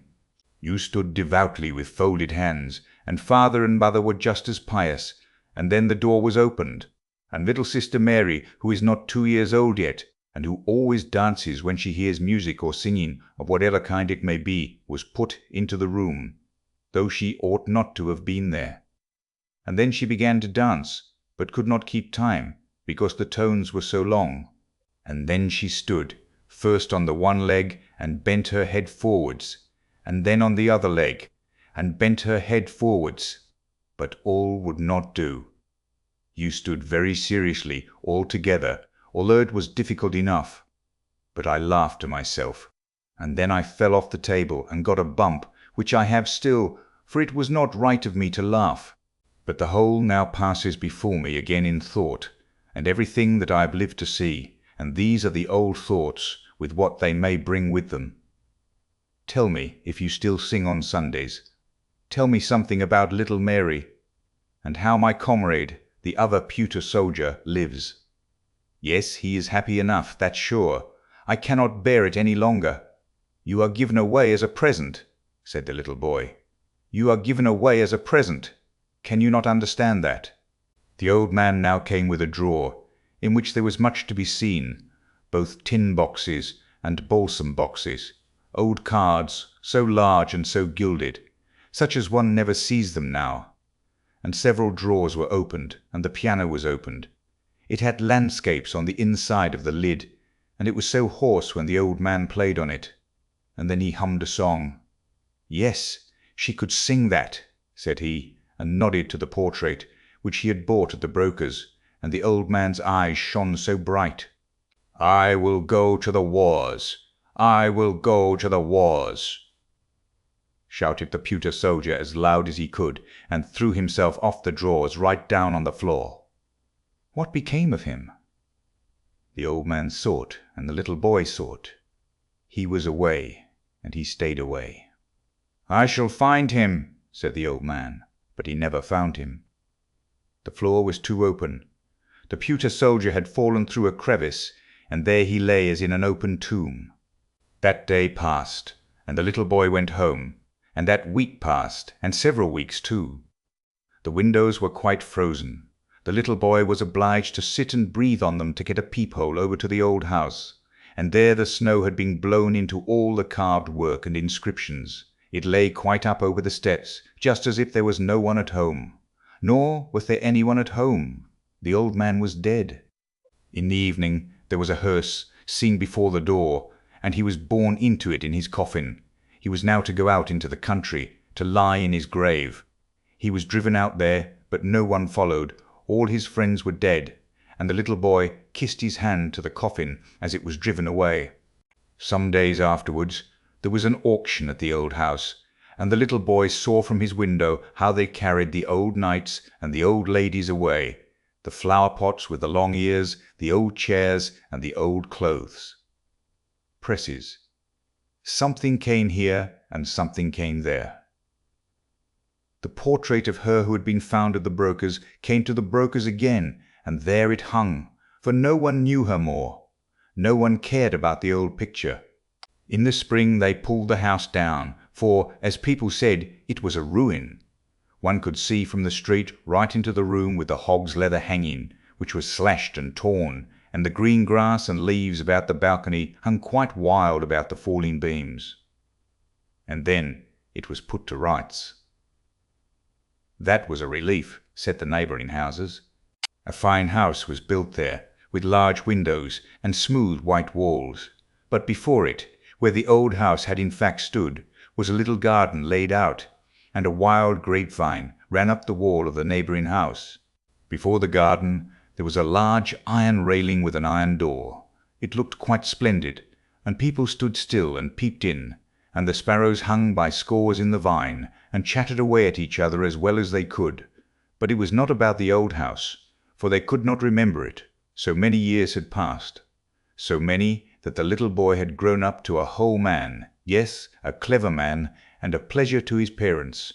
And he had just been married, and, together with his little wife, had come to live in the house here, where the garden was, and he stood by her there while she planted a field flower, that she found so pretty she planted it with her little hand, and pressed the earth around it with her fingers.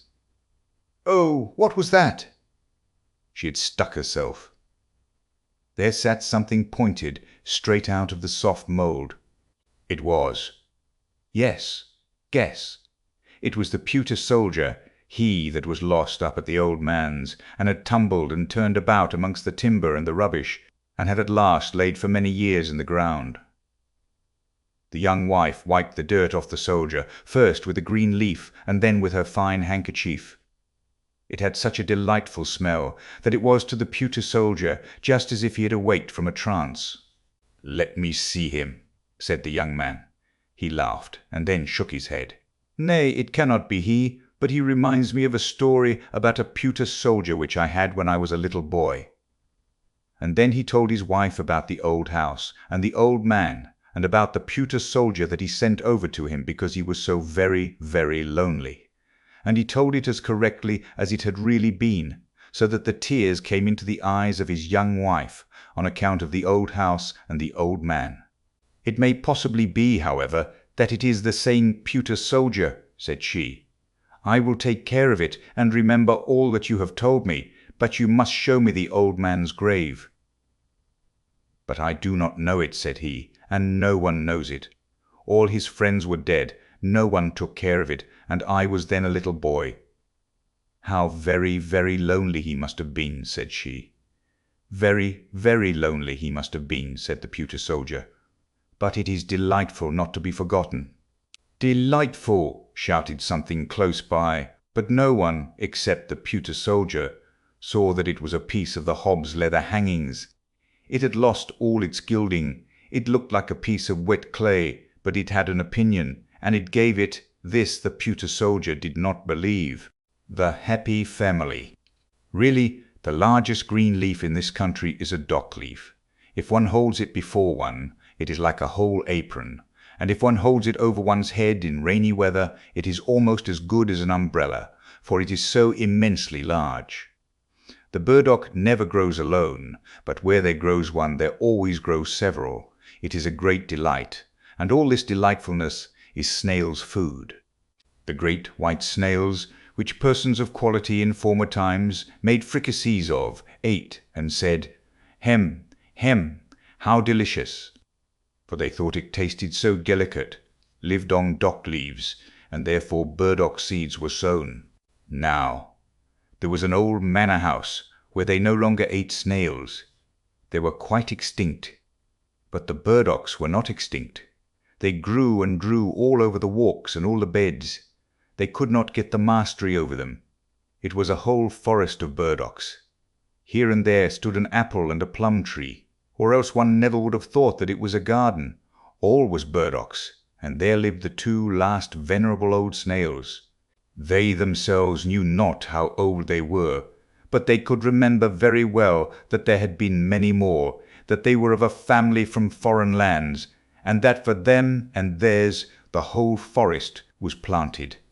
They had never been outside it, but they knew that there was still something more in the world, which was called the manor house, and that there they were boiled, and then they became black, and were then placed on a silver dish.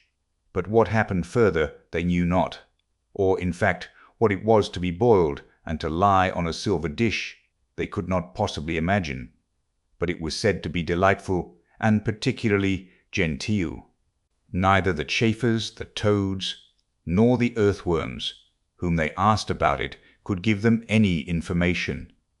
None of them had been boiled or laid on a silver dish. The old white snails were the first persons of distinction in the world that they knew.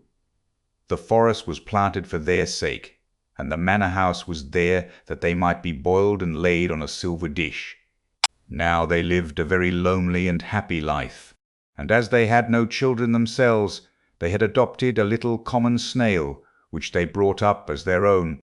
But the little one would not grow, for he was of a common family. But the old ones, especially Dame Mother Snail, thought they could observe how he increased in size, and she begged father, if he could not see it, that he would at least feel the little snail's shell, and then he felt it, and found the good dame was right. One day there was a heavy storm of rain. "Hear how it beats like a drum on the dock leaves," said Father Snail. "There are also raindrops," said Mother Snail. "And now the rain pours right down the stalk. You will see that it will be wet here. I am very happy to think that we have our good house, and the little one has his also. There is more done for us than for all other creatures, sure enough.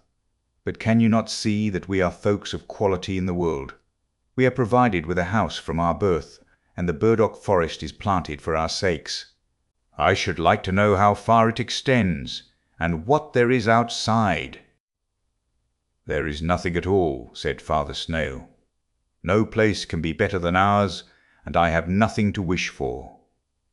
"Yes," said the dame, "I would willingly go to the manor house, be boiled, and laid on a silver dish. All our forefathers have been treated so. There is something extraordinary in it, you may be sure."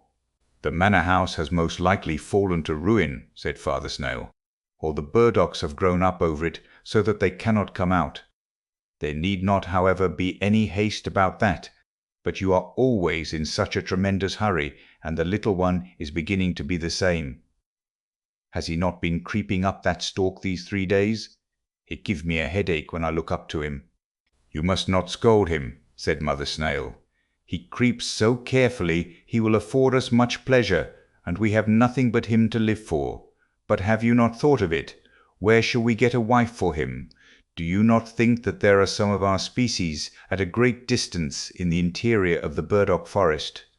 "Black snails, I dare say, there are enough of," said the old one. "Black snails without a house, but they are so common and so conceited. But we might give the ants a commission to look out for us. They run to and fro as if they had something to do, and they certainly know of a wife for our little snail." "I know one, sure enough, the most charming one," said one of the ants. "But I am afraid we shall hardly succeed, for she is a queen." "That is nothing," said the old folks. "Has she a house?" "She has a palace," said the ant. "The finest ant's palace, with 700 passages." "I thank you," said Mother Snail. "Our son shall not go into an ant hill. If you know nothing better than that, we shall give the commission to the white gnats. They fly far and wide, in rain and sunshine. They know the whole forest here, both within and without." "We have a wife for him," said the gnats. "At 100 human paces from here there sits a little snail in her house on a gooseberry bush. She is quite lonely, and old enough to be married. It is only 100 human paces." "Well then, let her come to him," said the old ones. "He has a whole forest of burdocks. She has a whole forest of burdocks. She has only a bush." And so they went and fetched little Miss Snail. It was a whole week before she arrived, but therein was just the very best of it, for one could thus see that she was of the same species. And then the marriage was celebrated. 6 earthworms shone as well as they could. In other respects the whole went off very quietly, for the old folks could not bear noise and merriment. But old Dame Snail made a brilliant speech. Father Snail could not speak. He was too much affected, and so they gave them as a dowry and inheritance the whole forest of burdocks, and said what they had always said, that it was the best in the world, and if they lived honestly and decently, and increased and multiplied, they and their children would once in the course of time come to the manor house, be boiled black, and laid on silver dishes. After this speech was made, the old ones crept into their shells, and never more came out. They slept. The young couple governed in the forest, and had a numerous progeny, but they were never boiled, and never came on the silver dishes. So from this they concluded that the manor house had fallen to ruins, and that all the men in the world were extinct. And as no one contradicted them, so of course it was so. And the rain beat on the dock leaves to make drum music for their sake, and the sun shone in order to give the burdock forest a colour for their sakes. And they were very happy, and the whole family was happy, for they indeed were so. The story of a mother. A mother sat there with her little child. She was so downcast, so afraid that it should die. It was so pale the small eyes had closed themselves, and it drew its breath so softly now and then with a deep respiration as if it sighed, and the mother looked still more sorrowfully on the little creature. Then a knocking was heard at the door, and in came a poor old man wrapped up as in a large horsecloth, for it warms one, and he needed it, as it was the cold winter season. Everything out of doors was covered with ice and snow, and the wind blew so that it cut the face. As the old man trembled with cold, and the little child slept a moment, the mother went and poured some ale into a pot and set it on the stove, that it might be warm for him. The old man sat and rocked the cradle, and the mother sat down on a chair close by him, and looked at her little sick child that drew its breath so deep, and raised its little hand. "Do you not think that I shall save him?" said she. "Our Lord will not take him from me." And the old man, it was Death himself. He nodded so strangely, it could just as well signify yes as no. And the mother looked down in her lap, and the tears ran down over her cheeks. Her head became so heavy she had not closed her eyes for 3 days and nights. And now she slept, but only for a minute, when she started up and trembled with cold. "What is that?" said she, and looked on all sides.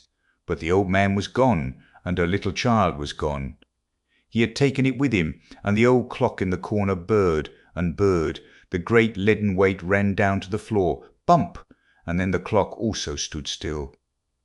But the poor mother ran out of the house and cried aloud for her child.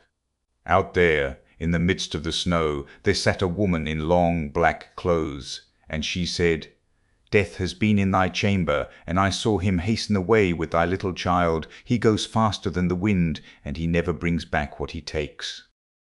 Oh, only tell me which way he went, said the mother. Tell me the way, and I shall find him. I know it, said the woman in the black clothes. But before I tell it, thou must first sing for me all the songs thou hast sung for thy child. I am fond of them. I have heard them before. I am night. I saw thy tears whilst thou sangst them. I will sing them all, said the mother. But do not stop me now. I may overtake him. I may find my child. But night stood still and mute.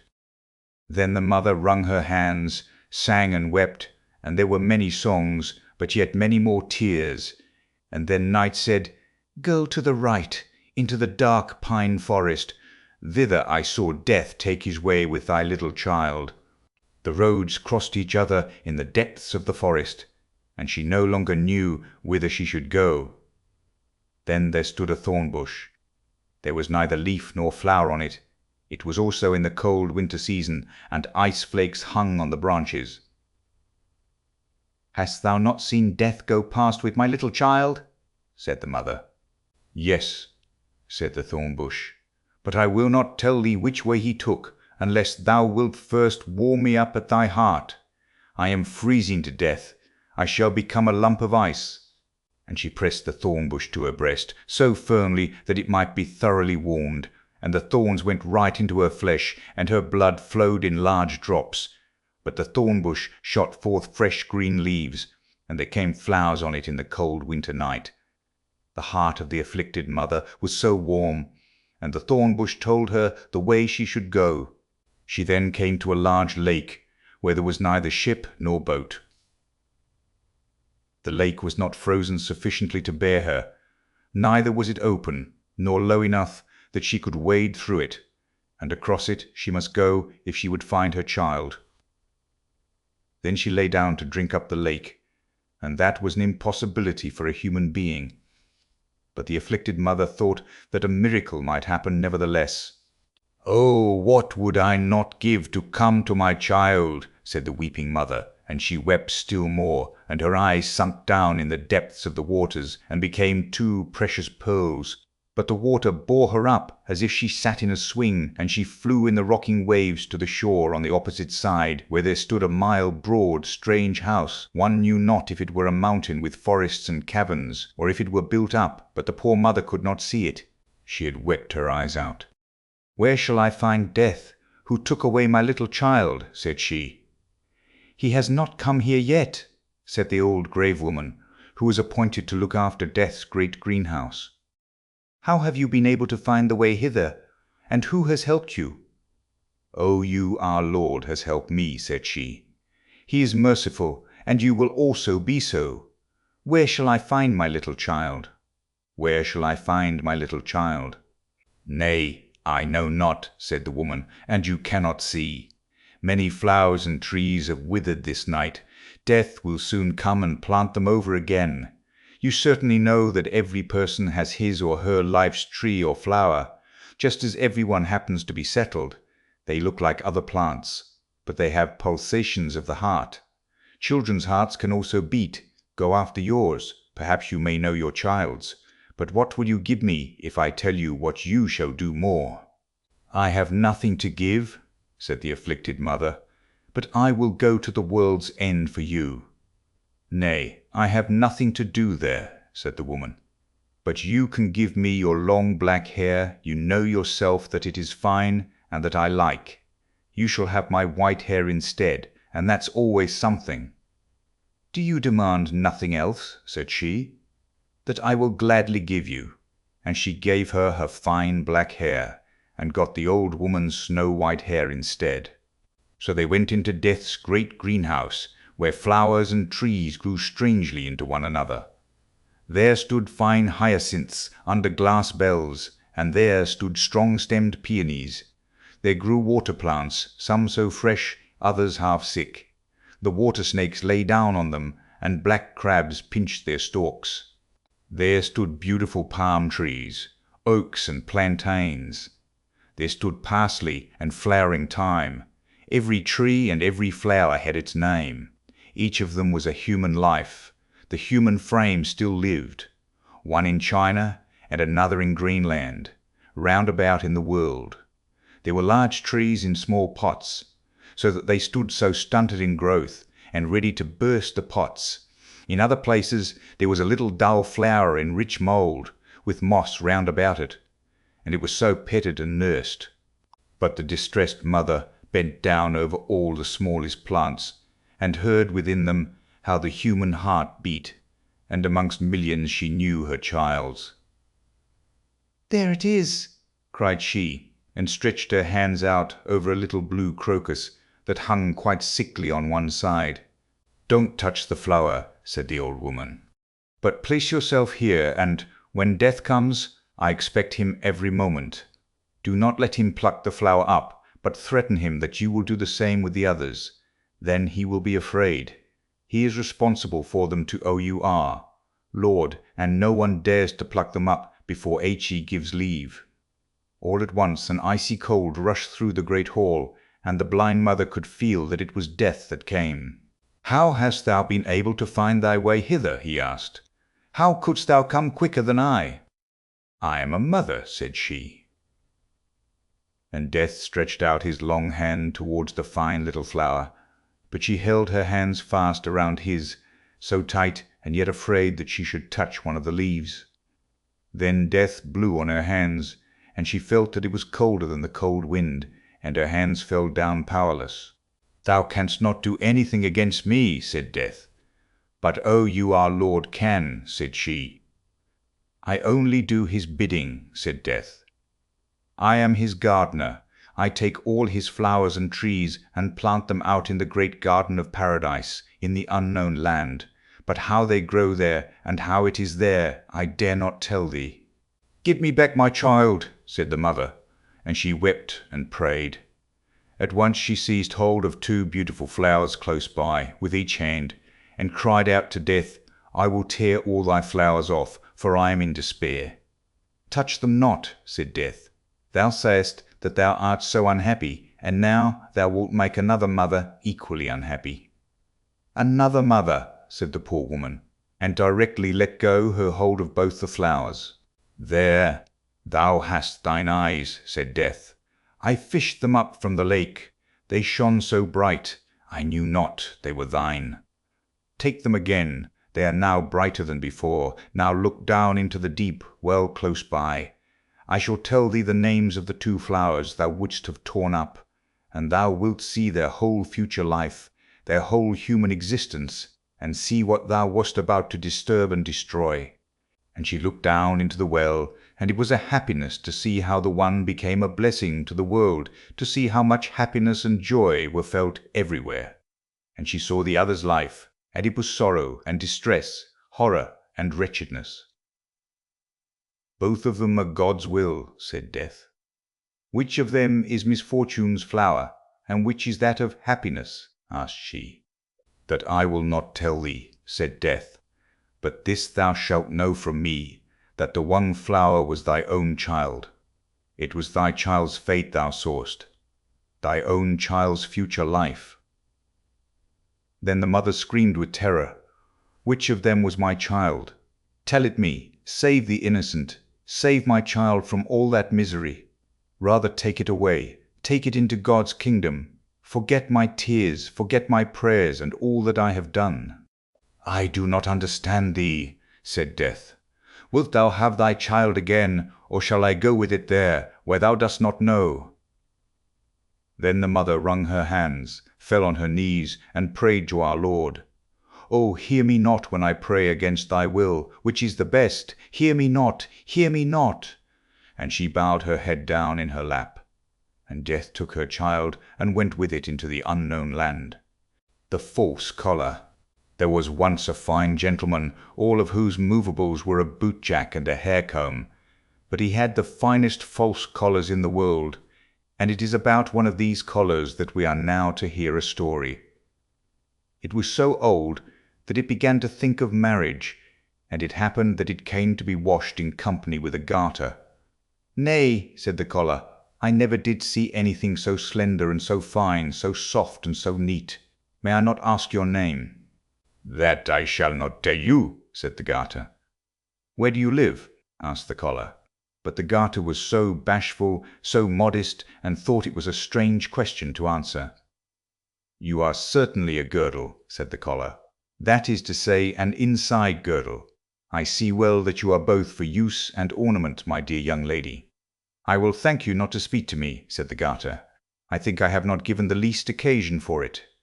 "Yes, when one is as handsome as you," said the collar, "that is occasion enough." "Don't come so near me, I beg of you," said the garter. "You look so much like those men folks." "I am also a fine gentleman," said the collar. "I have a bootjack and a hair comb." But that was not true, for it was his master who had them, but he boasted. "Don't come so near me," said the garter. "I am not accustomed to it." "Prude!" exclaimed the collar, and then it was taken out of the washing tub. It was starched, hung over the back of a chair in the sunshine, and was then laid on the ironing blanket. Then came the warm box iron. "Dear lady," said the collar, "dear widow lady, I feel quite hot. I am quite changed. I begin to unfold myself. You will burn a hole in me. Oh, I offer you my hand." "Rag," said the box iron, and went proudly over the collar, for she fancied she was a steam engine that would go on the railroad and draw the wagons. "Rag," said the box iron. The collar was a little jagged at the edge, and so came the long scissors to cut off the jagged part. "Oh," said the collar, "you are certainly the first opera dancer. How well you can stretch your legs out! It is the most graceful performance I have ever seen. No one can imitate you." "I know it," said the scissors. "You deserve to be a baroness," said the collar. "All that I have is a fine gentleman, a bootjack, and a hair comb. If I only had the barony!" "Do you seek my hand?" said the scissors, for she was angry, and without more ado she cut him, and then he was condemned. "I shall now be obliged to ask the hair comb.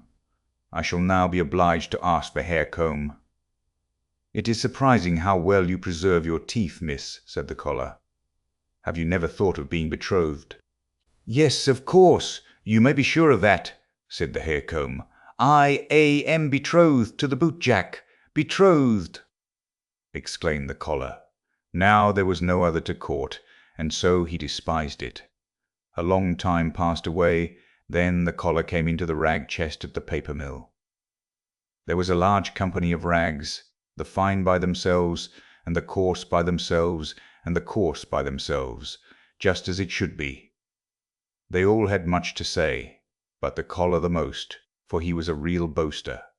"I have had such an immense number of sweethearts," said the collar. "I could not be in peace. It is true, I was always a fine starched-up gentleman. I had both a bootjack and a hair comb, which I never used. You should have seen me then. You should have seen me when I lay down. I shall never forget my first love. She was a girdle, so fine, so soft, and so charming, she threw herself into a tub of water for my sake. There was also a widow, who became glowing hot, but I left her standing till she got black again. There was also the first opera dancer. She gave me that cut which I now go with. She was so ferocious. My own hair comb was in love with me. She lost all her teeth from the heartache. Yes, I have lived to see much of that sort of thing. But I am extremely sorry for the garter. I mean the girdle that went into the water. I mean the girdle that went into the water tub. I have much on my conscience. I want to become white paper. And it became so.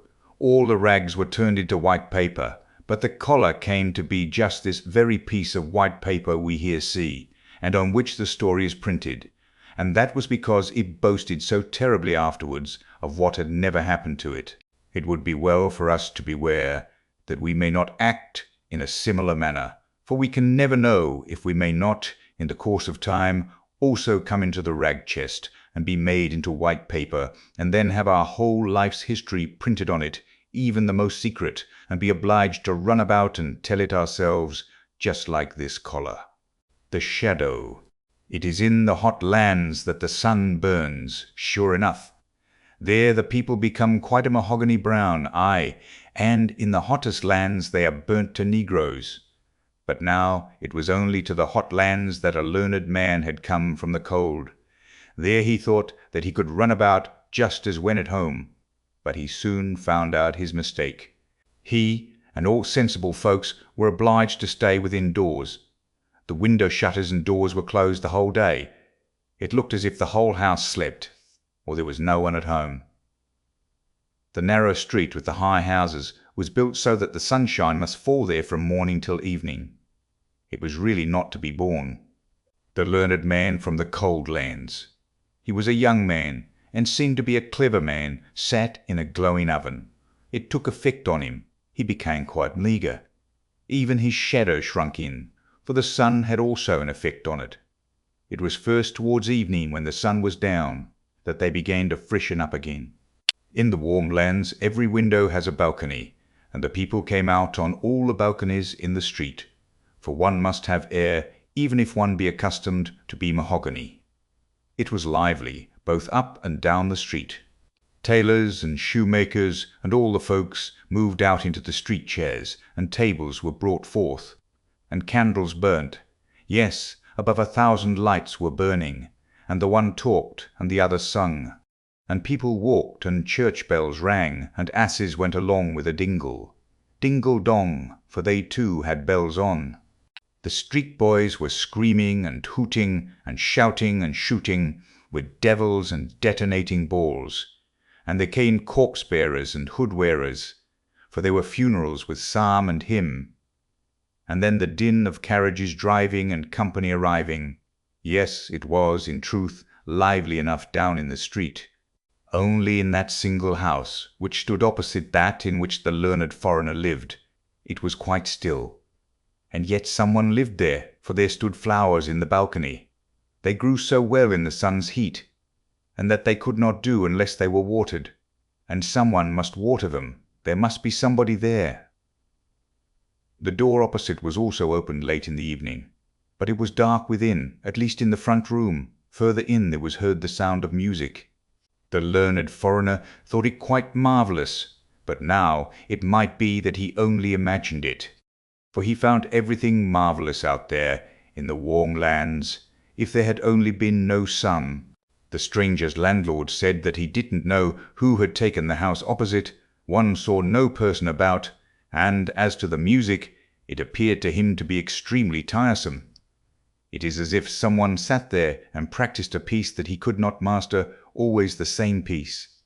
I shall master it, says he, but yet he cannot master it, however long he plays. The word mahogany can be understood, in Danish, as having two meanings. In general, it means the reddish-brown wood itself, but in jest it signifies excessively fine, which arose from an anecdote of Nyboder in Copenhagen, the seaman's quarter. A sailor's wife, who was always proud and fine in her way, came to her neighbour and complained that she had got a splinter in her finger. "What of?" asked the neighbour's wife. "It is a mahogany splinter," said the other. "Mahogany! It cannot be less with you," exclaimed the woman, and thence the proverb, "It is so mahogany," that is, so excessively fine, is derived. One night the stranger awoke. He slept with the doors of the balcony open. The curtain before it was raised by the wind, and he thought that a strange lustre came from the opposite neighbour's house. All the flowers shone like flames in the most beautiful colours, and in the midst of the flowers stood a slender, graceful maiden. It was as if she also shone. The light really hurt his eyes. He now opened them quite wide. Yes, he was quite awake. With one spring he was on the floor. He crept gently behind the curtain, but the maiden was gone. The flowers shone no longer, but there they stood, fresh and blooming as ever. The door was ajar, and, far within, The music sounded so soft and delightful one could really melt away in sweet thoughts from it. Yet it was like a piece of enchantment. And who lived there? Where was the actual entrance? The whole of the ground floor was a row of shops, and there people could not always be running through. One evening the stranger sat out on the balcony. The light burnt in the room behind him, and thus it was quite natural that his shadow should fall on his opposite neighbour's wall. Yes! There it sat, directly opposite, between the flowers on the balcony, and when the stranger moved, the shadow also moved, for that it always does. "I think my shadow is the only living thing one sees over there," said the learned man. "See how nicely it sits between the flowers. The door stands half open. Now the shadow should be cunning, and go into the room, look about, and then come and tell me what it had seen. Come, now, be useful, and do me a service," said he in jest. "Have the kindness to step in. Now, art thou going?" And then he nodded to the shadow, and the shadow nodded again. "Well then, go, but don't stay away." The stranger rose, and his shadow on the opposite neighbour's balcony rose also. The stranger turned round, and the shadow also turned round. Yes. If anyone had paid particular attention to it, they would have seen quite distinctly that the shadow went in through the half-open balcony door of their opposite neighbour, just as the stranger went into his own room and let the long curtain fall down after him. Next morning the learned man went out to drink coffee and read the newspapers. "What is that?" said he as he came out into the sunshine. "I have no shadow." "So then it has actually gone last night and not come again. It is really tiresome." This annoyed him, not so much because the shadow was gone, but because he knew there was a story about a man without a shadow. It was known to everybody at home in the cold lands, and if the learned man now came there and told his story, they would say that he was imitating it, and that he had no need to do. He would, therefore, not talk about it at all, and that was wisely thought.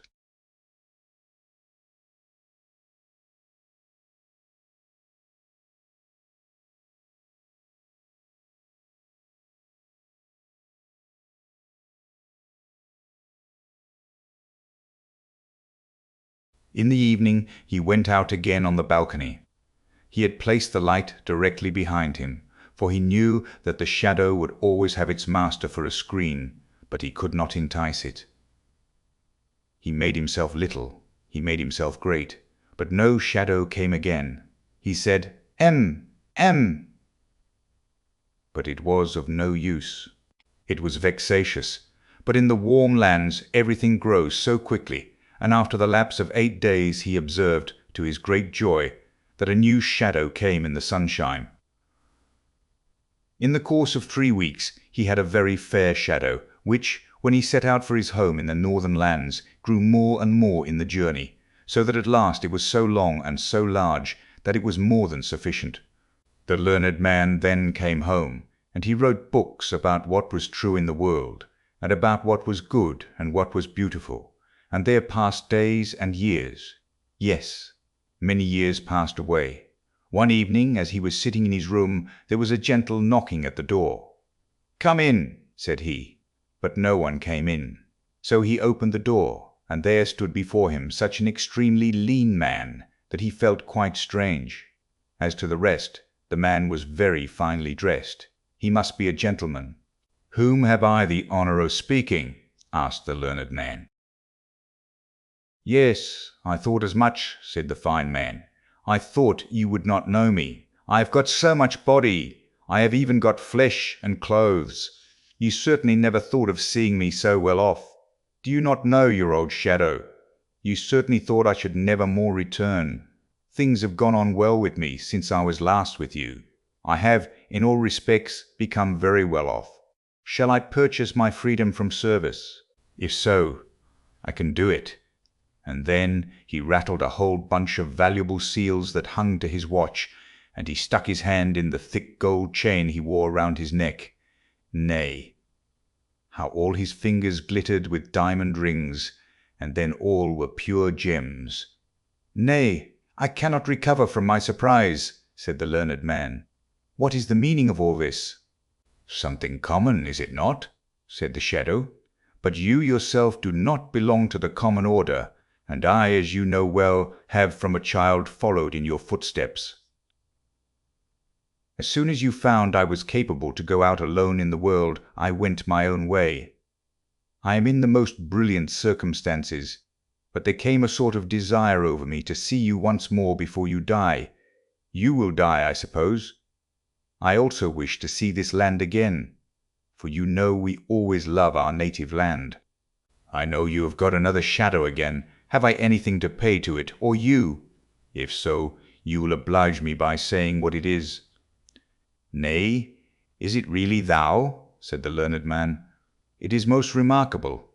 I never imagined that one's old shadow could come again as a man." "Tell me what I have to pay," said the shadow, "for I don't like to be in any sort of debt." "How canst thou talk so?" said the learned man. "What debt is there to talk about? Make thyself as free as anyone else." "I am extremely glad to hear of thy good fortune. Sit down, old friend, and tell me a little how it has gone with thee, and what thou hast seen at our opposite neighbours there in the warm lands." "Yes, I will tell you all about it," said the shadow, and sat down. "But then you must also promise me that wherever you may meet me, you will never say to anyone here in the town that I have been your shadow. I intend to get betrothed, for I can provide for more than one family." "Be quite at thy ease about that," said the learned man. "I shall not say to anyone who thou actually art. Here is my hand. I promise it, and a man's bond is his word." "A word is a shadow," said the shadow, "and as such it must speak."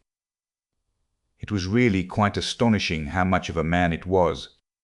It was dressed entirely in black, and of the very finest cloth. It had patent leather boots, and a hat that could be folded together, so that it was bare crown and brim, not to speak of what we already know it had. Seals, gold neck-chain, and diamond rings. Yes, the shadow was well dressed, and it was just that which made it quite a man. "Now I shall tell you my adventures," said the shadow, and then he sat, with the polished boots, as heavily as he could, on the arm of the learned man's new shadow, which lay like a poodle dog at his feet.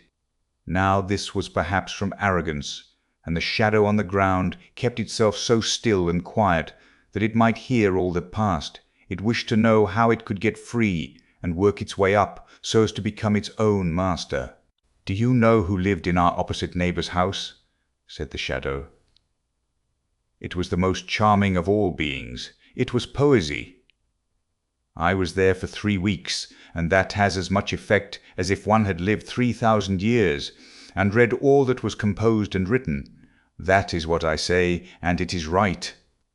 I have seen everything, and I know everything." "Poesy!" cried the learned man. "Yes, yes, she often dwells a recluse in large cities. Poesy! Yes, I have seen her. A single short moment, but sleep came into my eyes. She stood on the balcony and shone as the aurora borealis shines. Go on, go on! Thou wert on the balcony, and went through the doorway, and then—" "Then I was in the antechamber," said the shadow. "You always sat and looked over to the antechamber. There was no light, there was a sort of twilight, but the one door stood open directly opposite the other through a long row of rooms and saloons, and there it was lighted up. I should have been completely killed if I had gone over to the maiden, but I was circumspect. I took time to think, and that one must always do." "And what didst thou then see?" asked the learned man. "I saw everything, and I shall tell all to you. But it is no pride on my part, as a free man, and with the knowledge I have, not to speak of my position in life, my excellent circumstances. I certainly wish that you would say 'you' to me. It is the custom in Denmark for intimate acquaintances to use the second person singular, de, thou, when speaking to each other. When a friendship is formed between men, they generally affirm it when occasion offers, either in public or private, by drinking to each other and exclaiming, "Thy health," at the same time striking their glasses together. This is called drinking duos. They are then duos brodre, thou brothers, and ever afterwards use the pronoun thou to each other, it being regarded as more familiar than de, you. Father and mother, sister and brother, say thou to one another, without regard to age or rank. Master and mistress say thou to their servants, the superior to the inferior. But servants and inferiors do not use the same term to their masters or superiors, nor is it ever used when speaking to a stranger or anyone with whom they are but slightly acquainted. They then say, as in English, you. "I beg your pardon," said the learned man. "It is an old habit with me. You are perfectly right, and I shall remember it. But now you must tell me all. You saw—" "Everything," said the shadow, "for I saw everything, and I know everything." "How did it look in the furthest saloon?" asked the learned man. "Was it there as in the fresh woods? Was it there as in a holy church? Were the saloons like the starlit firmament when we stand on the high mountains?" "Everything was there," said the shadow. "I did not go quite in. I remained in the foremost room, in the twilight, but I stood there quite well. I saw everything, and I know everything. I saw everything. I have been in the antechamber at the court of poesy." "But what, W.H.A., did you see? Did all the gods of the olden times pass through the large saloons? Did the old heroes combat there? Did sweet children play there, and relate their dreams? I tell you I was there, and you can conceive that I saw everything there was to be seen. Had you come over there, you would not have been a man, but I became so. And besides, I learned to know my inward nature, my innate qualities, the relationship I had with poesy. At the time I was with you, I thought not of that, but always.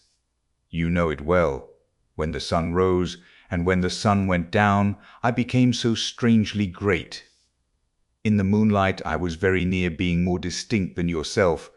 At that time I did not understand my nature. It was revealed to me in the antechamber.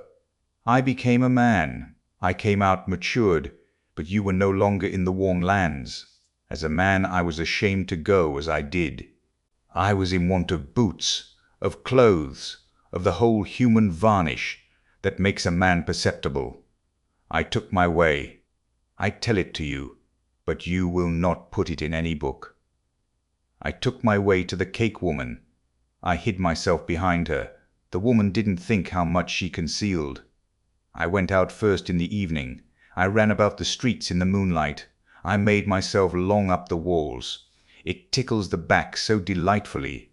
I ran up and ran down, peeped into the highest windows, into the saloons, and on the roofs. I peeped in where no one could peep, and I saw what no one else saw, what no one else should see.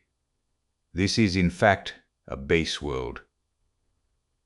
I would not be a man if it were not now once accepted and regarded as something to be so. I saw the most unimaginable things with the women, with the men, with parents, and with the sweet, matchless children. I saw, said the shadow, what no human being must know, but what they would all so willingly know. What is bad in their neighbor? Had I written a newspaper, it would have been read. But I wrote direct to the persons themselves, and there was consternation in all the towns where I came. They were so afraid of me, and yet they were so excessively fond of me. The professors made a professor of me. The tailors gave me new clothes. I am well furnished. The master of the mint struck new coin for me, and the women said I was so handsome. And so I became the man I am, and I now bid you farewell. Here is my card. I live on the sunny side of the street, and am always at home in rainy weather. And so away went the shadow. That was most extraordinary, said the learned man. Years and days passed away. Then the shadow came again. How goes it? Said the shadow. Alas, said the learned man, I write about the true and the good and the beautiful, but no one cares to hear such things. I am quite desperate, for I take it so much to heart." "But I don't," said the shadow. "I become fat, and it is that one wants to become. You do not understand the world. You will become ill by it. You must travel." "I shall make a tour this summer. Will you go with me?" "I should like to have a travelling companion. Will you go with me as shadow?" "It will be a great pleasure for me to have you with me. I shall pay the travelling expenses." "Nay, this is too much," said the learned man. "It is just as one takes it," said the shadow. "It will do you much good to travel. Will you be my shadow? You shall have everything free on the journey." "Nay, that is too bad," said the learned man. "But it is just so with the world," said the shadow, "and so it will be." And away it went again. The learned man was not at all in the most enviable state.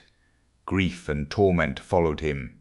And what he said about the true and the good and the beautiful was, to most persons, like roses for a cow. He was quite ill at last. "You really look like a shadow," said his friends to him, and the learned man trembled, for he thought of it. "You must go to a watering place," said the shadow, who came and visited him. "There is nothing else for it. I will take you with me for old acquaintance' sake. I will pay the travelling expenses, and you write the descriptions, and if they are a little amusing for me on the way, I will go to a watering place. My beard does not grow out as it ought. That is also a sickness, and one must have a beard. Now you be wise and accept the offer. We shall travel as comrades." And so they travelled. The shadow was master, and the master was the shadow. They drove with each other. They rode and walked together, side by side, before and behind, just as the sun was. The shadow always took care to keep itself in the master's place. Now the learned man didn't think much about that. He was a very kind-hearted man, and particularly mild and friendly, and so he said one day to the shadow, "As we have now become companions, and in this way have grown up together from childhood, shall we not drink thou together? It is more familiar." "You are right," said the shadow, who was now the proper master. "It is said in a very straightforward and well-meant manner. You, as a learned man, certainly know how strange nature is. Some persons cannot bear to touch grey paper, or they become ill. Others shiver in every limb if one rub a pane of glass with a nail. I have just such a feeling on hearing you say thou to me. I feel myself as if pressed to the earth in my first situation with you. You see that it is a feeling, but it is not pride. I cannot allow you to say tu to me, but I will willingly say tu to you, so it is half done." So the shadow said tu to its former master. "This is rather too bad," thought he, "that I must say you, and he say chu, chu, and he say chu, chu," but he was now obliged to put up with it. So they came to a watering place where there were many strangers, and amongst them was a princess who was troubled with seeing too well, and that was so alarming. She directly observed that the stranger who had just come was quite a different sort of person to all the others. "He has come here in order to get his beard to grow," they say, "but I see the real cause. He cannot cast a shadow." She had become inquisitive, and so she entered into conversation directly with the strange gentleman on their promenades. As the daughter of a king, she needed not to stand upon trifles, so she said, "Your complaint is that you cannot cast a shadow?" "Your Royal Highness must be improving considerably," said the shadow. "I know your complaint is that you see too clearly, but it has decreased. You are cured. I just happen to have a very unusual shadow. Do you not see that person who always goes with me? Other persons have a common shadow, but I do not like what is common to all. We give our servants finer cloth for their livery than we ourselves use, and so I had my shadow trimmed up into a man. Yes, you see, I have even given him a shadow. It is somewhat expensive, but I like to have something for myself." "What?" thought the princess. "Should I really be cured?" These baths are the first in the world. In our time water has wonderful powers. But I shall not leave the place, for it now begins to be amusing here. I am extremely fond of that stranger. Would that his beard should not grow, for in that case he will leave us." In the evening the princess and the shadow danced together in the large ballroom. She was light, but he was still lighter. She had never had such a partner in the dance.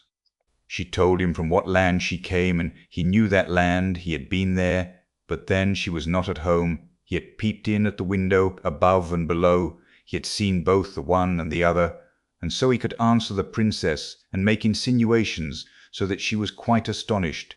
He must be the wisest man in the whole world. She felt such respect for what he knew, so that when they again danced together she fell in love with him, and that the shadow could remark, for she almost pierced him through with her eyes. So they danced once more together, and she was about to declare herself, but she was discreet. She thought of her country and kingdom, and of the many persons she would have to reign over. "He is a wise man," said she to herself.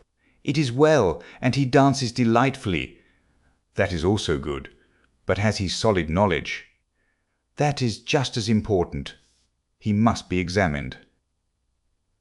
So she began by degrees to question him about the most difficult things she could think of, and which she herself could not have answered, so that the shadow made a strange face. "You cannot answer these questions," said the princess. "They belong to my childhood's learning," said the shadow. "I really believe my shadow by the door there can answer them." "Your shadow!" said the princess. "That would indeed be marvellous." "I will not say for a certainty that he can," said the shadow, "but I think so. He has now followed me for so many years, and listened to my conversation. I should think it possible. But your Royal Highness will permit me to observe that he is so proud of passing himself off for a man, that when he is to be in a proper humour, and he must be so to answer well, he must be treated quite like a man." "Oh, I like that," said the princess. So she went to the learned man by the door, and she spoke to him about the sun and the moon, and about persons out of and in the world, and he answered with wisdom and prudence. "What a man that must be who has so wise a shadow," thought she. "It will be a real blessing to my people and kingdom if I choose him for my consort. I will do it." They were soon agreed, both the princess and the shadow, but no one was to know about it before she arrived in her own kingdom. "No one, not even my shadow," said the shadow, and he had his own thoughts about it. Now they were in the country where the princess reigned when she was at home. "Listen, my good friend," said the shadow to the learned man. "I have now become as happy and mighty as anyone can be. I will, therefore, do something particular for thee. Thou shalt always live with me in the palace, drive with me in my royal carriage, and have 10,000 pounds a year. But then thou must submit to be called Shadow by all and every one. Thou must not say that thou hast ever been a man, and once a year, when I sit on the balcony in the sunshine, thou must lie at my feet as a shadow shall do. I must tell thee I am going to marry the king's daughter, and the nuptials are to take place this evening." "Nay, this is going too far," said the learned man. "I will not have it. I will not do it. It is to deceive the whole country, and the princess too. I will tell everything. That I am a man, and that thou art a shadow. Thou art only dressed up." "There is no one who will believe it," said the shadow. "Be reasonable, or I will call the guard." "I will go directly to the princess," said the learned man. "But I will go first," said the shadow, "and thou wilt go to prison."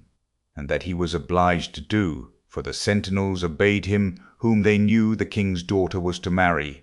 "You tremble," said the princess, as the shadow came into her chamber. "Has anything happened? You must not be unwell this evening, now that we are to have our nuptials celebrated." "I have lived to see the most cruel thing that anyone can live to see," said the shadow. "Only imagine. Yes, it is true, such a poor shadow skull cannot bear much. Only think, my shadow has become mad. He thinks that he is a man, and that I now only think that I am his shadow." "It is terrible," said the princess. But he is confined, is he not?" "That he is. I am afraid that he will never recover." "Poor shadow," said the princess. "He is very unfortunate. It would be a real work of charity to deliver him from the little life he has, and, when I think properly over the matter, I am of opinion that it will be necessary to do away with him in all stillness." "It is certainly hard," said the shadow, "for he was a faithful servant." And then he gave a sort of sigh. "You are a noble character," said the princess. The whole city was illuminated in the evening, and the cannons went off with a bum, bum, and the soldiers presented arms. That was a marriage. The princess and the shadow went out on the balcony to show themselves and get another hurrah. The learned man heard nothing of all this, for they had deprived him of life. The little match, Joe. Most terribly cold it was. It snowed, and was nearly quite dark, and evening. The last evening of the year. In this cold and darkness there went along the street a poor little girl, bareheaded and with naked feet. When she left home she had slippers on, it is true, but what was the good of that? They were very large slippers, which her mother had hitherto worn, so large were they, and the poor little thing lost them as she scuffled away across the street, because of two carriages that rolled by dreadfully fast. One slipper was nowhere to be found. The other had been laid hold of by an urchin, and off he ran with it. He thought it would do capitally for a cradle when he some day or other should have children himself. So the little maiden walked on with her tiny naked feet, that were quite red and blue from cold. She carried a quantity of matches in an old apron, and she held a bundle of them in her hand. Nobody had bought anything of her the whole livelong day. No one had given her a single farthing. She crept along trembling with cold and hunger, a very picture of sorrow, the poor little thing. The flakes of snow covered her long fair hair, which fell in beautiful curls around her neck. But of that, of course, she never once now thought. From all the windows the candles were gleaming, and it smelt so deliciously of roast goose. For you know it was New Year's Eve, yes, of that she thought. In a corner formed by two houses, of which one advanced more than the other, she seated herself down and cowered together. Her little feet she had drawn close up to her, but she grew colder and colder, and to go home she did not venture, for she had not sold any matches, and could not bring a farthing of money. From her father she would certainly get blows, and at home it was cold too, for above her she had only the roof, through which the wind whistled, even though the largest cracks were stopped up with straw and rags. Her little hands were almost numbed with cold. Oh, a match might afford her a world of comfort, if she only dared take a single one out of the bundle, draw it against the wall, and warm her fingers by it. She drew one out. Risht! How it blazed! How it burnt! It was a warm, bright flame, like a candle, as she held her hands over it. It was a wonderful light. It seemed really to the little maiden as though she were sitting before a large iron stove with burnished brass feet and a brass ornament at top. The fire burned with such blessed influence, it warmed so delightfully. The little girl had already stretched out her feet to warm them too, but the small flame went out, the stove vanished, she had only the remains of the burnt-out match in her hand. She rubbed another against the wall. It burned brightly, and where the light fell on the wall, there the wall became transparent like a veil, so that she could see into the room. On the table was spread a snow-white tablecloth. Upon it was a splendid porcelain service, and the roast goose was steaming famously with its stuffing of apple and dried plums. And what was still more capital to behold was, the goose hopped down from the dish, reeled about on the floor with knife and fork in its breast, till it came up to the poor little girl, when the match went out, and nothing but the thick, cold, damp wall was left behind. She lighted another match. Now there she was, sitting under the most magnificent Christmas tree. It was still larger and more decorated than the one which she had seen through the glass door in the rich merchant's house. Thousands of lights were burning on the green branches, and gaily coloured pictures, such as she had seen in the shop windows, looked down upon her. The little maiden stretched out her hands towards them when the match went out. The lights of the Christmas tree rose higher and higher. She saw them now as stars in heaven. One fell down and formed a long trail of fire. "Someone is just dead," said the little girl, for her old grandmother, the only person who had loved her and who was now no more, had told her that when a star falls, a soul ascends to God. She drew another match against the wall. It was again light, and in the lustre there stood the old grandmother, so bright and radiant, so mild, and with such an expression of love. "Grandmother," cried the little one, "oh, take me with you! You go away when the match burns out. You vanish like the warm stove, like the delicious roast goose, and like the magnificent Christmas tree." And she rubbed the whole bundle of matches quickly against the wall, for she wanted to be quite sure of keeping her grandmother near her. And the matches gave such a brilliant light that it was brighter than at noonday. Never formerly had the grandmother been so beautiful and so tall. She took the little maiden on her arm, and both flew in brightness and in joy, so high, so very high, and then above was neither cold, nor hunger, nor anxiety. They were with God. But in the corner, at the cold hour of dawn, sat the poor girl, with rosy cheeks and with a smiling mouth, leaning against the wall, frozen to death on the last evening of the old year. Stiff and stark sat the child there with her matches, of which one bundle had been burnt. She wanted to warm herself, people said. No one had the slightest suspicion of what beautiful things she had seen. No one even dreamed of the splendour in which, with her grandmother, she had entered on the joys of a new year. The dream of little Tuck.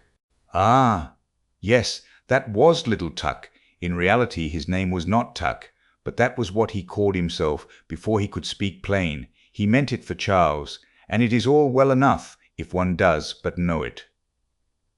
He had now to take care of his little sister Augusta, who was much younger than himself, and he was, besides, to learn his lesson at the same time. But these two things would not do together at all. There sat the poor little fellow with his sister on his lap, and he sang to her all the songs he knew, and he glanced the while from time to time into the geography book that lay open before him. By the next morning he was to have learnt all the towns in Zealand by heart, and to know about them all that is possible to be known. His mother now came home, for she had been out, and took little Augusta on her arm. Tuck ran quickly to the window, and read so eagerly that he pretty nearly read his eyes out, for it got darker and darker, but his mother had no money to buy a candle. "There goes the old washerwoman over the way," said his mother, as she looked out of the window. "The poor woman can hardly drag herself along, and she must now drag the pail home from the fountain. Be a good boy, Tukey, and run across and help the old woman, won't you?" So Tuck ran over quickly and helped her, but when he came back again into the room it was quite dark, and as to a light, there was no thought of such a thing. He was now to go to bed. That was an old turn-up bedstead. In it he lay and thought about his geography lesson, and of Zealand, and of all that his master had told him. He ought, to be sure, to have read over his lesson again, but that, you know, he could not do.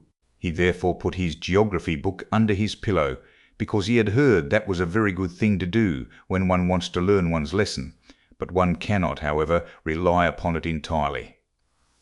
Well, there he lay, and thought, and all at once it was just as if someone kissed his eyes and mouth. He slept, and yet he did not sleep. It was as though the old washerwoman gazed on him with her mild eyes and said, "It were a great sin if you were not to know your lesson tomorrow morning. You have aided me, I therefore will now help you, and the loving God will do so at all times." And all of a sudden the book under Tuck's pillow began scraping and scratching. "Kickery-kee, cluck, cluck, puck." That was an old hen who came creeping along, and she was from Choge. "I am a Choge hen," said she, and then she related how many inhabitants there were there, and about the battle that had taken place, and which, after all, was hardly worth talking about. Cribbly, crebbly, plump. Down fell somebody, It was a wooden bird the popinjay used at the shooting matches at Prastoe. Now he said that there were just as many inhabitants as he had nails in his body, and he was very proud. Thorwaldsen lived almost next door to me. Ich, plump. Here I lie capitally. Prastoe, a still smaller town than Kyoge. Some 100 paces from it lies the manor house, Mai Soe, where Thorwaldsen, the famed sculptor, generally sojourned during his stay in Denmark, and where he called many of his immortal works into existence. But little Tuck was no longer lying down. All at once he was on horseback. On he went at full gallop, still galloping on and on. A knight with a gleaming plume, and most magnificently dressed, held him before him on the horse. And thus they rode through the wood to the old town of Vordingborg. And that was a large and very lively town. High towers rose from the castle of the king, and the brightness of many candles streamed from all the windows. Within was dance and song, and King Waldemar and the young, richly attired maids of honor danced together. The morn now came, and as soon as the sun appeared, the whole town and the king's palace crumbled together, and one tower after the other, and at last only a single one remained standing where the castle had been before. And the town was so small and poor, and the schoolboys came along with their books under their arms, and said, 2,000 inhabitants. But that was not true, for there were not so many. Vordingborg, in the reign of King Waldemar, a considerable place, now an unimportant little town. One solitary tower only, and some remains of a wall, show where the castle once stood. And little Chuki lay in his bed. It seemed to him as if he dreamed, and yet as if he were not dreaming. However, somebody was close beside him. "Little Chuki! Little Chuki!" cried someone near. It was a seaman, quite a little personage, so little as if he were a midshipman, but a midshipman it was not. Many remembrances from Korsor.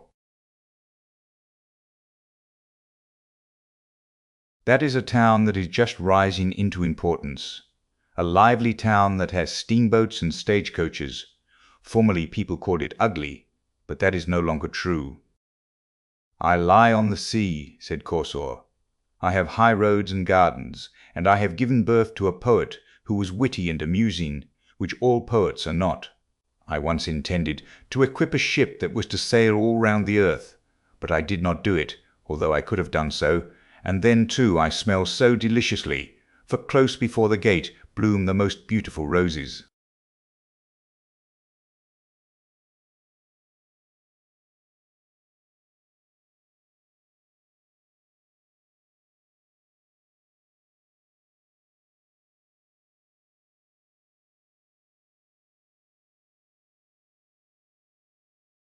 Korsor, on the Great Belt, called formerly, before the introduction of steam vessels, when travellers were often obliged to wait a long time. Little Tuck looked, and all was red and green before his eyes. But as soon as the confusion of colours was somewhat over, all of a sudden there appeared a wooded slope close to the bay, and high up above stood a magnificent old church with 2 high-pointed towers. From out the hillside spouted fountains in thick streams of water, so that there was a continual splashing, and close beside them sat an old king with a golden crown upon his white head. That was King Hroar, near the fountains, close to the town of Roskilde, as it is now called. And up the slope into the old church went all the kings and queens of Denmark, hand in hand, all with their golden crowns, and the organ played, and the fountains rustled. Little Tuck saw all, heard all. "Do not forget the diet," said King Hroar.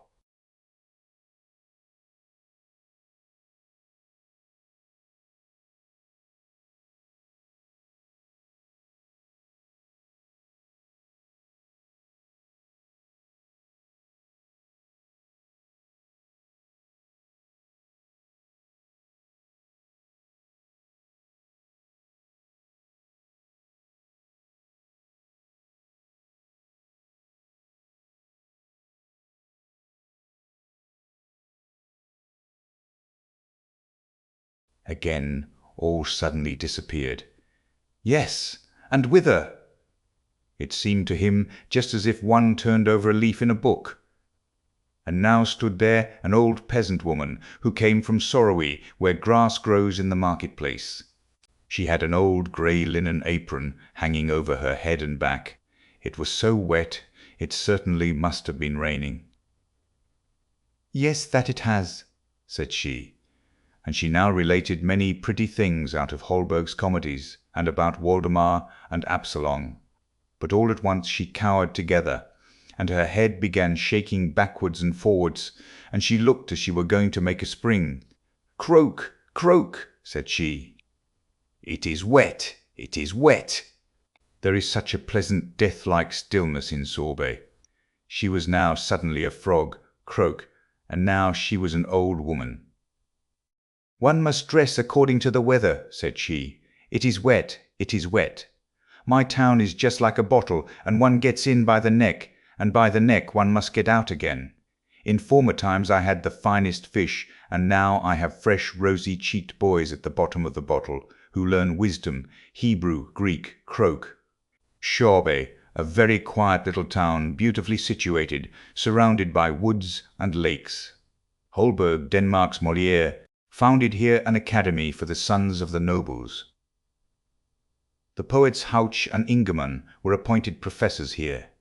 The latter lives there still. When she spoke, it sounded just like the noise of frogs, or as if one walked with great boots over a moor. Always the same tone, so uniform and so tiring, that little Tuck fell into a good sound sleep, which, by the by, could not do him any harm. But even in this sleep there came a dream, or whatever else it was, his little sister Augusta, she with the blue eyes and the fair curling hair, was suddenly a tall, beautiful girl, and without having wings was yet able to fly. And she now flew over Zealand, over the green woods and the blue lakes. Do you hear the cock crow Tukey? Cock-a-doodle-doo. The cocks are flying up from Jogay. You will have a farmyard, so large, oh, so very large. You will suffer neither hunger nor thirst. You will get on in the world. You will be a rich and happy man. Your house will exalt itself like King Waldemar's tower, and will be richly decorated with marble statues, like that at Prastow. You understand what I mean. Your name shall circulate with renown all round the earth, like unto the ship that was to have sailed from Corsor and in Roskilde. Do not forget the diet, said King Craw. Then you will speak well and wisely, little Tukey, and when at last you sink into your grave, you shall sleep as quietly. As if I lay in Sorrowe, said Tuck, awaking. It was bright day, and he was now quite unable to call to mind his dream. That, however, was not at all necessary, for one may not know what the future will bring. And out of bed he jumped, and read in his book, and now all at once he knew his whole lesson. And the old washerwoman popped her head in at the door, nodded to him friendly, and said, Thanks, many thanks, my good child, for your help. May the good, ever-loving God fulfill your loveliest dream. Little Tukey did not at all know what he had dreamed, but the loving God knew it. The naughty boy. A long time ago there lived an old poet, a thoroughly kind old poet. As he was sitting one evening in his room, a dreadful storm arose without, and the rain streamed down from heaven. But the old poet sat warm and comfortable in his chimney corner, where the fire blazed and the roasting apple hissed. Those who have not a roof over their heads will be wetted to the skin, said the good old poet. Oh, let me in! Let me in! I am cold, and I'm so wet! Exclaimed suddenly a child that stood crying at the door and knocking for admittance, while the rain poured down and the wind made all the windows rattle. Poor thing, said the old poet as he went to open the door. There stood a little boy, quite naked, and the water ran down from his long golden hair. He trembled with cold, and had he not come into a warm room, he would most certainly have perished in the frightful tempest. Poor child, said the old poet as he took the boy by the hand, come in, and I will soon restore thee. Thou shalt have wine, and roasted apples, for thou art verily a charming child." And the boy was so really. His eyes were like two bright stars, and although the water trickled down his hair, it waved in beautiful curls. He looked exactly like a little angel, but he was so pale, and his whole body trembled with cold. He had a nice little bow in his hand, but it was quite spoiled by the rain, and the tints of his many-coloured arrows ran one into the other. The old poet seated himself beside his hearth, and took the little fellow on his lap. He squeezed the water out of his dripping hair, warmed his hands between his own, and boiled for him some sweet wine. Then the boy recovered, his cheeks again grew rosy. He jumped down from the lap where he was sitting, and danced round the kind old poet. "You are a merry fellow," said the old man. "What's your name?" "My name is Cupid," answered the boy. "Don't you know me? There lies my bow. It shoots well, I can assure you. Look, the weather is now clearing up, and the moon is shining clear again through the window." "Why, your bow is quite spoiled," said the old poet. "That was sad indeed," said the boy, and he took the bow in his hand and examined it on every side. "Oh, it is dry again, and is not hurt at all. The string is quite tight. I will try it directly." And he bent his bow, took aim, and shot an arrow at the old poet right into his heart. "You see now that my bow was not spoiled," said he, laughing, and away he ran. The naughty boy, to shoot the old poet in that way, he who had taken him into his warm room, who had treated him so kindly, and who had given him warm wine and the very best apples. The poor poet lay on the earth and wept, for the arrow had really flown into his heart. "Fie!" said he. "How naughty a boy Cupid is! I will tell all children about him, that they may take care and not play with him, for he will only cause them sorrow and many a heartache." And all good children to whom he related this story took great heed of this naughty Cupid, but he made fools of them still, for he is astonishingly cunning. When the university students come from the lectures, he runs beside them in a black coat and with a book under his arm. It is quite impossible for them to know him, and they walk along with him arm in arm, as if he too were a student like themselves. And then, unperceived, he thrusts an arrow to their bosom. When the young maidens come from being examined by the clergyman, or go to church to be confirmed, there he is again close behind them. Yes, he is for ever following people. At the play he sits in the great chandelier and burns in bright flames, so that people think it is really a flame, but they soon discover it is something else. He roves about in the garden of the palace and upon the ramparts. Yes, once he even shot your father and mother right in the heart. Ask them only, and you will hear what they'll tell you. Oh, he is a naughty boy, that Cupid. You must never have anything to do with him. He is forever running after everybody. Only think, he shot an arrow once at your old grandmother, but that is a long time ago, and it is all past now. However, a thing of that sort she never forgets. Fie, naughty Cupid! But now you know him, and you know too how ill-behaved he is. The red shoes. There was once a little girl who was very pretty and delicate, but in summer she was forced to run about with bare feet. She was so poor, and in winter wear very large wooden shoes, which made her little insteps quite red, and that looked so dangerous. In the middle of the village lived old Dame Shoemaker. She sat and sewed together, as well as she could, a little pair of shoes out of old red strips of cloth. They were very clumsy, but it was a kind thought. They were meant for the little girl. The little girl was called Karen. On the very day her mother was buried, Karen received the red shoes and wore them for the first time. They were certainly not intended for mourning, but she had no others, and with stockingless feet she followed the poor straw coffin in them. Suddenly a large old carriage drove up, and a large old lady sat in it. She looked at the little girl, felt compassion for her, and then said to the clergyman, "Here, give me the little girl. I will adopt her." And Karen believed all this happened on account of the red shoes, but the old lady thought they were horrible, and they were burnt. But Karen herself was cleanly and nicely dressed. She must learn to read and sew, and people said she was a nice little thing, but the looking-glass said, "Thou art more than nice, thou art beautiful." Now the queen once travelled through the land, and she had her little daughter with her. And this little daughter was a princess, and people streamed to the castle, and Karen was there also, and the little princess stood in her fine white dress in a window and let herself be stared at. She had neither a train nor a golden crown, but splendid red morocco shoes. They were certainly far handsomer than those Dame Shoemaker had made for little Karen. Nothing in the world can be compared with red shoes. Now Karen was old enough to be confirmed. She had new clothes and was to have new shoes also. The rich shoemaker in the city took the measure of her little foot. This took place at his house, in his room, where stood large glass cases filled with elegant shoes and brilliant boots.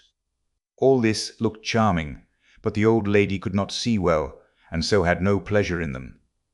In the midst of the shoes stood a pair of red ones, just like those the princess had worn.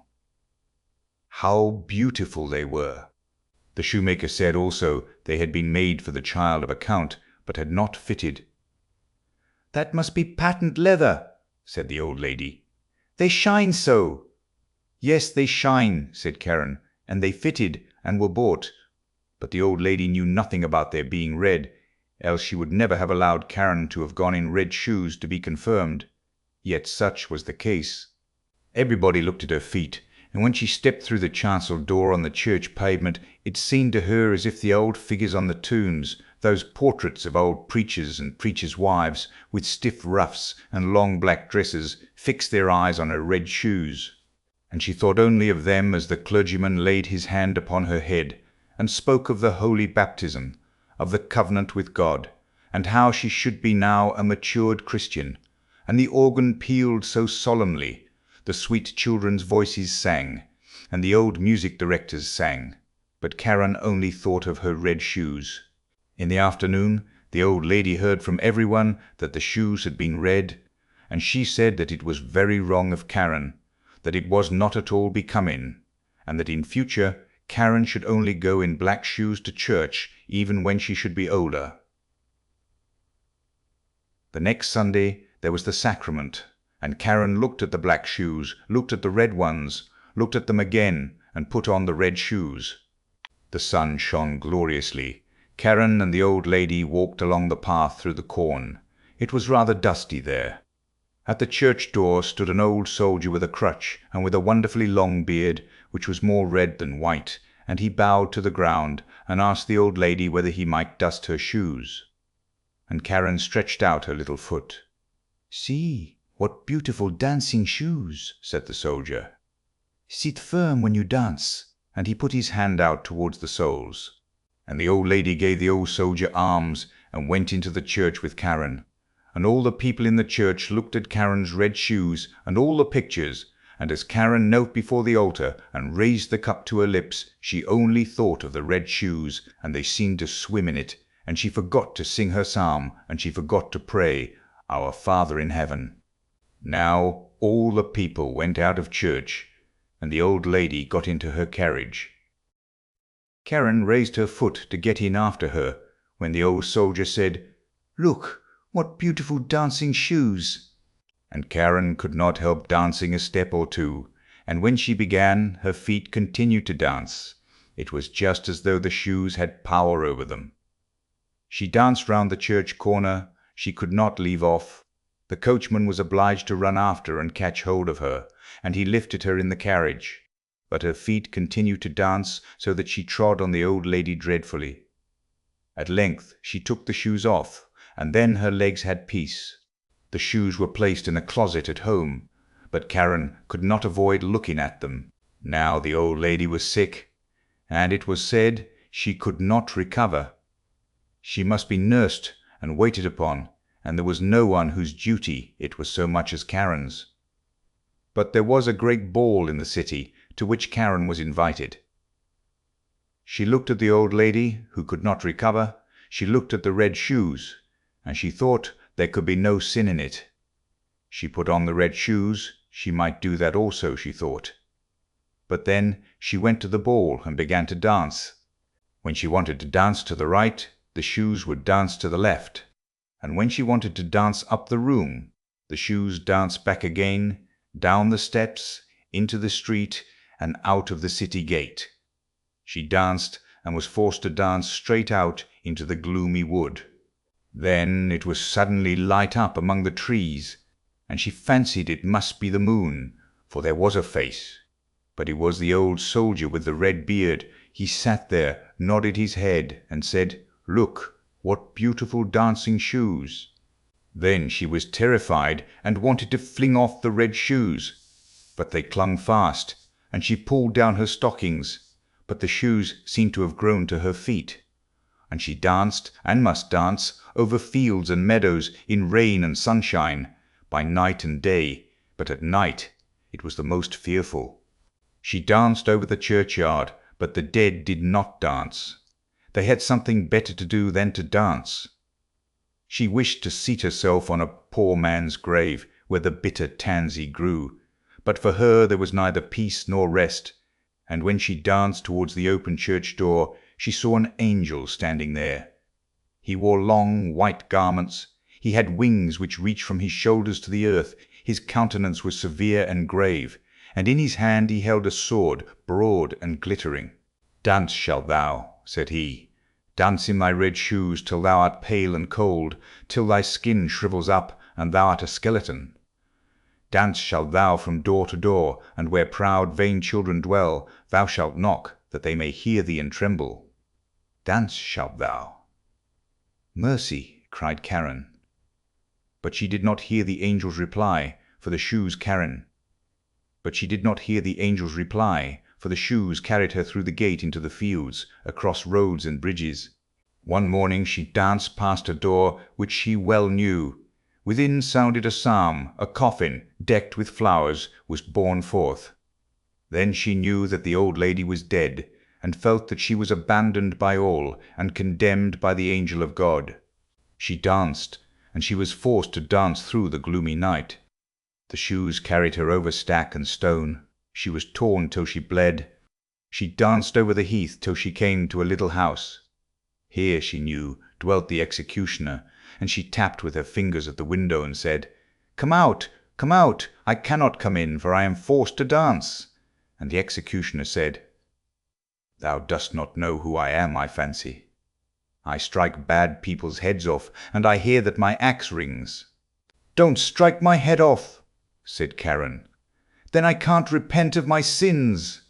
But strike off my feet in the red shoes." And then she confessed her entire sin, and the executioner struck off her feet with the red shoes. But the shoes danced away with the little feet across the field into the deep wood.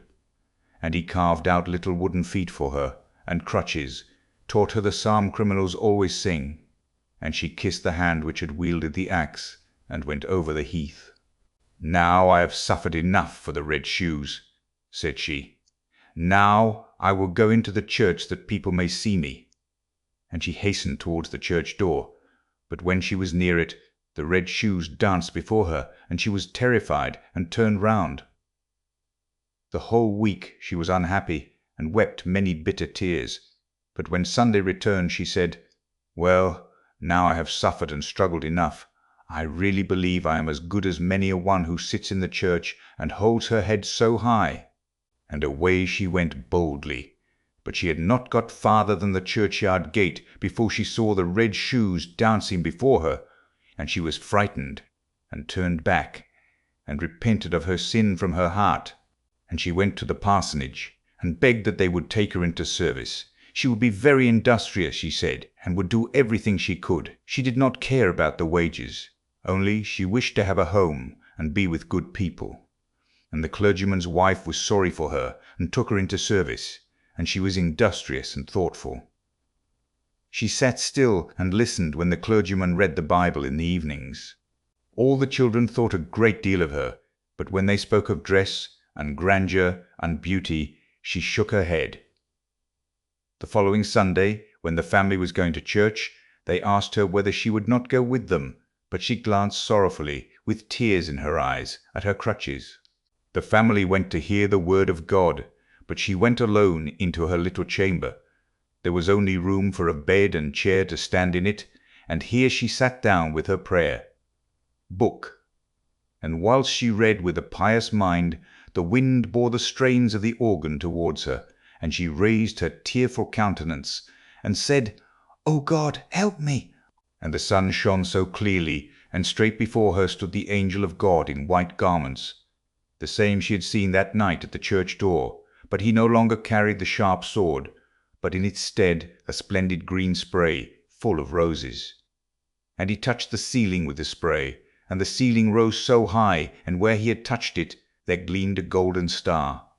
And he touched the walls, and they widened out, and she saw the organ which was playing.